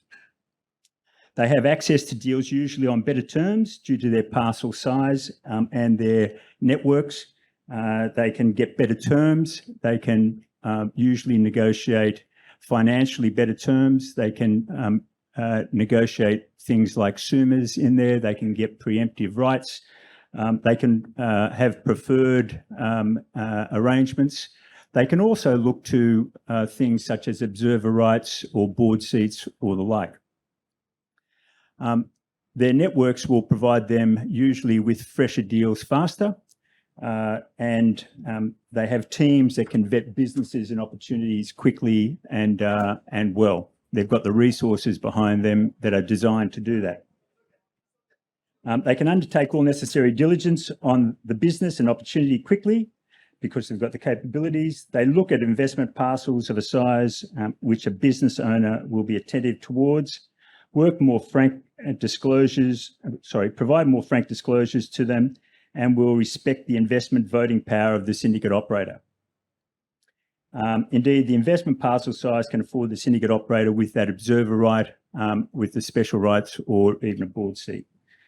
And they manage the relationship throughout the life of the investment, both by participating or being more involved with the investee business, as well as communicating regularly with the syndicate investors, which is probably a pretty important thing because as a sole investor, you've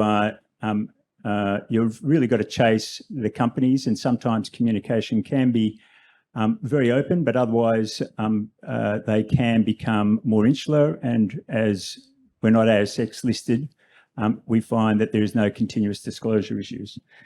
So the influence of being able to command greater influence and greater respect can be quite important. And obviously, they're striving for the best outcome they can get, and their history becomes their performance badge. If they're going well, then it's a syndicator and a syndicate that will be successful. If it's not, then they live and die by their performance. Cheryl, would you have anything you'd like to add to that? I mean, there's a lot of really good points there. I think so I'm Cheryl. I run a platform that actually supports people to run their own angel syndicates, and we have a number of syndicates that operate on the platform. And very similar to some of my my fellow panelists here, we do go out and source deals. I don't know, Stu, would you consider the deals that we get fresh? Super fresh. Super fresh, right? Yeah. So I like that word. I think that could be our new word for syndicated deals, is they're fresh. So look, if you are looking to invest, there are a number of different ways, one of which is to go direct, another of which is to actually invest via a syndicate. And the syndicate is essentially investing together as one entity.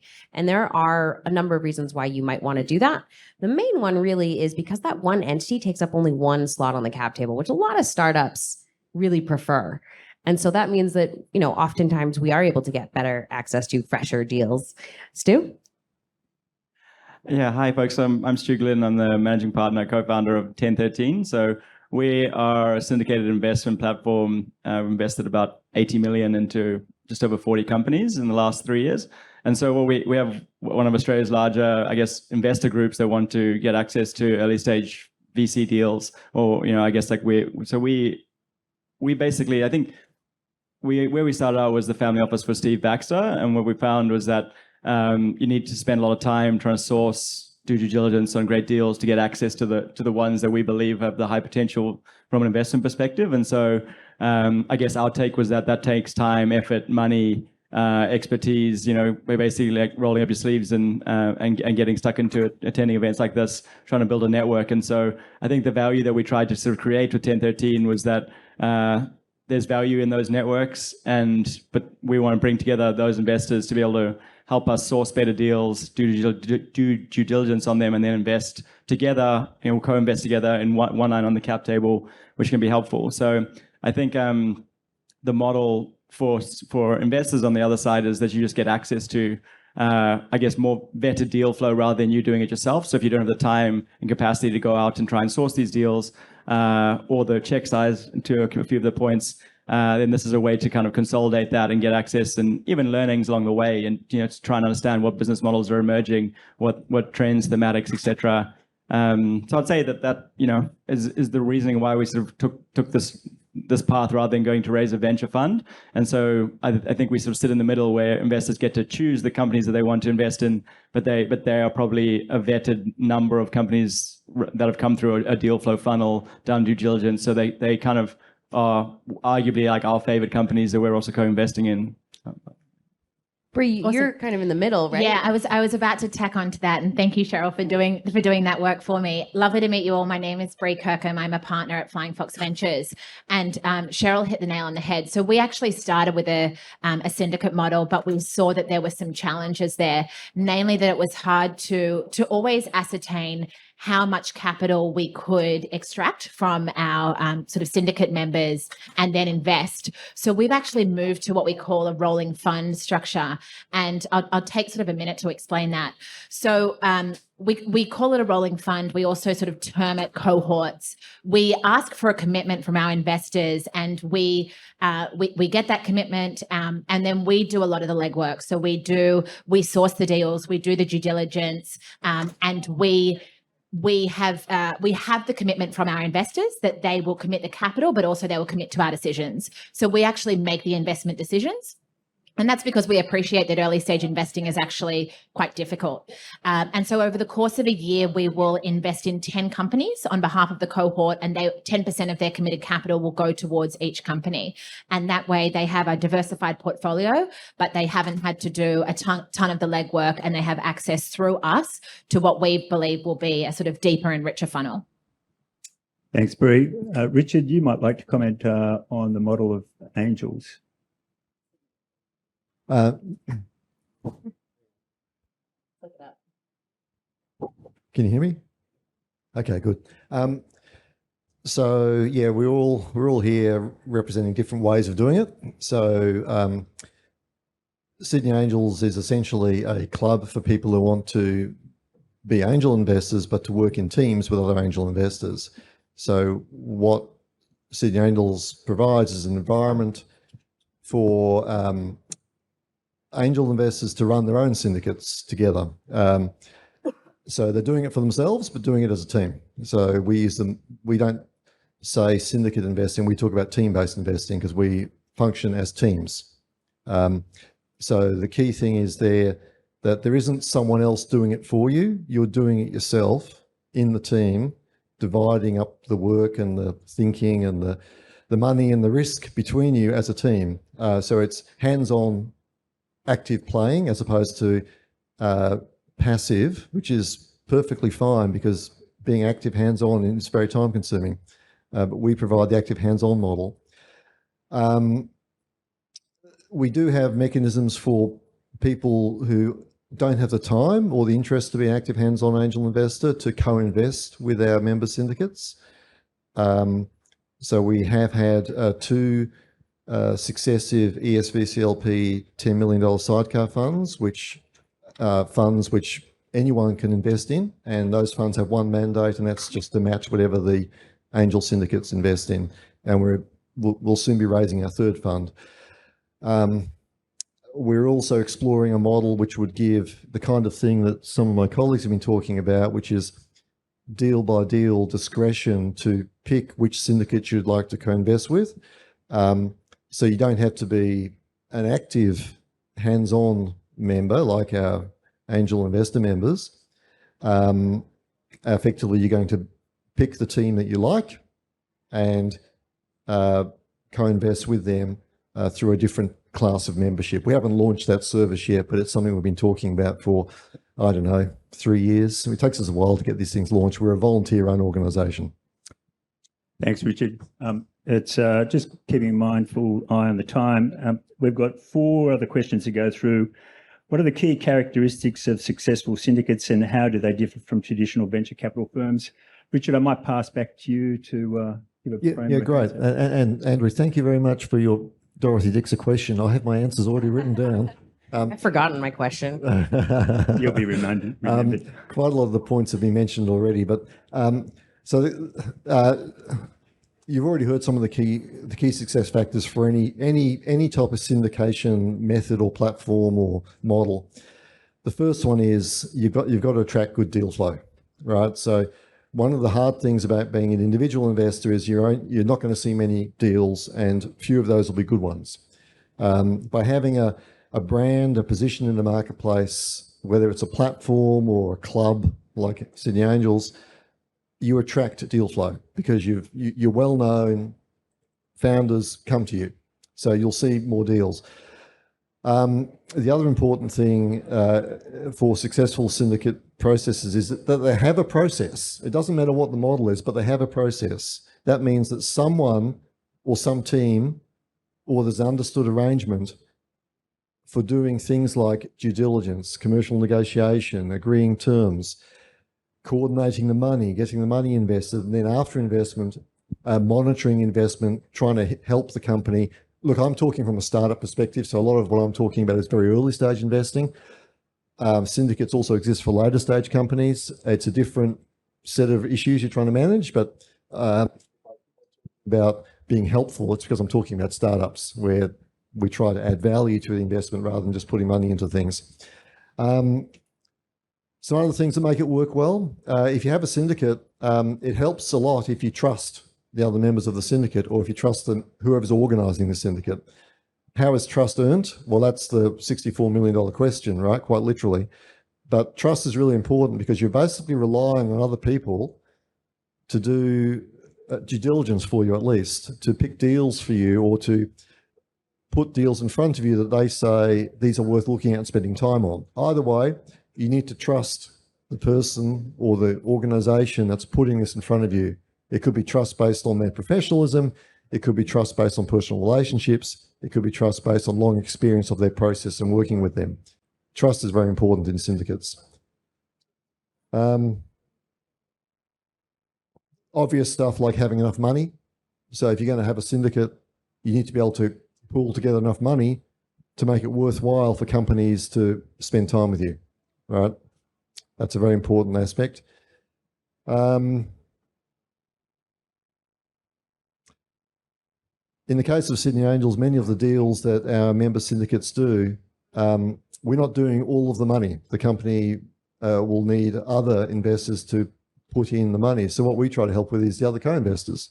So Brie and I were just having a chat before about a deal that we're both familiar with, where we might join up our two models, two different syndication models, to make up the money. And that's called collaboration.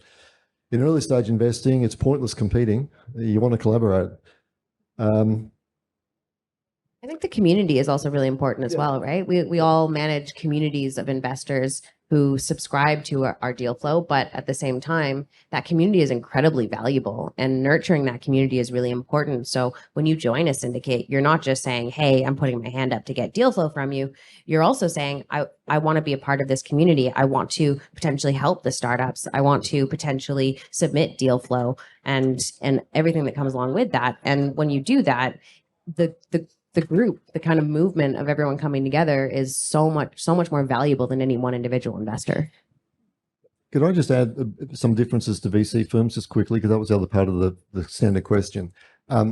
So the key differences from my perspective, and I'm probably wearing my Sydney Angels hat when I say this, would be that we have more people involved. So typically when you're dealing with VC, you're dealing with one investment manager or a small IC of maybe 2 or 3 people. With Sydney Angels, you're dealing with 100 members, more diversity. So that can be a real advantage to founders, because someone might like you as opposed to taking the potluck on of whether the investment manager or the IC likes your type of business. And that's one difference. So diversity of skills and knowledge is a strength, a difference, more human capacity. But those things are only strengths if someone's organising it, right? What you don't want is a mob. You don't want chaos. You need organisation, coordination, Organized process. chaos. Yeah. Well, you need organisation because you put yourselves in the shoes of the company. They want to deal with, ideally, one spokesperson, one voice, one coordinated process. So you get that with the VC. You may or may not get that with the syndicate, depending on what sort of process that they run. And the structure. Just to add to that, sometimes people just join an investment syndicate so that they have someone who does the hard yards at the beginning, but then they sit back and look at the company and watch the company. And if there's another round of raisings, they're actually in a position where they can jump in themselves. So it's a great way to get some skills and knowledge about a company, be able to watch it and then jump yourself if you want to in due course, or go through a second round with the syndicate. Just moving on, the third question was, what are some best practices for managing syndicate investments? And Brie was going to lead off on. Yeah, sure. And then Cheryl, you and I can tick-tack on this one. So the way I think about it is there's a few different arms here, and the management consultants in the room will like it if I say there's three different sort of people to look at when we think of this. But I guess there are. So firstly, there are the investors, and I explained to you the Flying Fox model that it is relatively hands-on, and we are the ones making the decisions. So we're very mindful of supporting the founders in that 12 to 18 months when that pre-seed or seed capital is at work. And what that means is myself with the two managing partners of the firm really look at what the company needs and how we can support based on our skill sets. So we have a varied background across law, operations, strategy, businesses, growing companies, launching into new markets, and we leverage those skill sets to help support the founders and their sort of early hires. And I think this is what Richard was mentioning, that we are a dedicated resource to that founder and to those teams, but then we can pull on both ourselves and also our investors, which I think is the second arm. And Cheryl has touched on this point. So we have a community of about 450 investors. We've deployed 200 million in the past 2.5 years into 50 companies. And our investors, slightly different to what Andrew said, our investors, as I mentioned to you, have dedicated some capital towards us, or that commitment, as I mentioned. And so with that comes this real desire to support our founders, probably, I don't want to make assumptions here, but more than you typically see in an ESV/CLP structured fund, because they're so close to our investors. They're the ones that have put in those very early checks. And so what we find is that our investors who have a range of different experiences and backgrounds, really want to support founders on their journey. And I think that's really powerful and a powerful differentiator that we have that Richard was also mentioning. And then the third one is actually leveraging founders, so founder to founder support. And one thing that Flying Fox does, and we believe we're actually the only firm in Australia to do this, is that we give other founders equity in our sort of cohort-based fund. And what that means is that founders are incentivized financially to support other founders in the portfolio. And so not only are you seeing founders support because they want to, and it's great that a lot of them often do, but they do have that additional incentivization, which is, really exciting. And it's great to see that at work. I personally love just watching, sort of sitting back and watching founders support above and beyond kind of the call of duty. And so I think that's how we are providing support in our hybrid model. You absolutely covered a lot there. I might just add, like when we talk about best practices, one of the things that I think is slightly different from syndicates versus funds, for example, that we all have to do is around managing founder expectations. So we all have to pull money together from different investors in order to provide that value of the founder support and community. But it does mean that you have to work with the founder to let them know ahead of time how much you think you might be able to invest, but then also work with them as you pull that round together. And sometimes it comes under and sometimes it goes way over, and going back and forth with the founder. And then even when it does go way over, there might also, as Richard mentioned, the round might be much bigger than that. And so you're also working with them and other investors to potentially pull further amounts of capital from the rest of outside of your syndicate community. And so I think that's something that we all do differently from funds that is really valuable if you are an investor thinking about joining a syndicate. That is one of the functions that we do, and it can be incredibly valuable to ensure that the founder gets to raise their full round. Thanks, Cheryl. I'm going to come back to you with the next question. Oh. Yeah. How has technology changed the way that syndicates operate, and what new opportunities and challenges has this created? I mean, technology is just scaling so quickly, right? We all invest in technology. That's mostly why we're here, I'm assuming. And I think technology absolutely has enabled this next generation of investors to be able to come together, both pool their capital into startups, but also be able to discover new opportunities. So, in the last, 5 years, where we got the equity crowdfunding model approved from the government, and that was able to launch a number of equity crowdfunding platforms.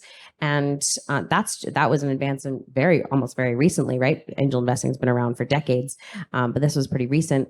And myself with Aussie Angels, we've recently, the last couple of years, launched a platform that supports others to run their own angel syndicate. So if you're looking to launch your own syndicate, we actually provide that facilitation. And I know Tech 1013 has a platform as well. You can talk about that. And Bree, you've looked through a number of advancements as well. Yeah, so I think the way we've looked at it for 1013 is whether we build our own sort of infrastructure to enable, I guess, clubbed investment or syndicated investment, because as you can imagine, trying to corral 500 plus investors into in a timely fashion when you're trying to manage each of the relationships with your counterparties, so the company you're trying to invest in. So we've tried to productize it ourselves. We built our own technology platform to prompt investors, give them an update, investment memo, pitch decks, all the information that they need about our analysis on the company, and then they can make their own informed decision on the business and whether they want to support it. They can allocate in. Then we sort of have a process for collecting capital and going out to request it. But we've tried to streamline it because we want to compete for the best deals, around. And if we have a subpar experience with the founders versus other venture firm down the road, we're going to lose the deal to them because it's going to take us 6 weeks, 8 weeks to make a decision or get together the money. And so we're very strict in terms of trying to engage with our investors on hey, this is the best practice way to do it. We've tried to make it as streamlined and easy as possible to invest in this category, democratize that access, but you don't have to do the work. But the request that we put on the backside is that investors act when they get the information, and they can make decisions quickly. Usually have about a week to make a decision, and then we call capital and we want to have it one and done, all that done, so we can make a payment and sign documents with the underlying company within a couple of weeks. So that's a seamless. And if we don't have that good experience as a collective, then I think we'll get a bad sort of name. So it's awesome to see Aussie Angels building a platform here. There's others in Australia, and Flying Fox and others sort of building out, I guess, the strategy around. And there's wider platforms that are also being built. I think the only other piece that I would add to that is the technology that enables us to report back to our investors on what's going on. So I think we've all shared here that whether it's a kind of a pure syndicate model or more of a hybrid model like Flying Fox, these investors are early, and this is often the first check. This potentially is the first time they are investing. And so it's great to harness technology to filter back information from our companies so that they can stay engaged. And I think to Andrew's point, even if they then have it invested in sort of the traditional syndicate model, they then can invest. So we've just adopted a platform called Visible, which enables us to share back with our investor base what's going on to the extent that we can with our companies. Thanks, Brie. Stu, could I ask you to lead the answer to the final question is, what does the future of syndicates look like in the emerging technology and venture capital space, and what trends and developments should investors be watching out for in the years ahead? Look, I think the future is bright. And I probably put this in, if there's an interest in the asset class, then how do more investors get access to this? And that's what we set out to try and do in the early days. So it usually is, was reserved for the ivory tower, the venture firms, or folks like that, sort of getting access to these to early stage companies or private assets. And so the emergence of this model, Angel List in the US and then wider with Aussie Angels and Startup Galaxy and others, are enabling platforms to start allowing sort of investors to get access to more deals. They can follow different syndicate leads or thesis areas where they want to sort of support or particular fund managers. And so I think like my take is the emergence of I guess marketplaces or platforms that start enabling the more activity, rolling funds, etc., is very exciting for the category. It means that you don't have to go and park your money into a venture fund and just get a quarterly report and an update and just trust that those managers are doing the right job. This is a way you can get access, get more information about different companies, but more about the learning. Like a lot of our investors want to get access not only for the monetary benefits, which we strive very hard to try and get the right returns for our investors, but also the fact that there's a community. We have a whole bunch of investors that are part of that. We host events. We get everyone to network. We rely on them given all their background experience. And so I think that the trends you're going to start seeing is that there will be more sort of just new models. There'll be people, solo capitalists that are super very skilled in certain areas, and they're going to spin up their own syndicate and run a couple of deals a year, and they'll be super well placed to do that. And there's technology and platforms available for that. So I think that the access is going to open up, and already is, and it's already been proven in other international markets. And so I guess like us on this panel are going about it in a different fashion. One's a platform. We're doing syndicates. There's rolling funds. There's the angel model. So I think that just that right there is really showing you there's an emergence of, I guess, new ways or disruptive ways of going about the old model, which is just tip your money into a fund and a black box of a fund and wait for returns 10 years later. I think on that note as well, like we're starting to see a lot more diversity, and I think that will continue in the future. I never would have invested in a deal from Africa had it not been for 1013. And that's just a diversity across deals that we're starting to see. And so for angels who are coming in, it's not just the standard Australian B2B SaaS model, it's across the board. We now have a number of climate tech focused syndicates on the platform. And so that gives opportunities for investors to invest directly into climate tech. And I think we're going to continue to see that diversity. I agree. I think the only other thing that I would add, I completely agree with what's been said, is that I think all of us up here are democratizing access to this asset class. So typically the bar was quite high. Minimum checks to get into a fund have been very high. And whilst you do need to be a sophisticated investor per the Corps Act, you now can get into early stage investment and get into investing in Australia's next, what we hope will be Canva and Atlassian, through these types of funds, whichever you choose to kind of go with or whichever aligns mostly with you. So I think that democratization allows us to have this growing community of investors, which is really exciting for Australia. Thanks, Brie. We're running down to the last minute. Was there any questions before we conclude? Yes.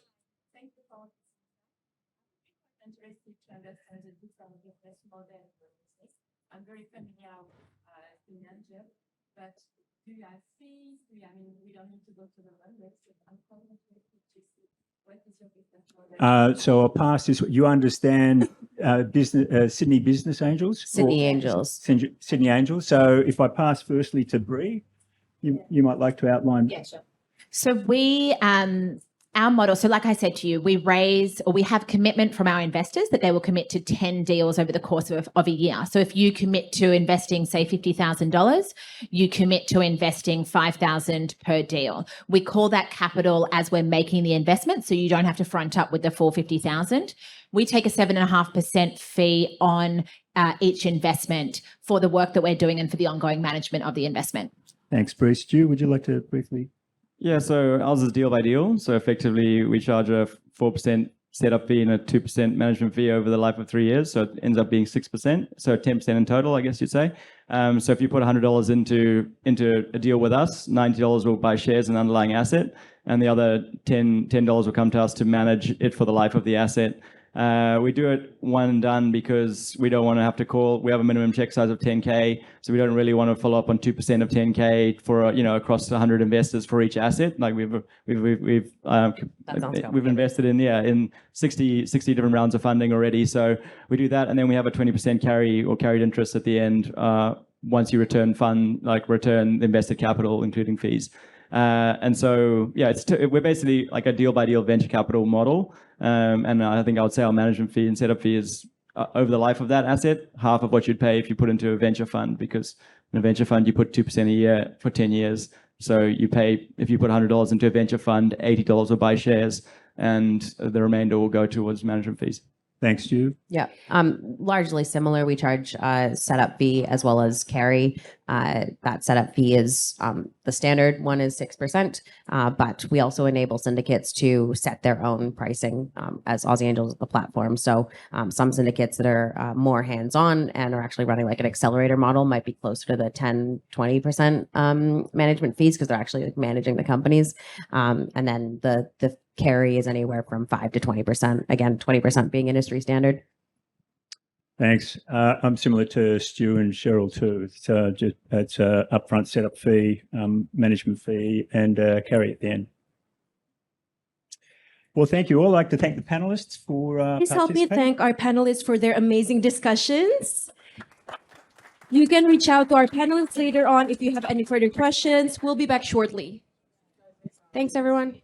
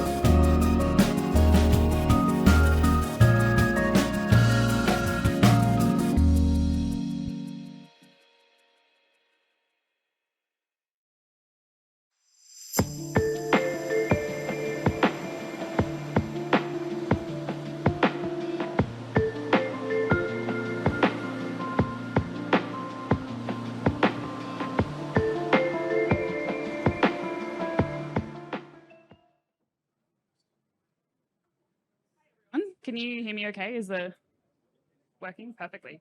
Cool. Well, thanks for coming to the last session of the day. Great to have you here. I assume that most people here have some interest in what a career in VC looks like or who are people working in VC. At the moment, my name's Hannah. I am an investor on the Giant Leap Fund, which is Australia's first 100% impact-based VC fund. And I have the absolute pleasure of being joined by some amazing investors from across the VC industry, from corporate VC to climate tech VC. So we've got a good range of people and a good range of backgrounds that we'll get to talk about. But first, just so we can get a bit of a better understanding of who's in the room, it would be really great to understand who here has maybe built or worked for a startup before. Is there anybody? A few? Cool. Who's made any early stage investments to date? Also a few. And who's currently working in sort of corporate, whether it's banking, finance, anything else? Yeah, awesome. Cool. Well, we've got a good representation of backgrounds that reflect that. So hopefully there'll be something that everyone can take away from that. But I'm going to start with an introduction from each of the panelists. And it would be awesome if you could tell us all who you are, where you're working, and potentially something that you wouldn't know if you looked at your LinkedIn. Pearl, do you want to start? Well, thank you, Hannah. So hi, everyone. My name is Pearl Pagia, and my journey to VC actually started a really long time ago. So I went to uni to study biomedicine, and I had the full intention of pursuing a career in medical research. However, at the time, I was also lucky enough to land a part-time role in a startup where I worked in their marketing and ops team. And that experience really grew within me this deep fascination in how businesses grow and work. So I scrapped the biomed degree and decided to complete my studies in commerce. So after uni, I started my career in investment banking, and I had roles at JP Morgan and Macquarie. And whilst those were two really fantastic experiences, I really missed working with founders, and I really wanted to be able to build the kind of long-term relationships that you get to build with founders as an investor. So that led me to venture capital, and I'm now an investment associate at Kythona Capital, and we're an early stage VC fund based out of Sydney that invests globally. And something that we wouldn't know from your LinkedIn. That's right, Hannah. So I'm actually really interested in the gaming space. So I grew up playing a lot of games, and that's definitely a big investment area focus for us at Kythona. And my claim to fame is that I was once ranked number 147 in the world out of more than 1 million players on an iPhone game called Tomb of the Mask. That's amazing. Awesome. Ada? Hey everyone, I'm Ada Yin. I work at Airtree as an investment manager. I guess, fun fact, and also just a little bit about my career, I've held probably over 9 jobs since working when I was 15. And I think it's oscillated a lot between learning how to do things and learning how to think about doing things is kind of how I bucket it. So worked as a cold rock ice creamist, so smashing ice cream. I've worked in reception jobs in healthcare, was at Microsoft building some tech demos and solutions in the cloud and data and AI. And then for my sins, spent 2.5 years in management consulting. And so now I'm at Airtree doing basically the first part, which is helping and finding amazing founders who are looking to build really big businesses, and then supporting them on that journey as well to actually achieving those ambitions that they have. Airtree, a little bit about us. So we're big by Aussie standards. We invest in a whole bunch of different types of businesses, some that you may or may not know, Linktree, Canva, Employment Hero, Immutable X. And our kind of role we see is to partner with founders through that journey, especially ones who have really big ambitions. I'm Georgina. I work at X15 Ventures, and those who haven't heard of X15 Ventures, they're a little bit different from the classic VC firms you've heard of. We invest in startups, but we also can build in-house because our parent company is Commonwealth Bank. We can also acquire similar adjacencies in the fintech space, ESG, home and housing, retail, business banking. I am ancient, so I've had 1 million jobs until I got here. Started as a chemical engineer, got into management consulting, worked in the automotive industry, and when I'm trying to be cool at parties, I mention that I worked at McLaren in the UK. And a fun fact about me is I'm into heavy metal music, like the heaviest metal music. And it's a great way to get out some mum rage as well and the drive to work. Thanks, Georgina. And Sarah. Hi, everyone. My name's Sarah. So I'm a climate analyst at Investable. And so a little bit about Investable. We're a early stage focused investor with a sort of Singapore, Southeast Asia, Australia focus. My background is sort of more biomedical research, sort of like Pearl's, and I've sort of found my way into the space after sort of getting a bit of curiosity about venture investing after a few years in the academic industry. And a little bit of a fun fact about me: if I'm not working after work, I am spending my time slaving away over a pottery wheel. So there you go. Awesome. And Sarah, could you talk to us a little bit about how your background in biomedical sciences led you to end up at Investable's Climate Tech Fund? Yeah, sure. So obviously, originally I had ambitions when I was at university to sort of work within the medical sciences space. I did a degree in biomedical research, a master's degree. Really enjoyed it, really loved it. But while I was there, sort of found myself curious about how some of the innovations that we see in the lab make it out of the lab and into industry.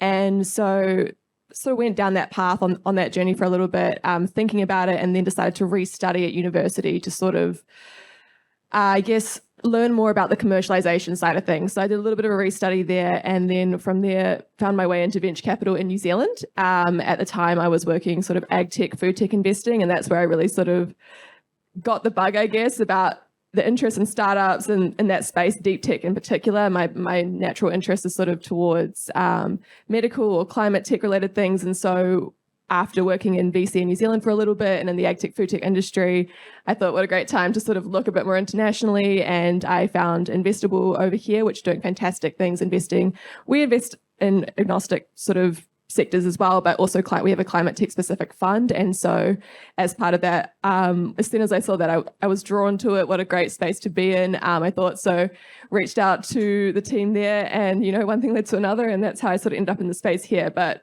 I guess, the valuable thing for me was having that research background, and understanding deep tech at a sort of different level helped me sort of navigate the climate tech space, and still is now. So yeah, that's sort of how I ended up here. Awesome. Thanks. And Ada, you mentioned you were in consulting for a while, management consulting. I've also got a background. It seems somewhat of a common pathway into VC.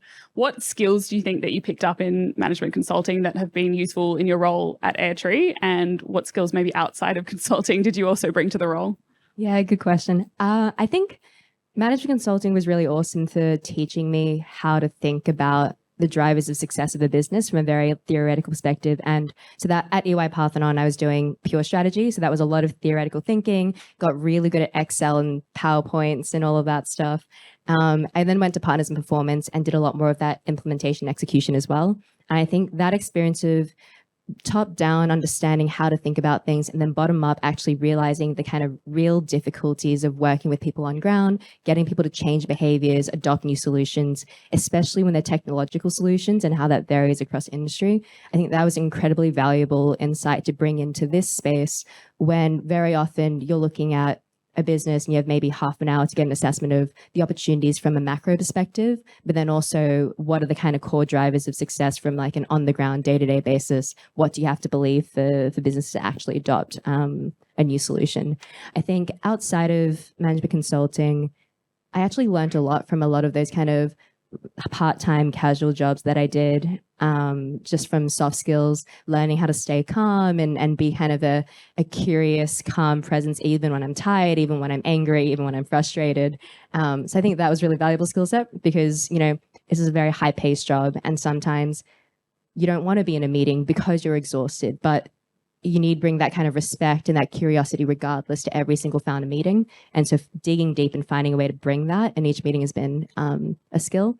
And finally, just building stuff. Like I learned how to build really crappy things because of me, not because of Microsoft, just to be clear. Built some cloud solution demos, learned how to sell them as well. I think understanding under the hood how technology works and being curious enough about really understanding how it works, what does and doesn't, has been really good. Awesome. Yeah, a lot of surprising customer service involved in a VC role as well, for sure. Pearl, you did investment banking quite a lot of similarities in some respects, not so much in others. What skills do you think you brought across from your past work, and what have you had to learn kind of on the job? Look, it's a really good question, Hannah, because I think, as you mentioned, on the surface, investment banking to venture capital feels like a really natural path, and it's definitely one that's been tread before. However, if I were to take a step back and describe investment banking in a nutshell, really, it's all about being a project manager and an advisor to large companies during M&A and capital markets transactions. However, if I were to describe venture capital, it's all about partnering with founders at a really early stage and being with them on that long-term journey as they grow their vision and as they grow their businesses. So there are certainly transferable skills, such as you're able to context switch and work across different industries, verticals, deals at any one time. And you're also able to just read a financial statement and conduct a lot of quantitative analysis. But I think that there's some skills that are quite unique to VC. So a couple that really have stood out to me in my time in venture are you have to be comfortable with ambiguity and you have to be able to take a people-first approach. So what I mean by that is that when you're working with early stage startups, you're often dealing with a really limited amount of data upon which to make investment and strategic decisions. And so often you're falling back on your assessment of founders and who they are as people, what makes them tick, what their motivations are. And that leads me on to the next skill set, which I think is quite unique to VC, particularly at a junior level, in that you have to build a sales skill set really early on in your career. So you have to be able to sell to founders why your fund is the right fund for them to partner with. And you also have to be able to sell internally as to why the investments you're interested in are something that the rest of the team should get excited about and the fund should back. So building that sales skill set at a really junior level, I think, is quite unique to VC compared to banking and honestly to even other buy-side roles that are out there.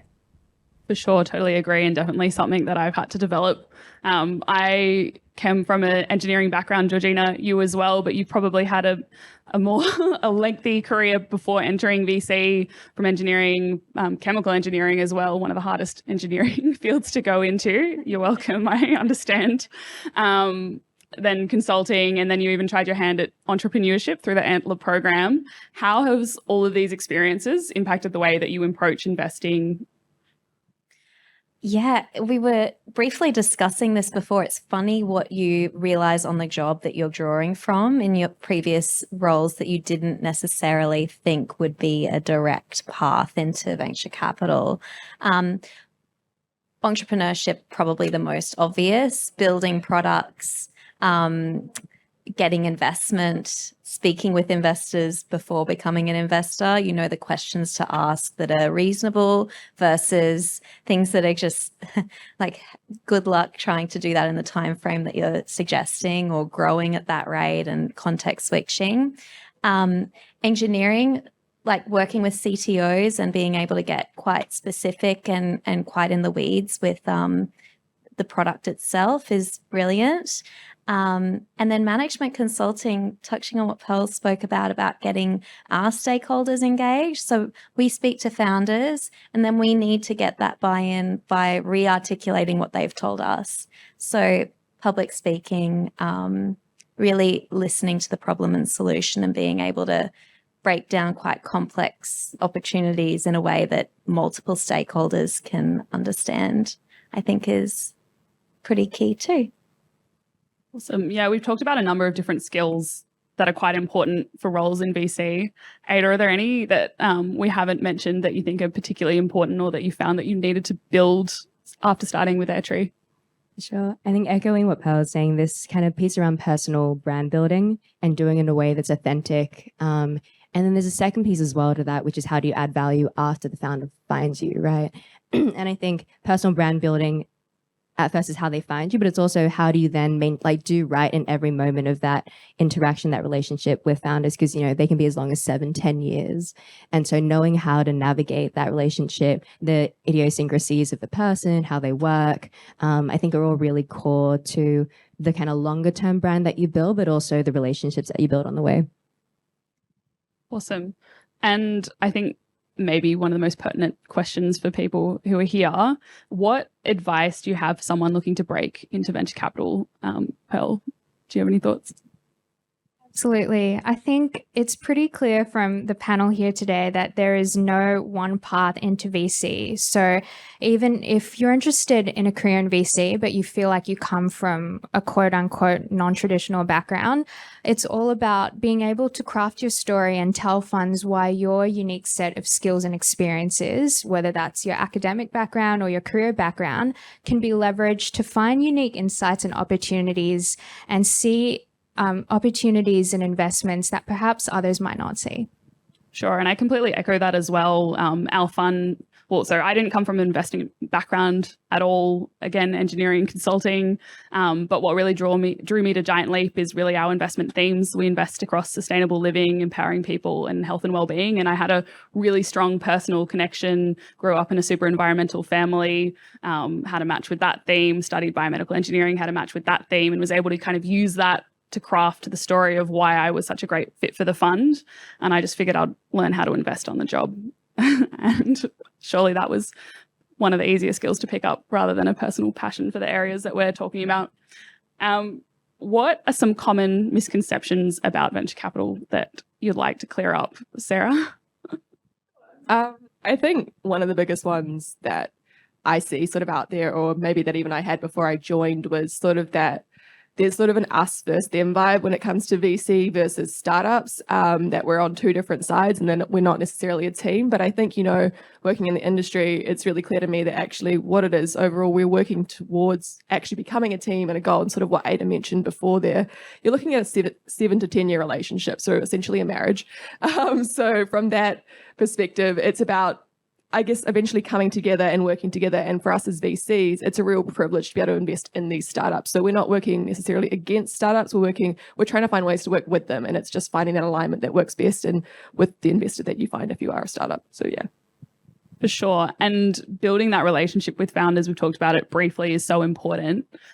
Georgina, what is your approach to kind of building those long-term relationships? What are you thinking about? Particularly because you had a short stint at being a founder yourself. Yeah, there's a few ways, and some of it's in the way you manage that relationship in an authentic way. Something my manager has instilled in the team, who was a partner at the Antler program, so met so many founders. It's a very early stage program with many founders that come through. When we find an opportunity interesting, we won't reach out to that founder unless there is a high or at least a compelling reason to engage in them and a likelihood that we would actually invest. Founders' time is really precious. We all know that. I think I read a stat that it's 80-hour weeks minimum to be a founder. So engaging with investors that would never actually invest is not time well spent. We also, to try and increase the funnel and to start that relationship earlier, we have an Accelerate program, which is earlier stage startups, and it's understanding that pathway to partnership with a corporate venture capital. So even if we might not make a big investment in them straight away, they understand what it could look like in the future once they've matured more, and starting that relationship quite early on.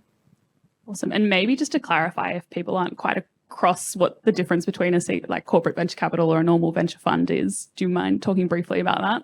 Yeah, I'm going to be really careful to make it specific to X15 Ventures.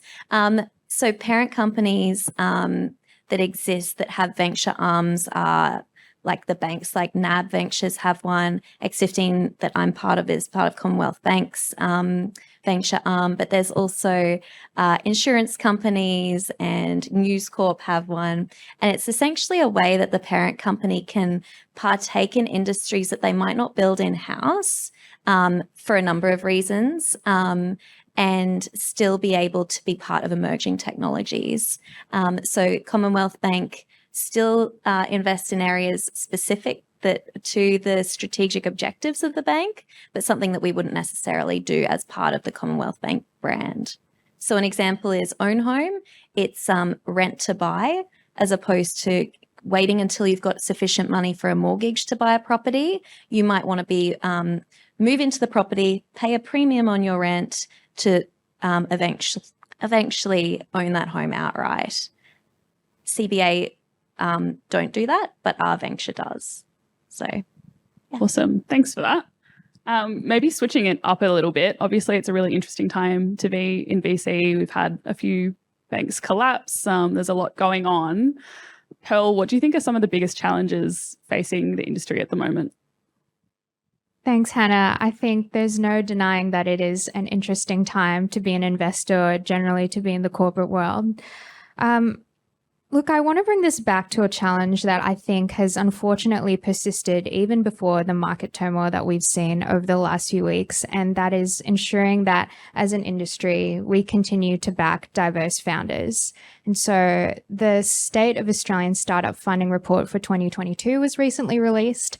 And one of the disappointing findings out of that report is that the wallet share of VC funding that went to startups with at least one female founder dropped from 21% to 10% in 2022. And we're often seeing that rounds raised by all male startup teams are typically larger than those raised by diverse teams. And so look, there's no one easy solution to that challenge, Hannah, but I think that we're definitely seeing a lot of effort and a lot of focus across the industry to help turn the tide on that statistic. So there are programs run by great organizations, to name one like SBE, or on the investor side, there are budding female investor networks as well to help increase representation on the investing side. For sure. There's a huge amount of organizations out there that are doing a lot of great work in this space. And I feel like it's really important that the VCs continue to back and support them on their journeys so that we can see a more representative group of founders that are solving a more diverse range of problems. How does everybody stay on top of emerging trends and the goings on in the market? Any particular newsletters or articles that you think are particularly interesting, Ada? I've been getting really into Substacks. I feel like there's just the storytelling that comes from like Patrick McAkee. I'm really bad with names, so I'll come back with some proper threads. But I feel like with Substacks, there's just kind of people are writing about areas that they're passionate about, and they're going very deep into it. And I think that in particular is something that draws me to it. And then whenever I'm on commutes, running around, whatever it is, I find podcasts are helpful. Stratechery is a really great one by Ben Thompson. There's what else is really good? I also kind of just lean a lot on my Airtree team. So we have a news thread, interesting links thread on our Slack channel. And I feel like this kind of knowledge sharing element within teams who all have areas that they're particularly interested in, that's been really helpful too. Yeah. For sure. How about climate news, Sarah? Honestly, it's sort of the sort of space where there's lots of people sort of writing about it and talking about it. And so if you just have like a Google of something, a specific topic in the area you're interested in, you're bound to come across a newsletter that you like. We subscribe to quite a few different newsletters across the industry, and everybody's sort of got their own niche within the team that they like more. Ag Fund is a great one to be a part of and reading news articles about. There's a few around. There's Climate Race, which is fantastic as well. Really good for seeing lots of different startups more globally too. So yeah, there's plenty out there, plenty to talk about. And same with podcasts. It's just finding the sort of niche that you're interested in. It's such a broad space, but lots and lots to think about there. So yeah. Awesome. We are investors. We do love to talk about the investments that we make. Pearl, what is an investment that Carthone has recently made that you're pretty excited about? So I might preface this by saying that at Carthona, we have more than 40 portfolio companies who are all going after really huge and interesting problems. And over the last year, we've been fortunate to have the opportunity to support a lot of our portfolio founders in follow-on rounds. But one that we've welcomed to the family recently is a startup called SafeWill. So SafeWill is a death tech startup. And I know that sounds really macabre, but really what SafeWill does is they build digital products that help make planning for end of life a more seamless and a more joyful experience. Sounds really important. Georgina, anything top of mind? I love that you raised SafeWell. I've been looking at them recently. Only 2% of the estate management industry is digitized, and it's a really fragmented, painful experience for a multitude of reasons. So great investment. Good job. Let's talk. What was the question? Sorry. What have you invested in recently that you're excited about? We also invest in great companies. A recent investment of ours, Patron, Jack in the audience actually did this deal, so all credit to him. They're a workflow management software, and it sounds really boring on paper, not as like cool as death tech, but when you can see the applications and our executive stakeholders say things like, you had us at workflows, you know that you've really found an incredible investment. And it just reminds me that as an investor, you've got to have like an open mind and not just go after the things that sound cool and exciting and purely like on the coal face of technology, because there's probably a lot of existing processes you do that could be optimized and made better. Patron Amazing. is the answer. Patron. Cool. Well, we've talked about a lot of different things, but it's always hard to forget what people on a panel talk about. So if you wanted the audience to remember one thing from this chat, what would that be? And maybe I'll start with Sarah. Sounds good. I think a really good takeaway, and actually Pearl sort of touched on it before, is that if you're looking to sort of find your way into the venture capital industry, it's sort of understanding what your superpower is, your unique superpower that you're bringing to the table. As sort of Pearl said before, it's so important in the industry that we have like a diversity of thought that can offer lots of different perspectives and bring, I guess, different ideas to the team. And so just understanding what it is that's unique to you and your experience and your background that you bring is going to be super valuable in helping you leverage your position in an interview, for example, once you get into the team. So yeah. Awesome. Georgina? One thing I used to think was that venture capitalists weren't very nice, and that's watching too much Silicon Valley, the TV show. And I hope that this panel you realize that not only are we friendly in general, we actually get along with each other, we do deals together, and it's like many people have mentioned on the panel, a collaboration with our founders. We are all very founder focused, and we're nice people. For sure. Thanks. Ada? There was one thing that really stood out to me when I was applying for Airtree, and it was this idea that by doing right by people and being kind, that you can also succeed in like really wild ways. And I think this translates not just to Airtree, but also to the entire industry, because by helping, and this is something I hear even international markets more and more, and it's this idea that by being helpful, finding ways to add value to the people that you cross paths with, you become also the connective tissue to all these different people. And by being able to introduce them and create value, this is the kind of industry where by doing that, it helps you thrive as much as it helps others thrive. And I think that's also been a really helpful way in how I actually got introduced into VC, because my friends wanted to introduce me to something that would maybe be a good fit for me. And then now we get to work together, and it's a great time. So good. And lastly, Pearl? To bounce off what Ada said about it being a great time to be in VC. So it is a really, really exciting time to enter the venture world in Australia. And I think over the last sort of decade, we've seen this incredible flourishing and maturation of the startup ecosystem here in Australia. And the pace of innovation that's happening locally right now is just incredible. So if you have been considering a career in venture, now is absolutely the time to dive in. Thanks, Pearl. And that's pretty much the end of the panel. Hopefully you've got something to take away from this. If you would like a reminder, my plan is to get a bunch of points from this panel and put it together in a bit of a blog post. And I'm very happy to share that with anybody that wants to connect with me on LinkedIn. If you mention the panel, I'll definitely make sure to share it with you. And otherwise, I'd just like to thank Pearl, Ada, Georgina, and Sarah for their time and for chatting with me today. Thanks. Thanks, Hannah. Thank you.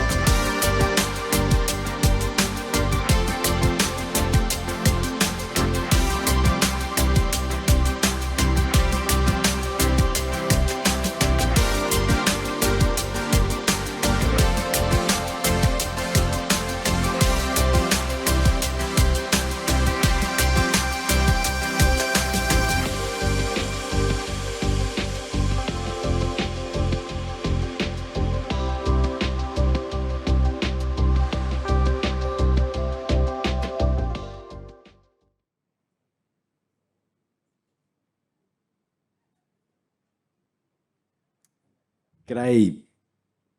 Thanks for having me. My name's Tom Coates. I'm not actually a director of Health Food Symmetry, but I'm certainly an advocate of it. Big fan of their products, and have tried to get involved as actively as I can.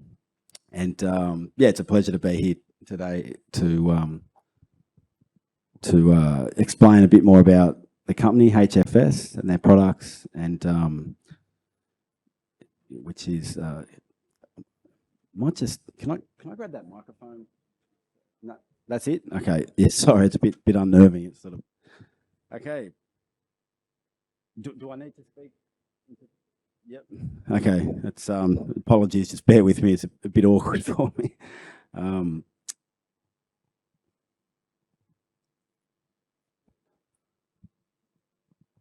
Yeah. So here is the new product range that HFS has come out with recently, which is designed to for gut health, to restore and optimize. And yeah, you might see a few products. You've got the indigestion and bloating, dietary constipation support, dietary immune, symbiotic sports, and healthy weight support. So each of these products are slightly different and vary in nature to one another, and much better. Yeah, can everyone hear me okay? Great. So basically, this is something you take either on its own or in a combination of a tailored health plan, and you'll find that it's one of the more superior products out there in the marketplace. You've got basically competitors. Many of you might know of Metamucil, which is a ground up psyllium husk.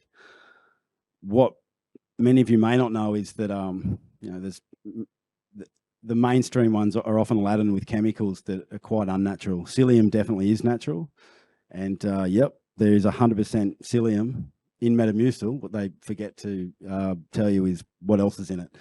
So what I loved in being introduced to the product about 2 years ago was that I've sort of struggled a lot with fatigue and just general health and wellness. Came across this product, and for me it was a gradual improvement in terms of day by day, noticing the benefits, harnessing them. I suppose it was during the COVID period whereby everyone was sort of bound by having to isolate, etc. And it got me thinking about taking health into one's own hands, which I think has become more prevalent since everyone, since lockdown has ended and we've gone to our lives have become more normal. But yeah, so where have we? Sorry. So there's 3 products. There's K Fiber, which is the one you just saw for human consumption at a retail level. Phytobiome, which is another product similarly that's sold in bulk, and Phyto Equine for horses. And what excited me dearly was the pivot that HFS are taking to the equine world.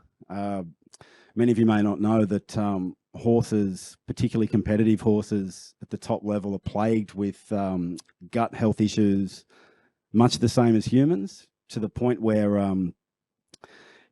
if they're grass-fed and walk around the paddock all day, that's one thing, and that generally won't have any issues. But the ones that can't get their calorie, the high performance, such as racehorses, need extra calories, and therefore have to eat more of a grain-fed diet, which is great, but it's a heavy promoter of inflammation. And so, as most of you are probably aware, inflammation isn't great, and anything you can do to reduce the inflammation is a great thing, and generally puts the power back in your own body to get things back on an even keel and to prevent disease. So basically, you'll see this online, and I could just talk through the slides, but it's probably going to be quite boring. So I might just highlight and go to cut to the chase a bit. So what you've got with HFS is a company that have got great products with all the claims and the validations from the get-go. Unlike a lot of emerging companies that are going to take years in acquiring that, HFS have got that to date, which is marvelous, because the rest just means showcasing a great product to the world.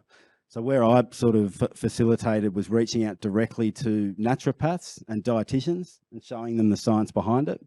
And I would have reached out, I don't know, to 5,000 of them, quite a lot. Got 800 that trialed the product for free, and just the testimonials and endorsement has been, has been a wonderful thing to acquaint people with a great product. Trying to do the same with horses now. So we've got one of Australia's, we've got many of Australia's influential horse trainers trialing the product in bulk for their horses to optimize their nutrition and training regimen.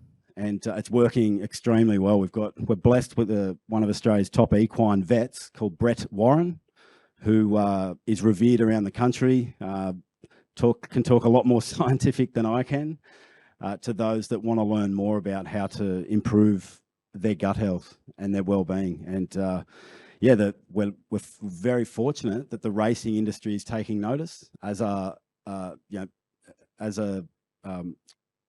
is equine at the professional level beyond racing. So polo, equestrian, show jumping, which, and starting off, what's been a word of mouth event to date is catching on Australia wide, and the intention is to get that out there globally.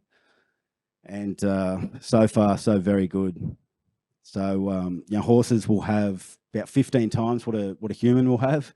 Human will have 1.5 grams, which is a level teaspoon. A horse will have 20 grams, which is about half a cup, twice a day. And so there we go. We're working with racing stables. We've got a professor that's based in the Middle East, the Arab Emirates, Raj Eri, who's overseen reflux and IBD trials, and without labouring too much on the scientific side of things, the reason it's a great product, it's made from sugarcane. So if you can imagine, sugarcane sits in the sun all day long, something where you're getting an energy transfer from the sun, you're getting a potent transfer of energy. And what Gordon Edwards, who can't be here today, who I'm filling in for, his brainchild was to get the best out of sugarcane and discard the worst. So if you can imagine getting the best of that energy transfer and then discarding the empty calories, such as the sugars and the sucrose, what you're left with is a potent blend of nutrition and antioxidants. Arguably the best per capita globally in that regard. So we're fortunate to have a great product. Now it's time to unearth that and show the world. We're lucky to have got one of Australia's largest private companies in the health space, Tismore, who's half owned by the Smorgon Group, and they're wheeling it out en masse in terms of white labeling and other initiatives. It's where it's really taking off is as a displacement for psyllium. There's this reliance on psyllium. Psyllium's great, don't get me wrong, but in my humble opinion, this product is so much greater, and we're lucky that that's being being found out. So there's a list of the marketing claims and what it does once ingested. All great things for those looking to improve their health. There's a bit more about Tismore. So as you can see, they're in Aldi, GSK, Integra, Sanofi, Terry White, and K-Fibre also sells in 400 stores throughout Australia and online recently into the States, where it's taking off in a big way, particularly through a lady called Marissa Peer, who's got millions of followers, hundreds of thousands of followers. I think there's a couple of million, and 10,000 odd practitioners that that believe heavily in what she has to say. K-Fibre transformed Marissa's life in terms of health, and she's now proud to beat the drum with it amongst those in the US. So there's a bit more on retail distribution, and they're currently doing an investment round where a lot of investors that see upside are coming in a strategic sense. We're lucky to have had some strong commitments of those in the racing industry, that see the ultimate potential beyond beyond the retail level for humans, which is great. And we're looking to finalise a few more commitments in this round from notable people within the industry as well, which is exciting, and extend that, of course, for others in the retail world and the wholesale world that would like to, consider coming on board as well. So $13 million, and there's pretty much no debt in the business, so it's the margins are very strong, and there's no product like it. So it's in terms of the upside, I see it going higher than the most things I've ever been involved with. Hence the opportunity. So thank you all for. Is this another 2 minutes, or is that? No. Okay. Thank you very much for listening to my pitch today. And if nothing else, welcome to a great product, and appreciate it. Thank you, Tom. We'll begin shortly.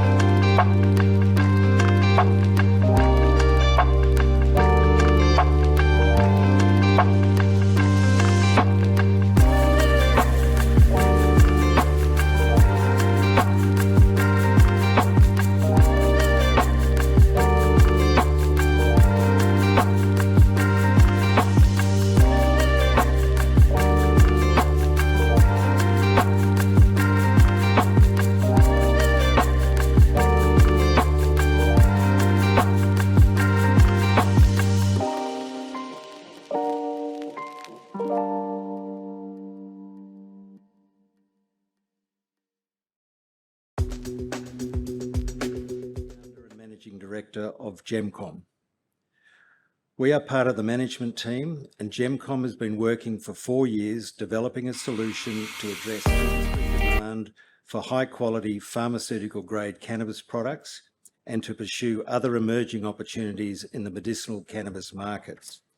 GemKom is building a renewable energy-powered, high-tech, indoor-controlled environment cannabis cultivation facility in regional Victoria, and we'll start with a short video.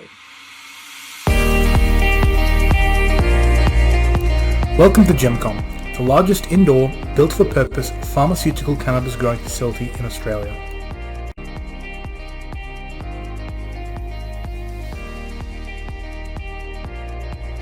Located in regional Victoria, our aim is to play a leading role in the development of sustainable agri-tech economies and cultivation practices, thereby helping regional communities by working to create and expand local and export markets for both raw and value-added products. By leveraging the latest innovations in indoor cultivation, we aim to smooth the path from farm to farmer, delivering precision pharmaceutical-grade product to the rapidly expanding global cannabis market.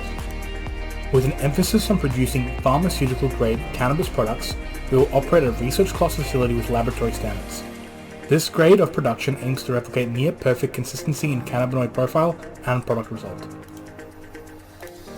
With an ambition to minimize its carbon footprint and achieve the highest ESG rating, GemKom plans to get all its power demand from renewable power sources.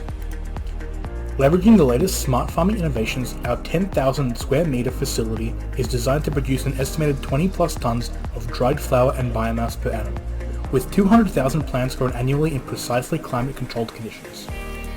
The facility will meet the most stringent regulatory requirements, energy efficiency goals, and will be GASP and GMP compliant. Integration of complex process and equipment systems, including environmental and climate controls, water treatment, fertigation, and BMS automation will create a streamlined, high-performance indoor cultivation site. When operational, it will exceed market norms for efficiency in process, people management, plants, and environment, all of which is critical to the economic success of the business. The level of automation, data collection, and analysis will drive efficiency, reducing human error and duplication, reinforcing consistency, and allowing for further optimization. Systems are designed for continuous R&D in strain engineering, cultivation condition optimization, and tech and equipment innovations.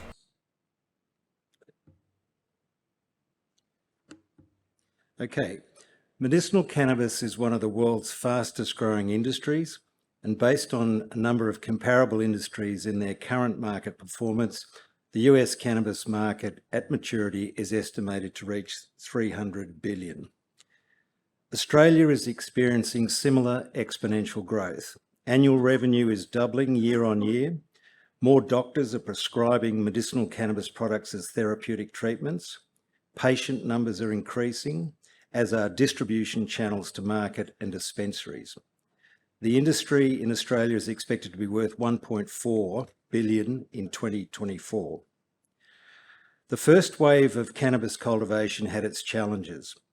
A lack of quality and consistency led to underperformance in the market. Outdated cultivation processes resulted in low yields. Increasing biosecurity requirements mean many existing cultivators will be challenged in their outdoor and glasshouse operations. Incoming TGA and tighter GMP regulations will make it more difficult to import overseas product. Retrofitted vegetable glasshouse operations can't utilise the latest technology to the full extent. Demand for medicinal cannabis is growing in Australia, but so too is demand for higher standards in production. Changing market dynamics call for a different approach. Today, demand in Australia is outstripping supply, which is not being met by local cultivation systems. Over 80% of medicinal cannabis products are imported via a flawed and inefficient supply chain. Imported products are often not compliant with local TGA regulations. Local manufacturers and distributors want local supply, a sovereign cultivation and manufacturing capability. We're experiencing a second wave, and Australia has the opportunity to become a global player. Our facility will drive growth and innovation that is on par with or supersedes current world's best practice. This means tomorrow we can continue to evolve, whether to meet new needs in the market or to comply with tighter regulations. Ultimately, it becomes the go-to business model in which each area of operation is optimised to capture more revenue, reduce costs and secure competitive advantage. Using a combination of best-of-breed technologies and GemKom's own IP, the facility will deliver higher yields of premium products that enable break-even to be reached at 25% of full capacity. GemKom has achieved much to date in the developments of its business case. We have secured cultivation licenses from the Office of Drug Control. Our facility design and IP was created via a global collaboration. Critical land, building infrastructure and a dedicated solar solution totaling $40.7 million will be funded by our partners. The Victorian State Government has granted access to proprietary high-performing elite cultivars developed by Agriculture Victoria Research. 9 preliminary agreements for offtake and distribution of product will give access to end markets, and we've established a US pilot project to validate assumptions and perform various trials. In creating the pharmaceutical grade facility, technology and the packaging of it with GemKom's IP and design is our competitive advantage. Some of the additional milestones achieved by GemKom's teams to date include achieving facility design, fit out and technology, all to good manufacturing practice, 40% less energy usage via recycling waste heat, 80% less water usage via recycling moisture. In collaboration with Federation University, a $1.6 million government grant has been secured to develop cannabis cultivation training programs. Our partners and stakeholders in this project are world-class. We have created a multidisciplinary team with expertise and a diverse range of complementary experience and skills to bring technology and innovation of GemKom to market. Now, indoor cultivation of premium cannabis is a high-margin business due to low production costs, high yields of product quality and premium pricing. At capacity, the business is expected to generate $72 million in revenue, $50 million in EBITDA and after-tax profits approximating $34 million. The profitability and strong cash generation means rapid payback and scope for dividends, further expansion, listing and other liquidity events. And we are seeking seed investment of $3.5 million to progress to the next stage of the project.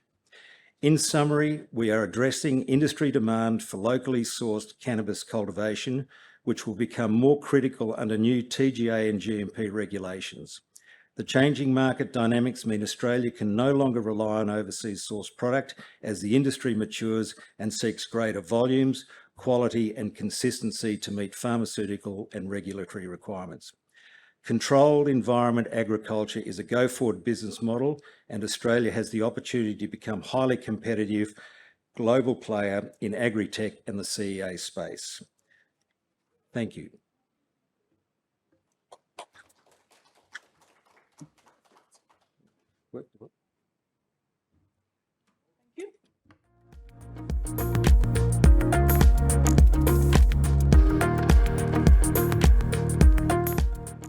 Yeah, I don't know.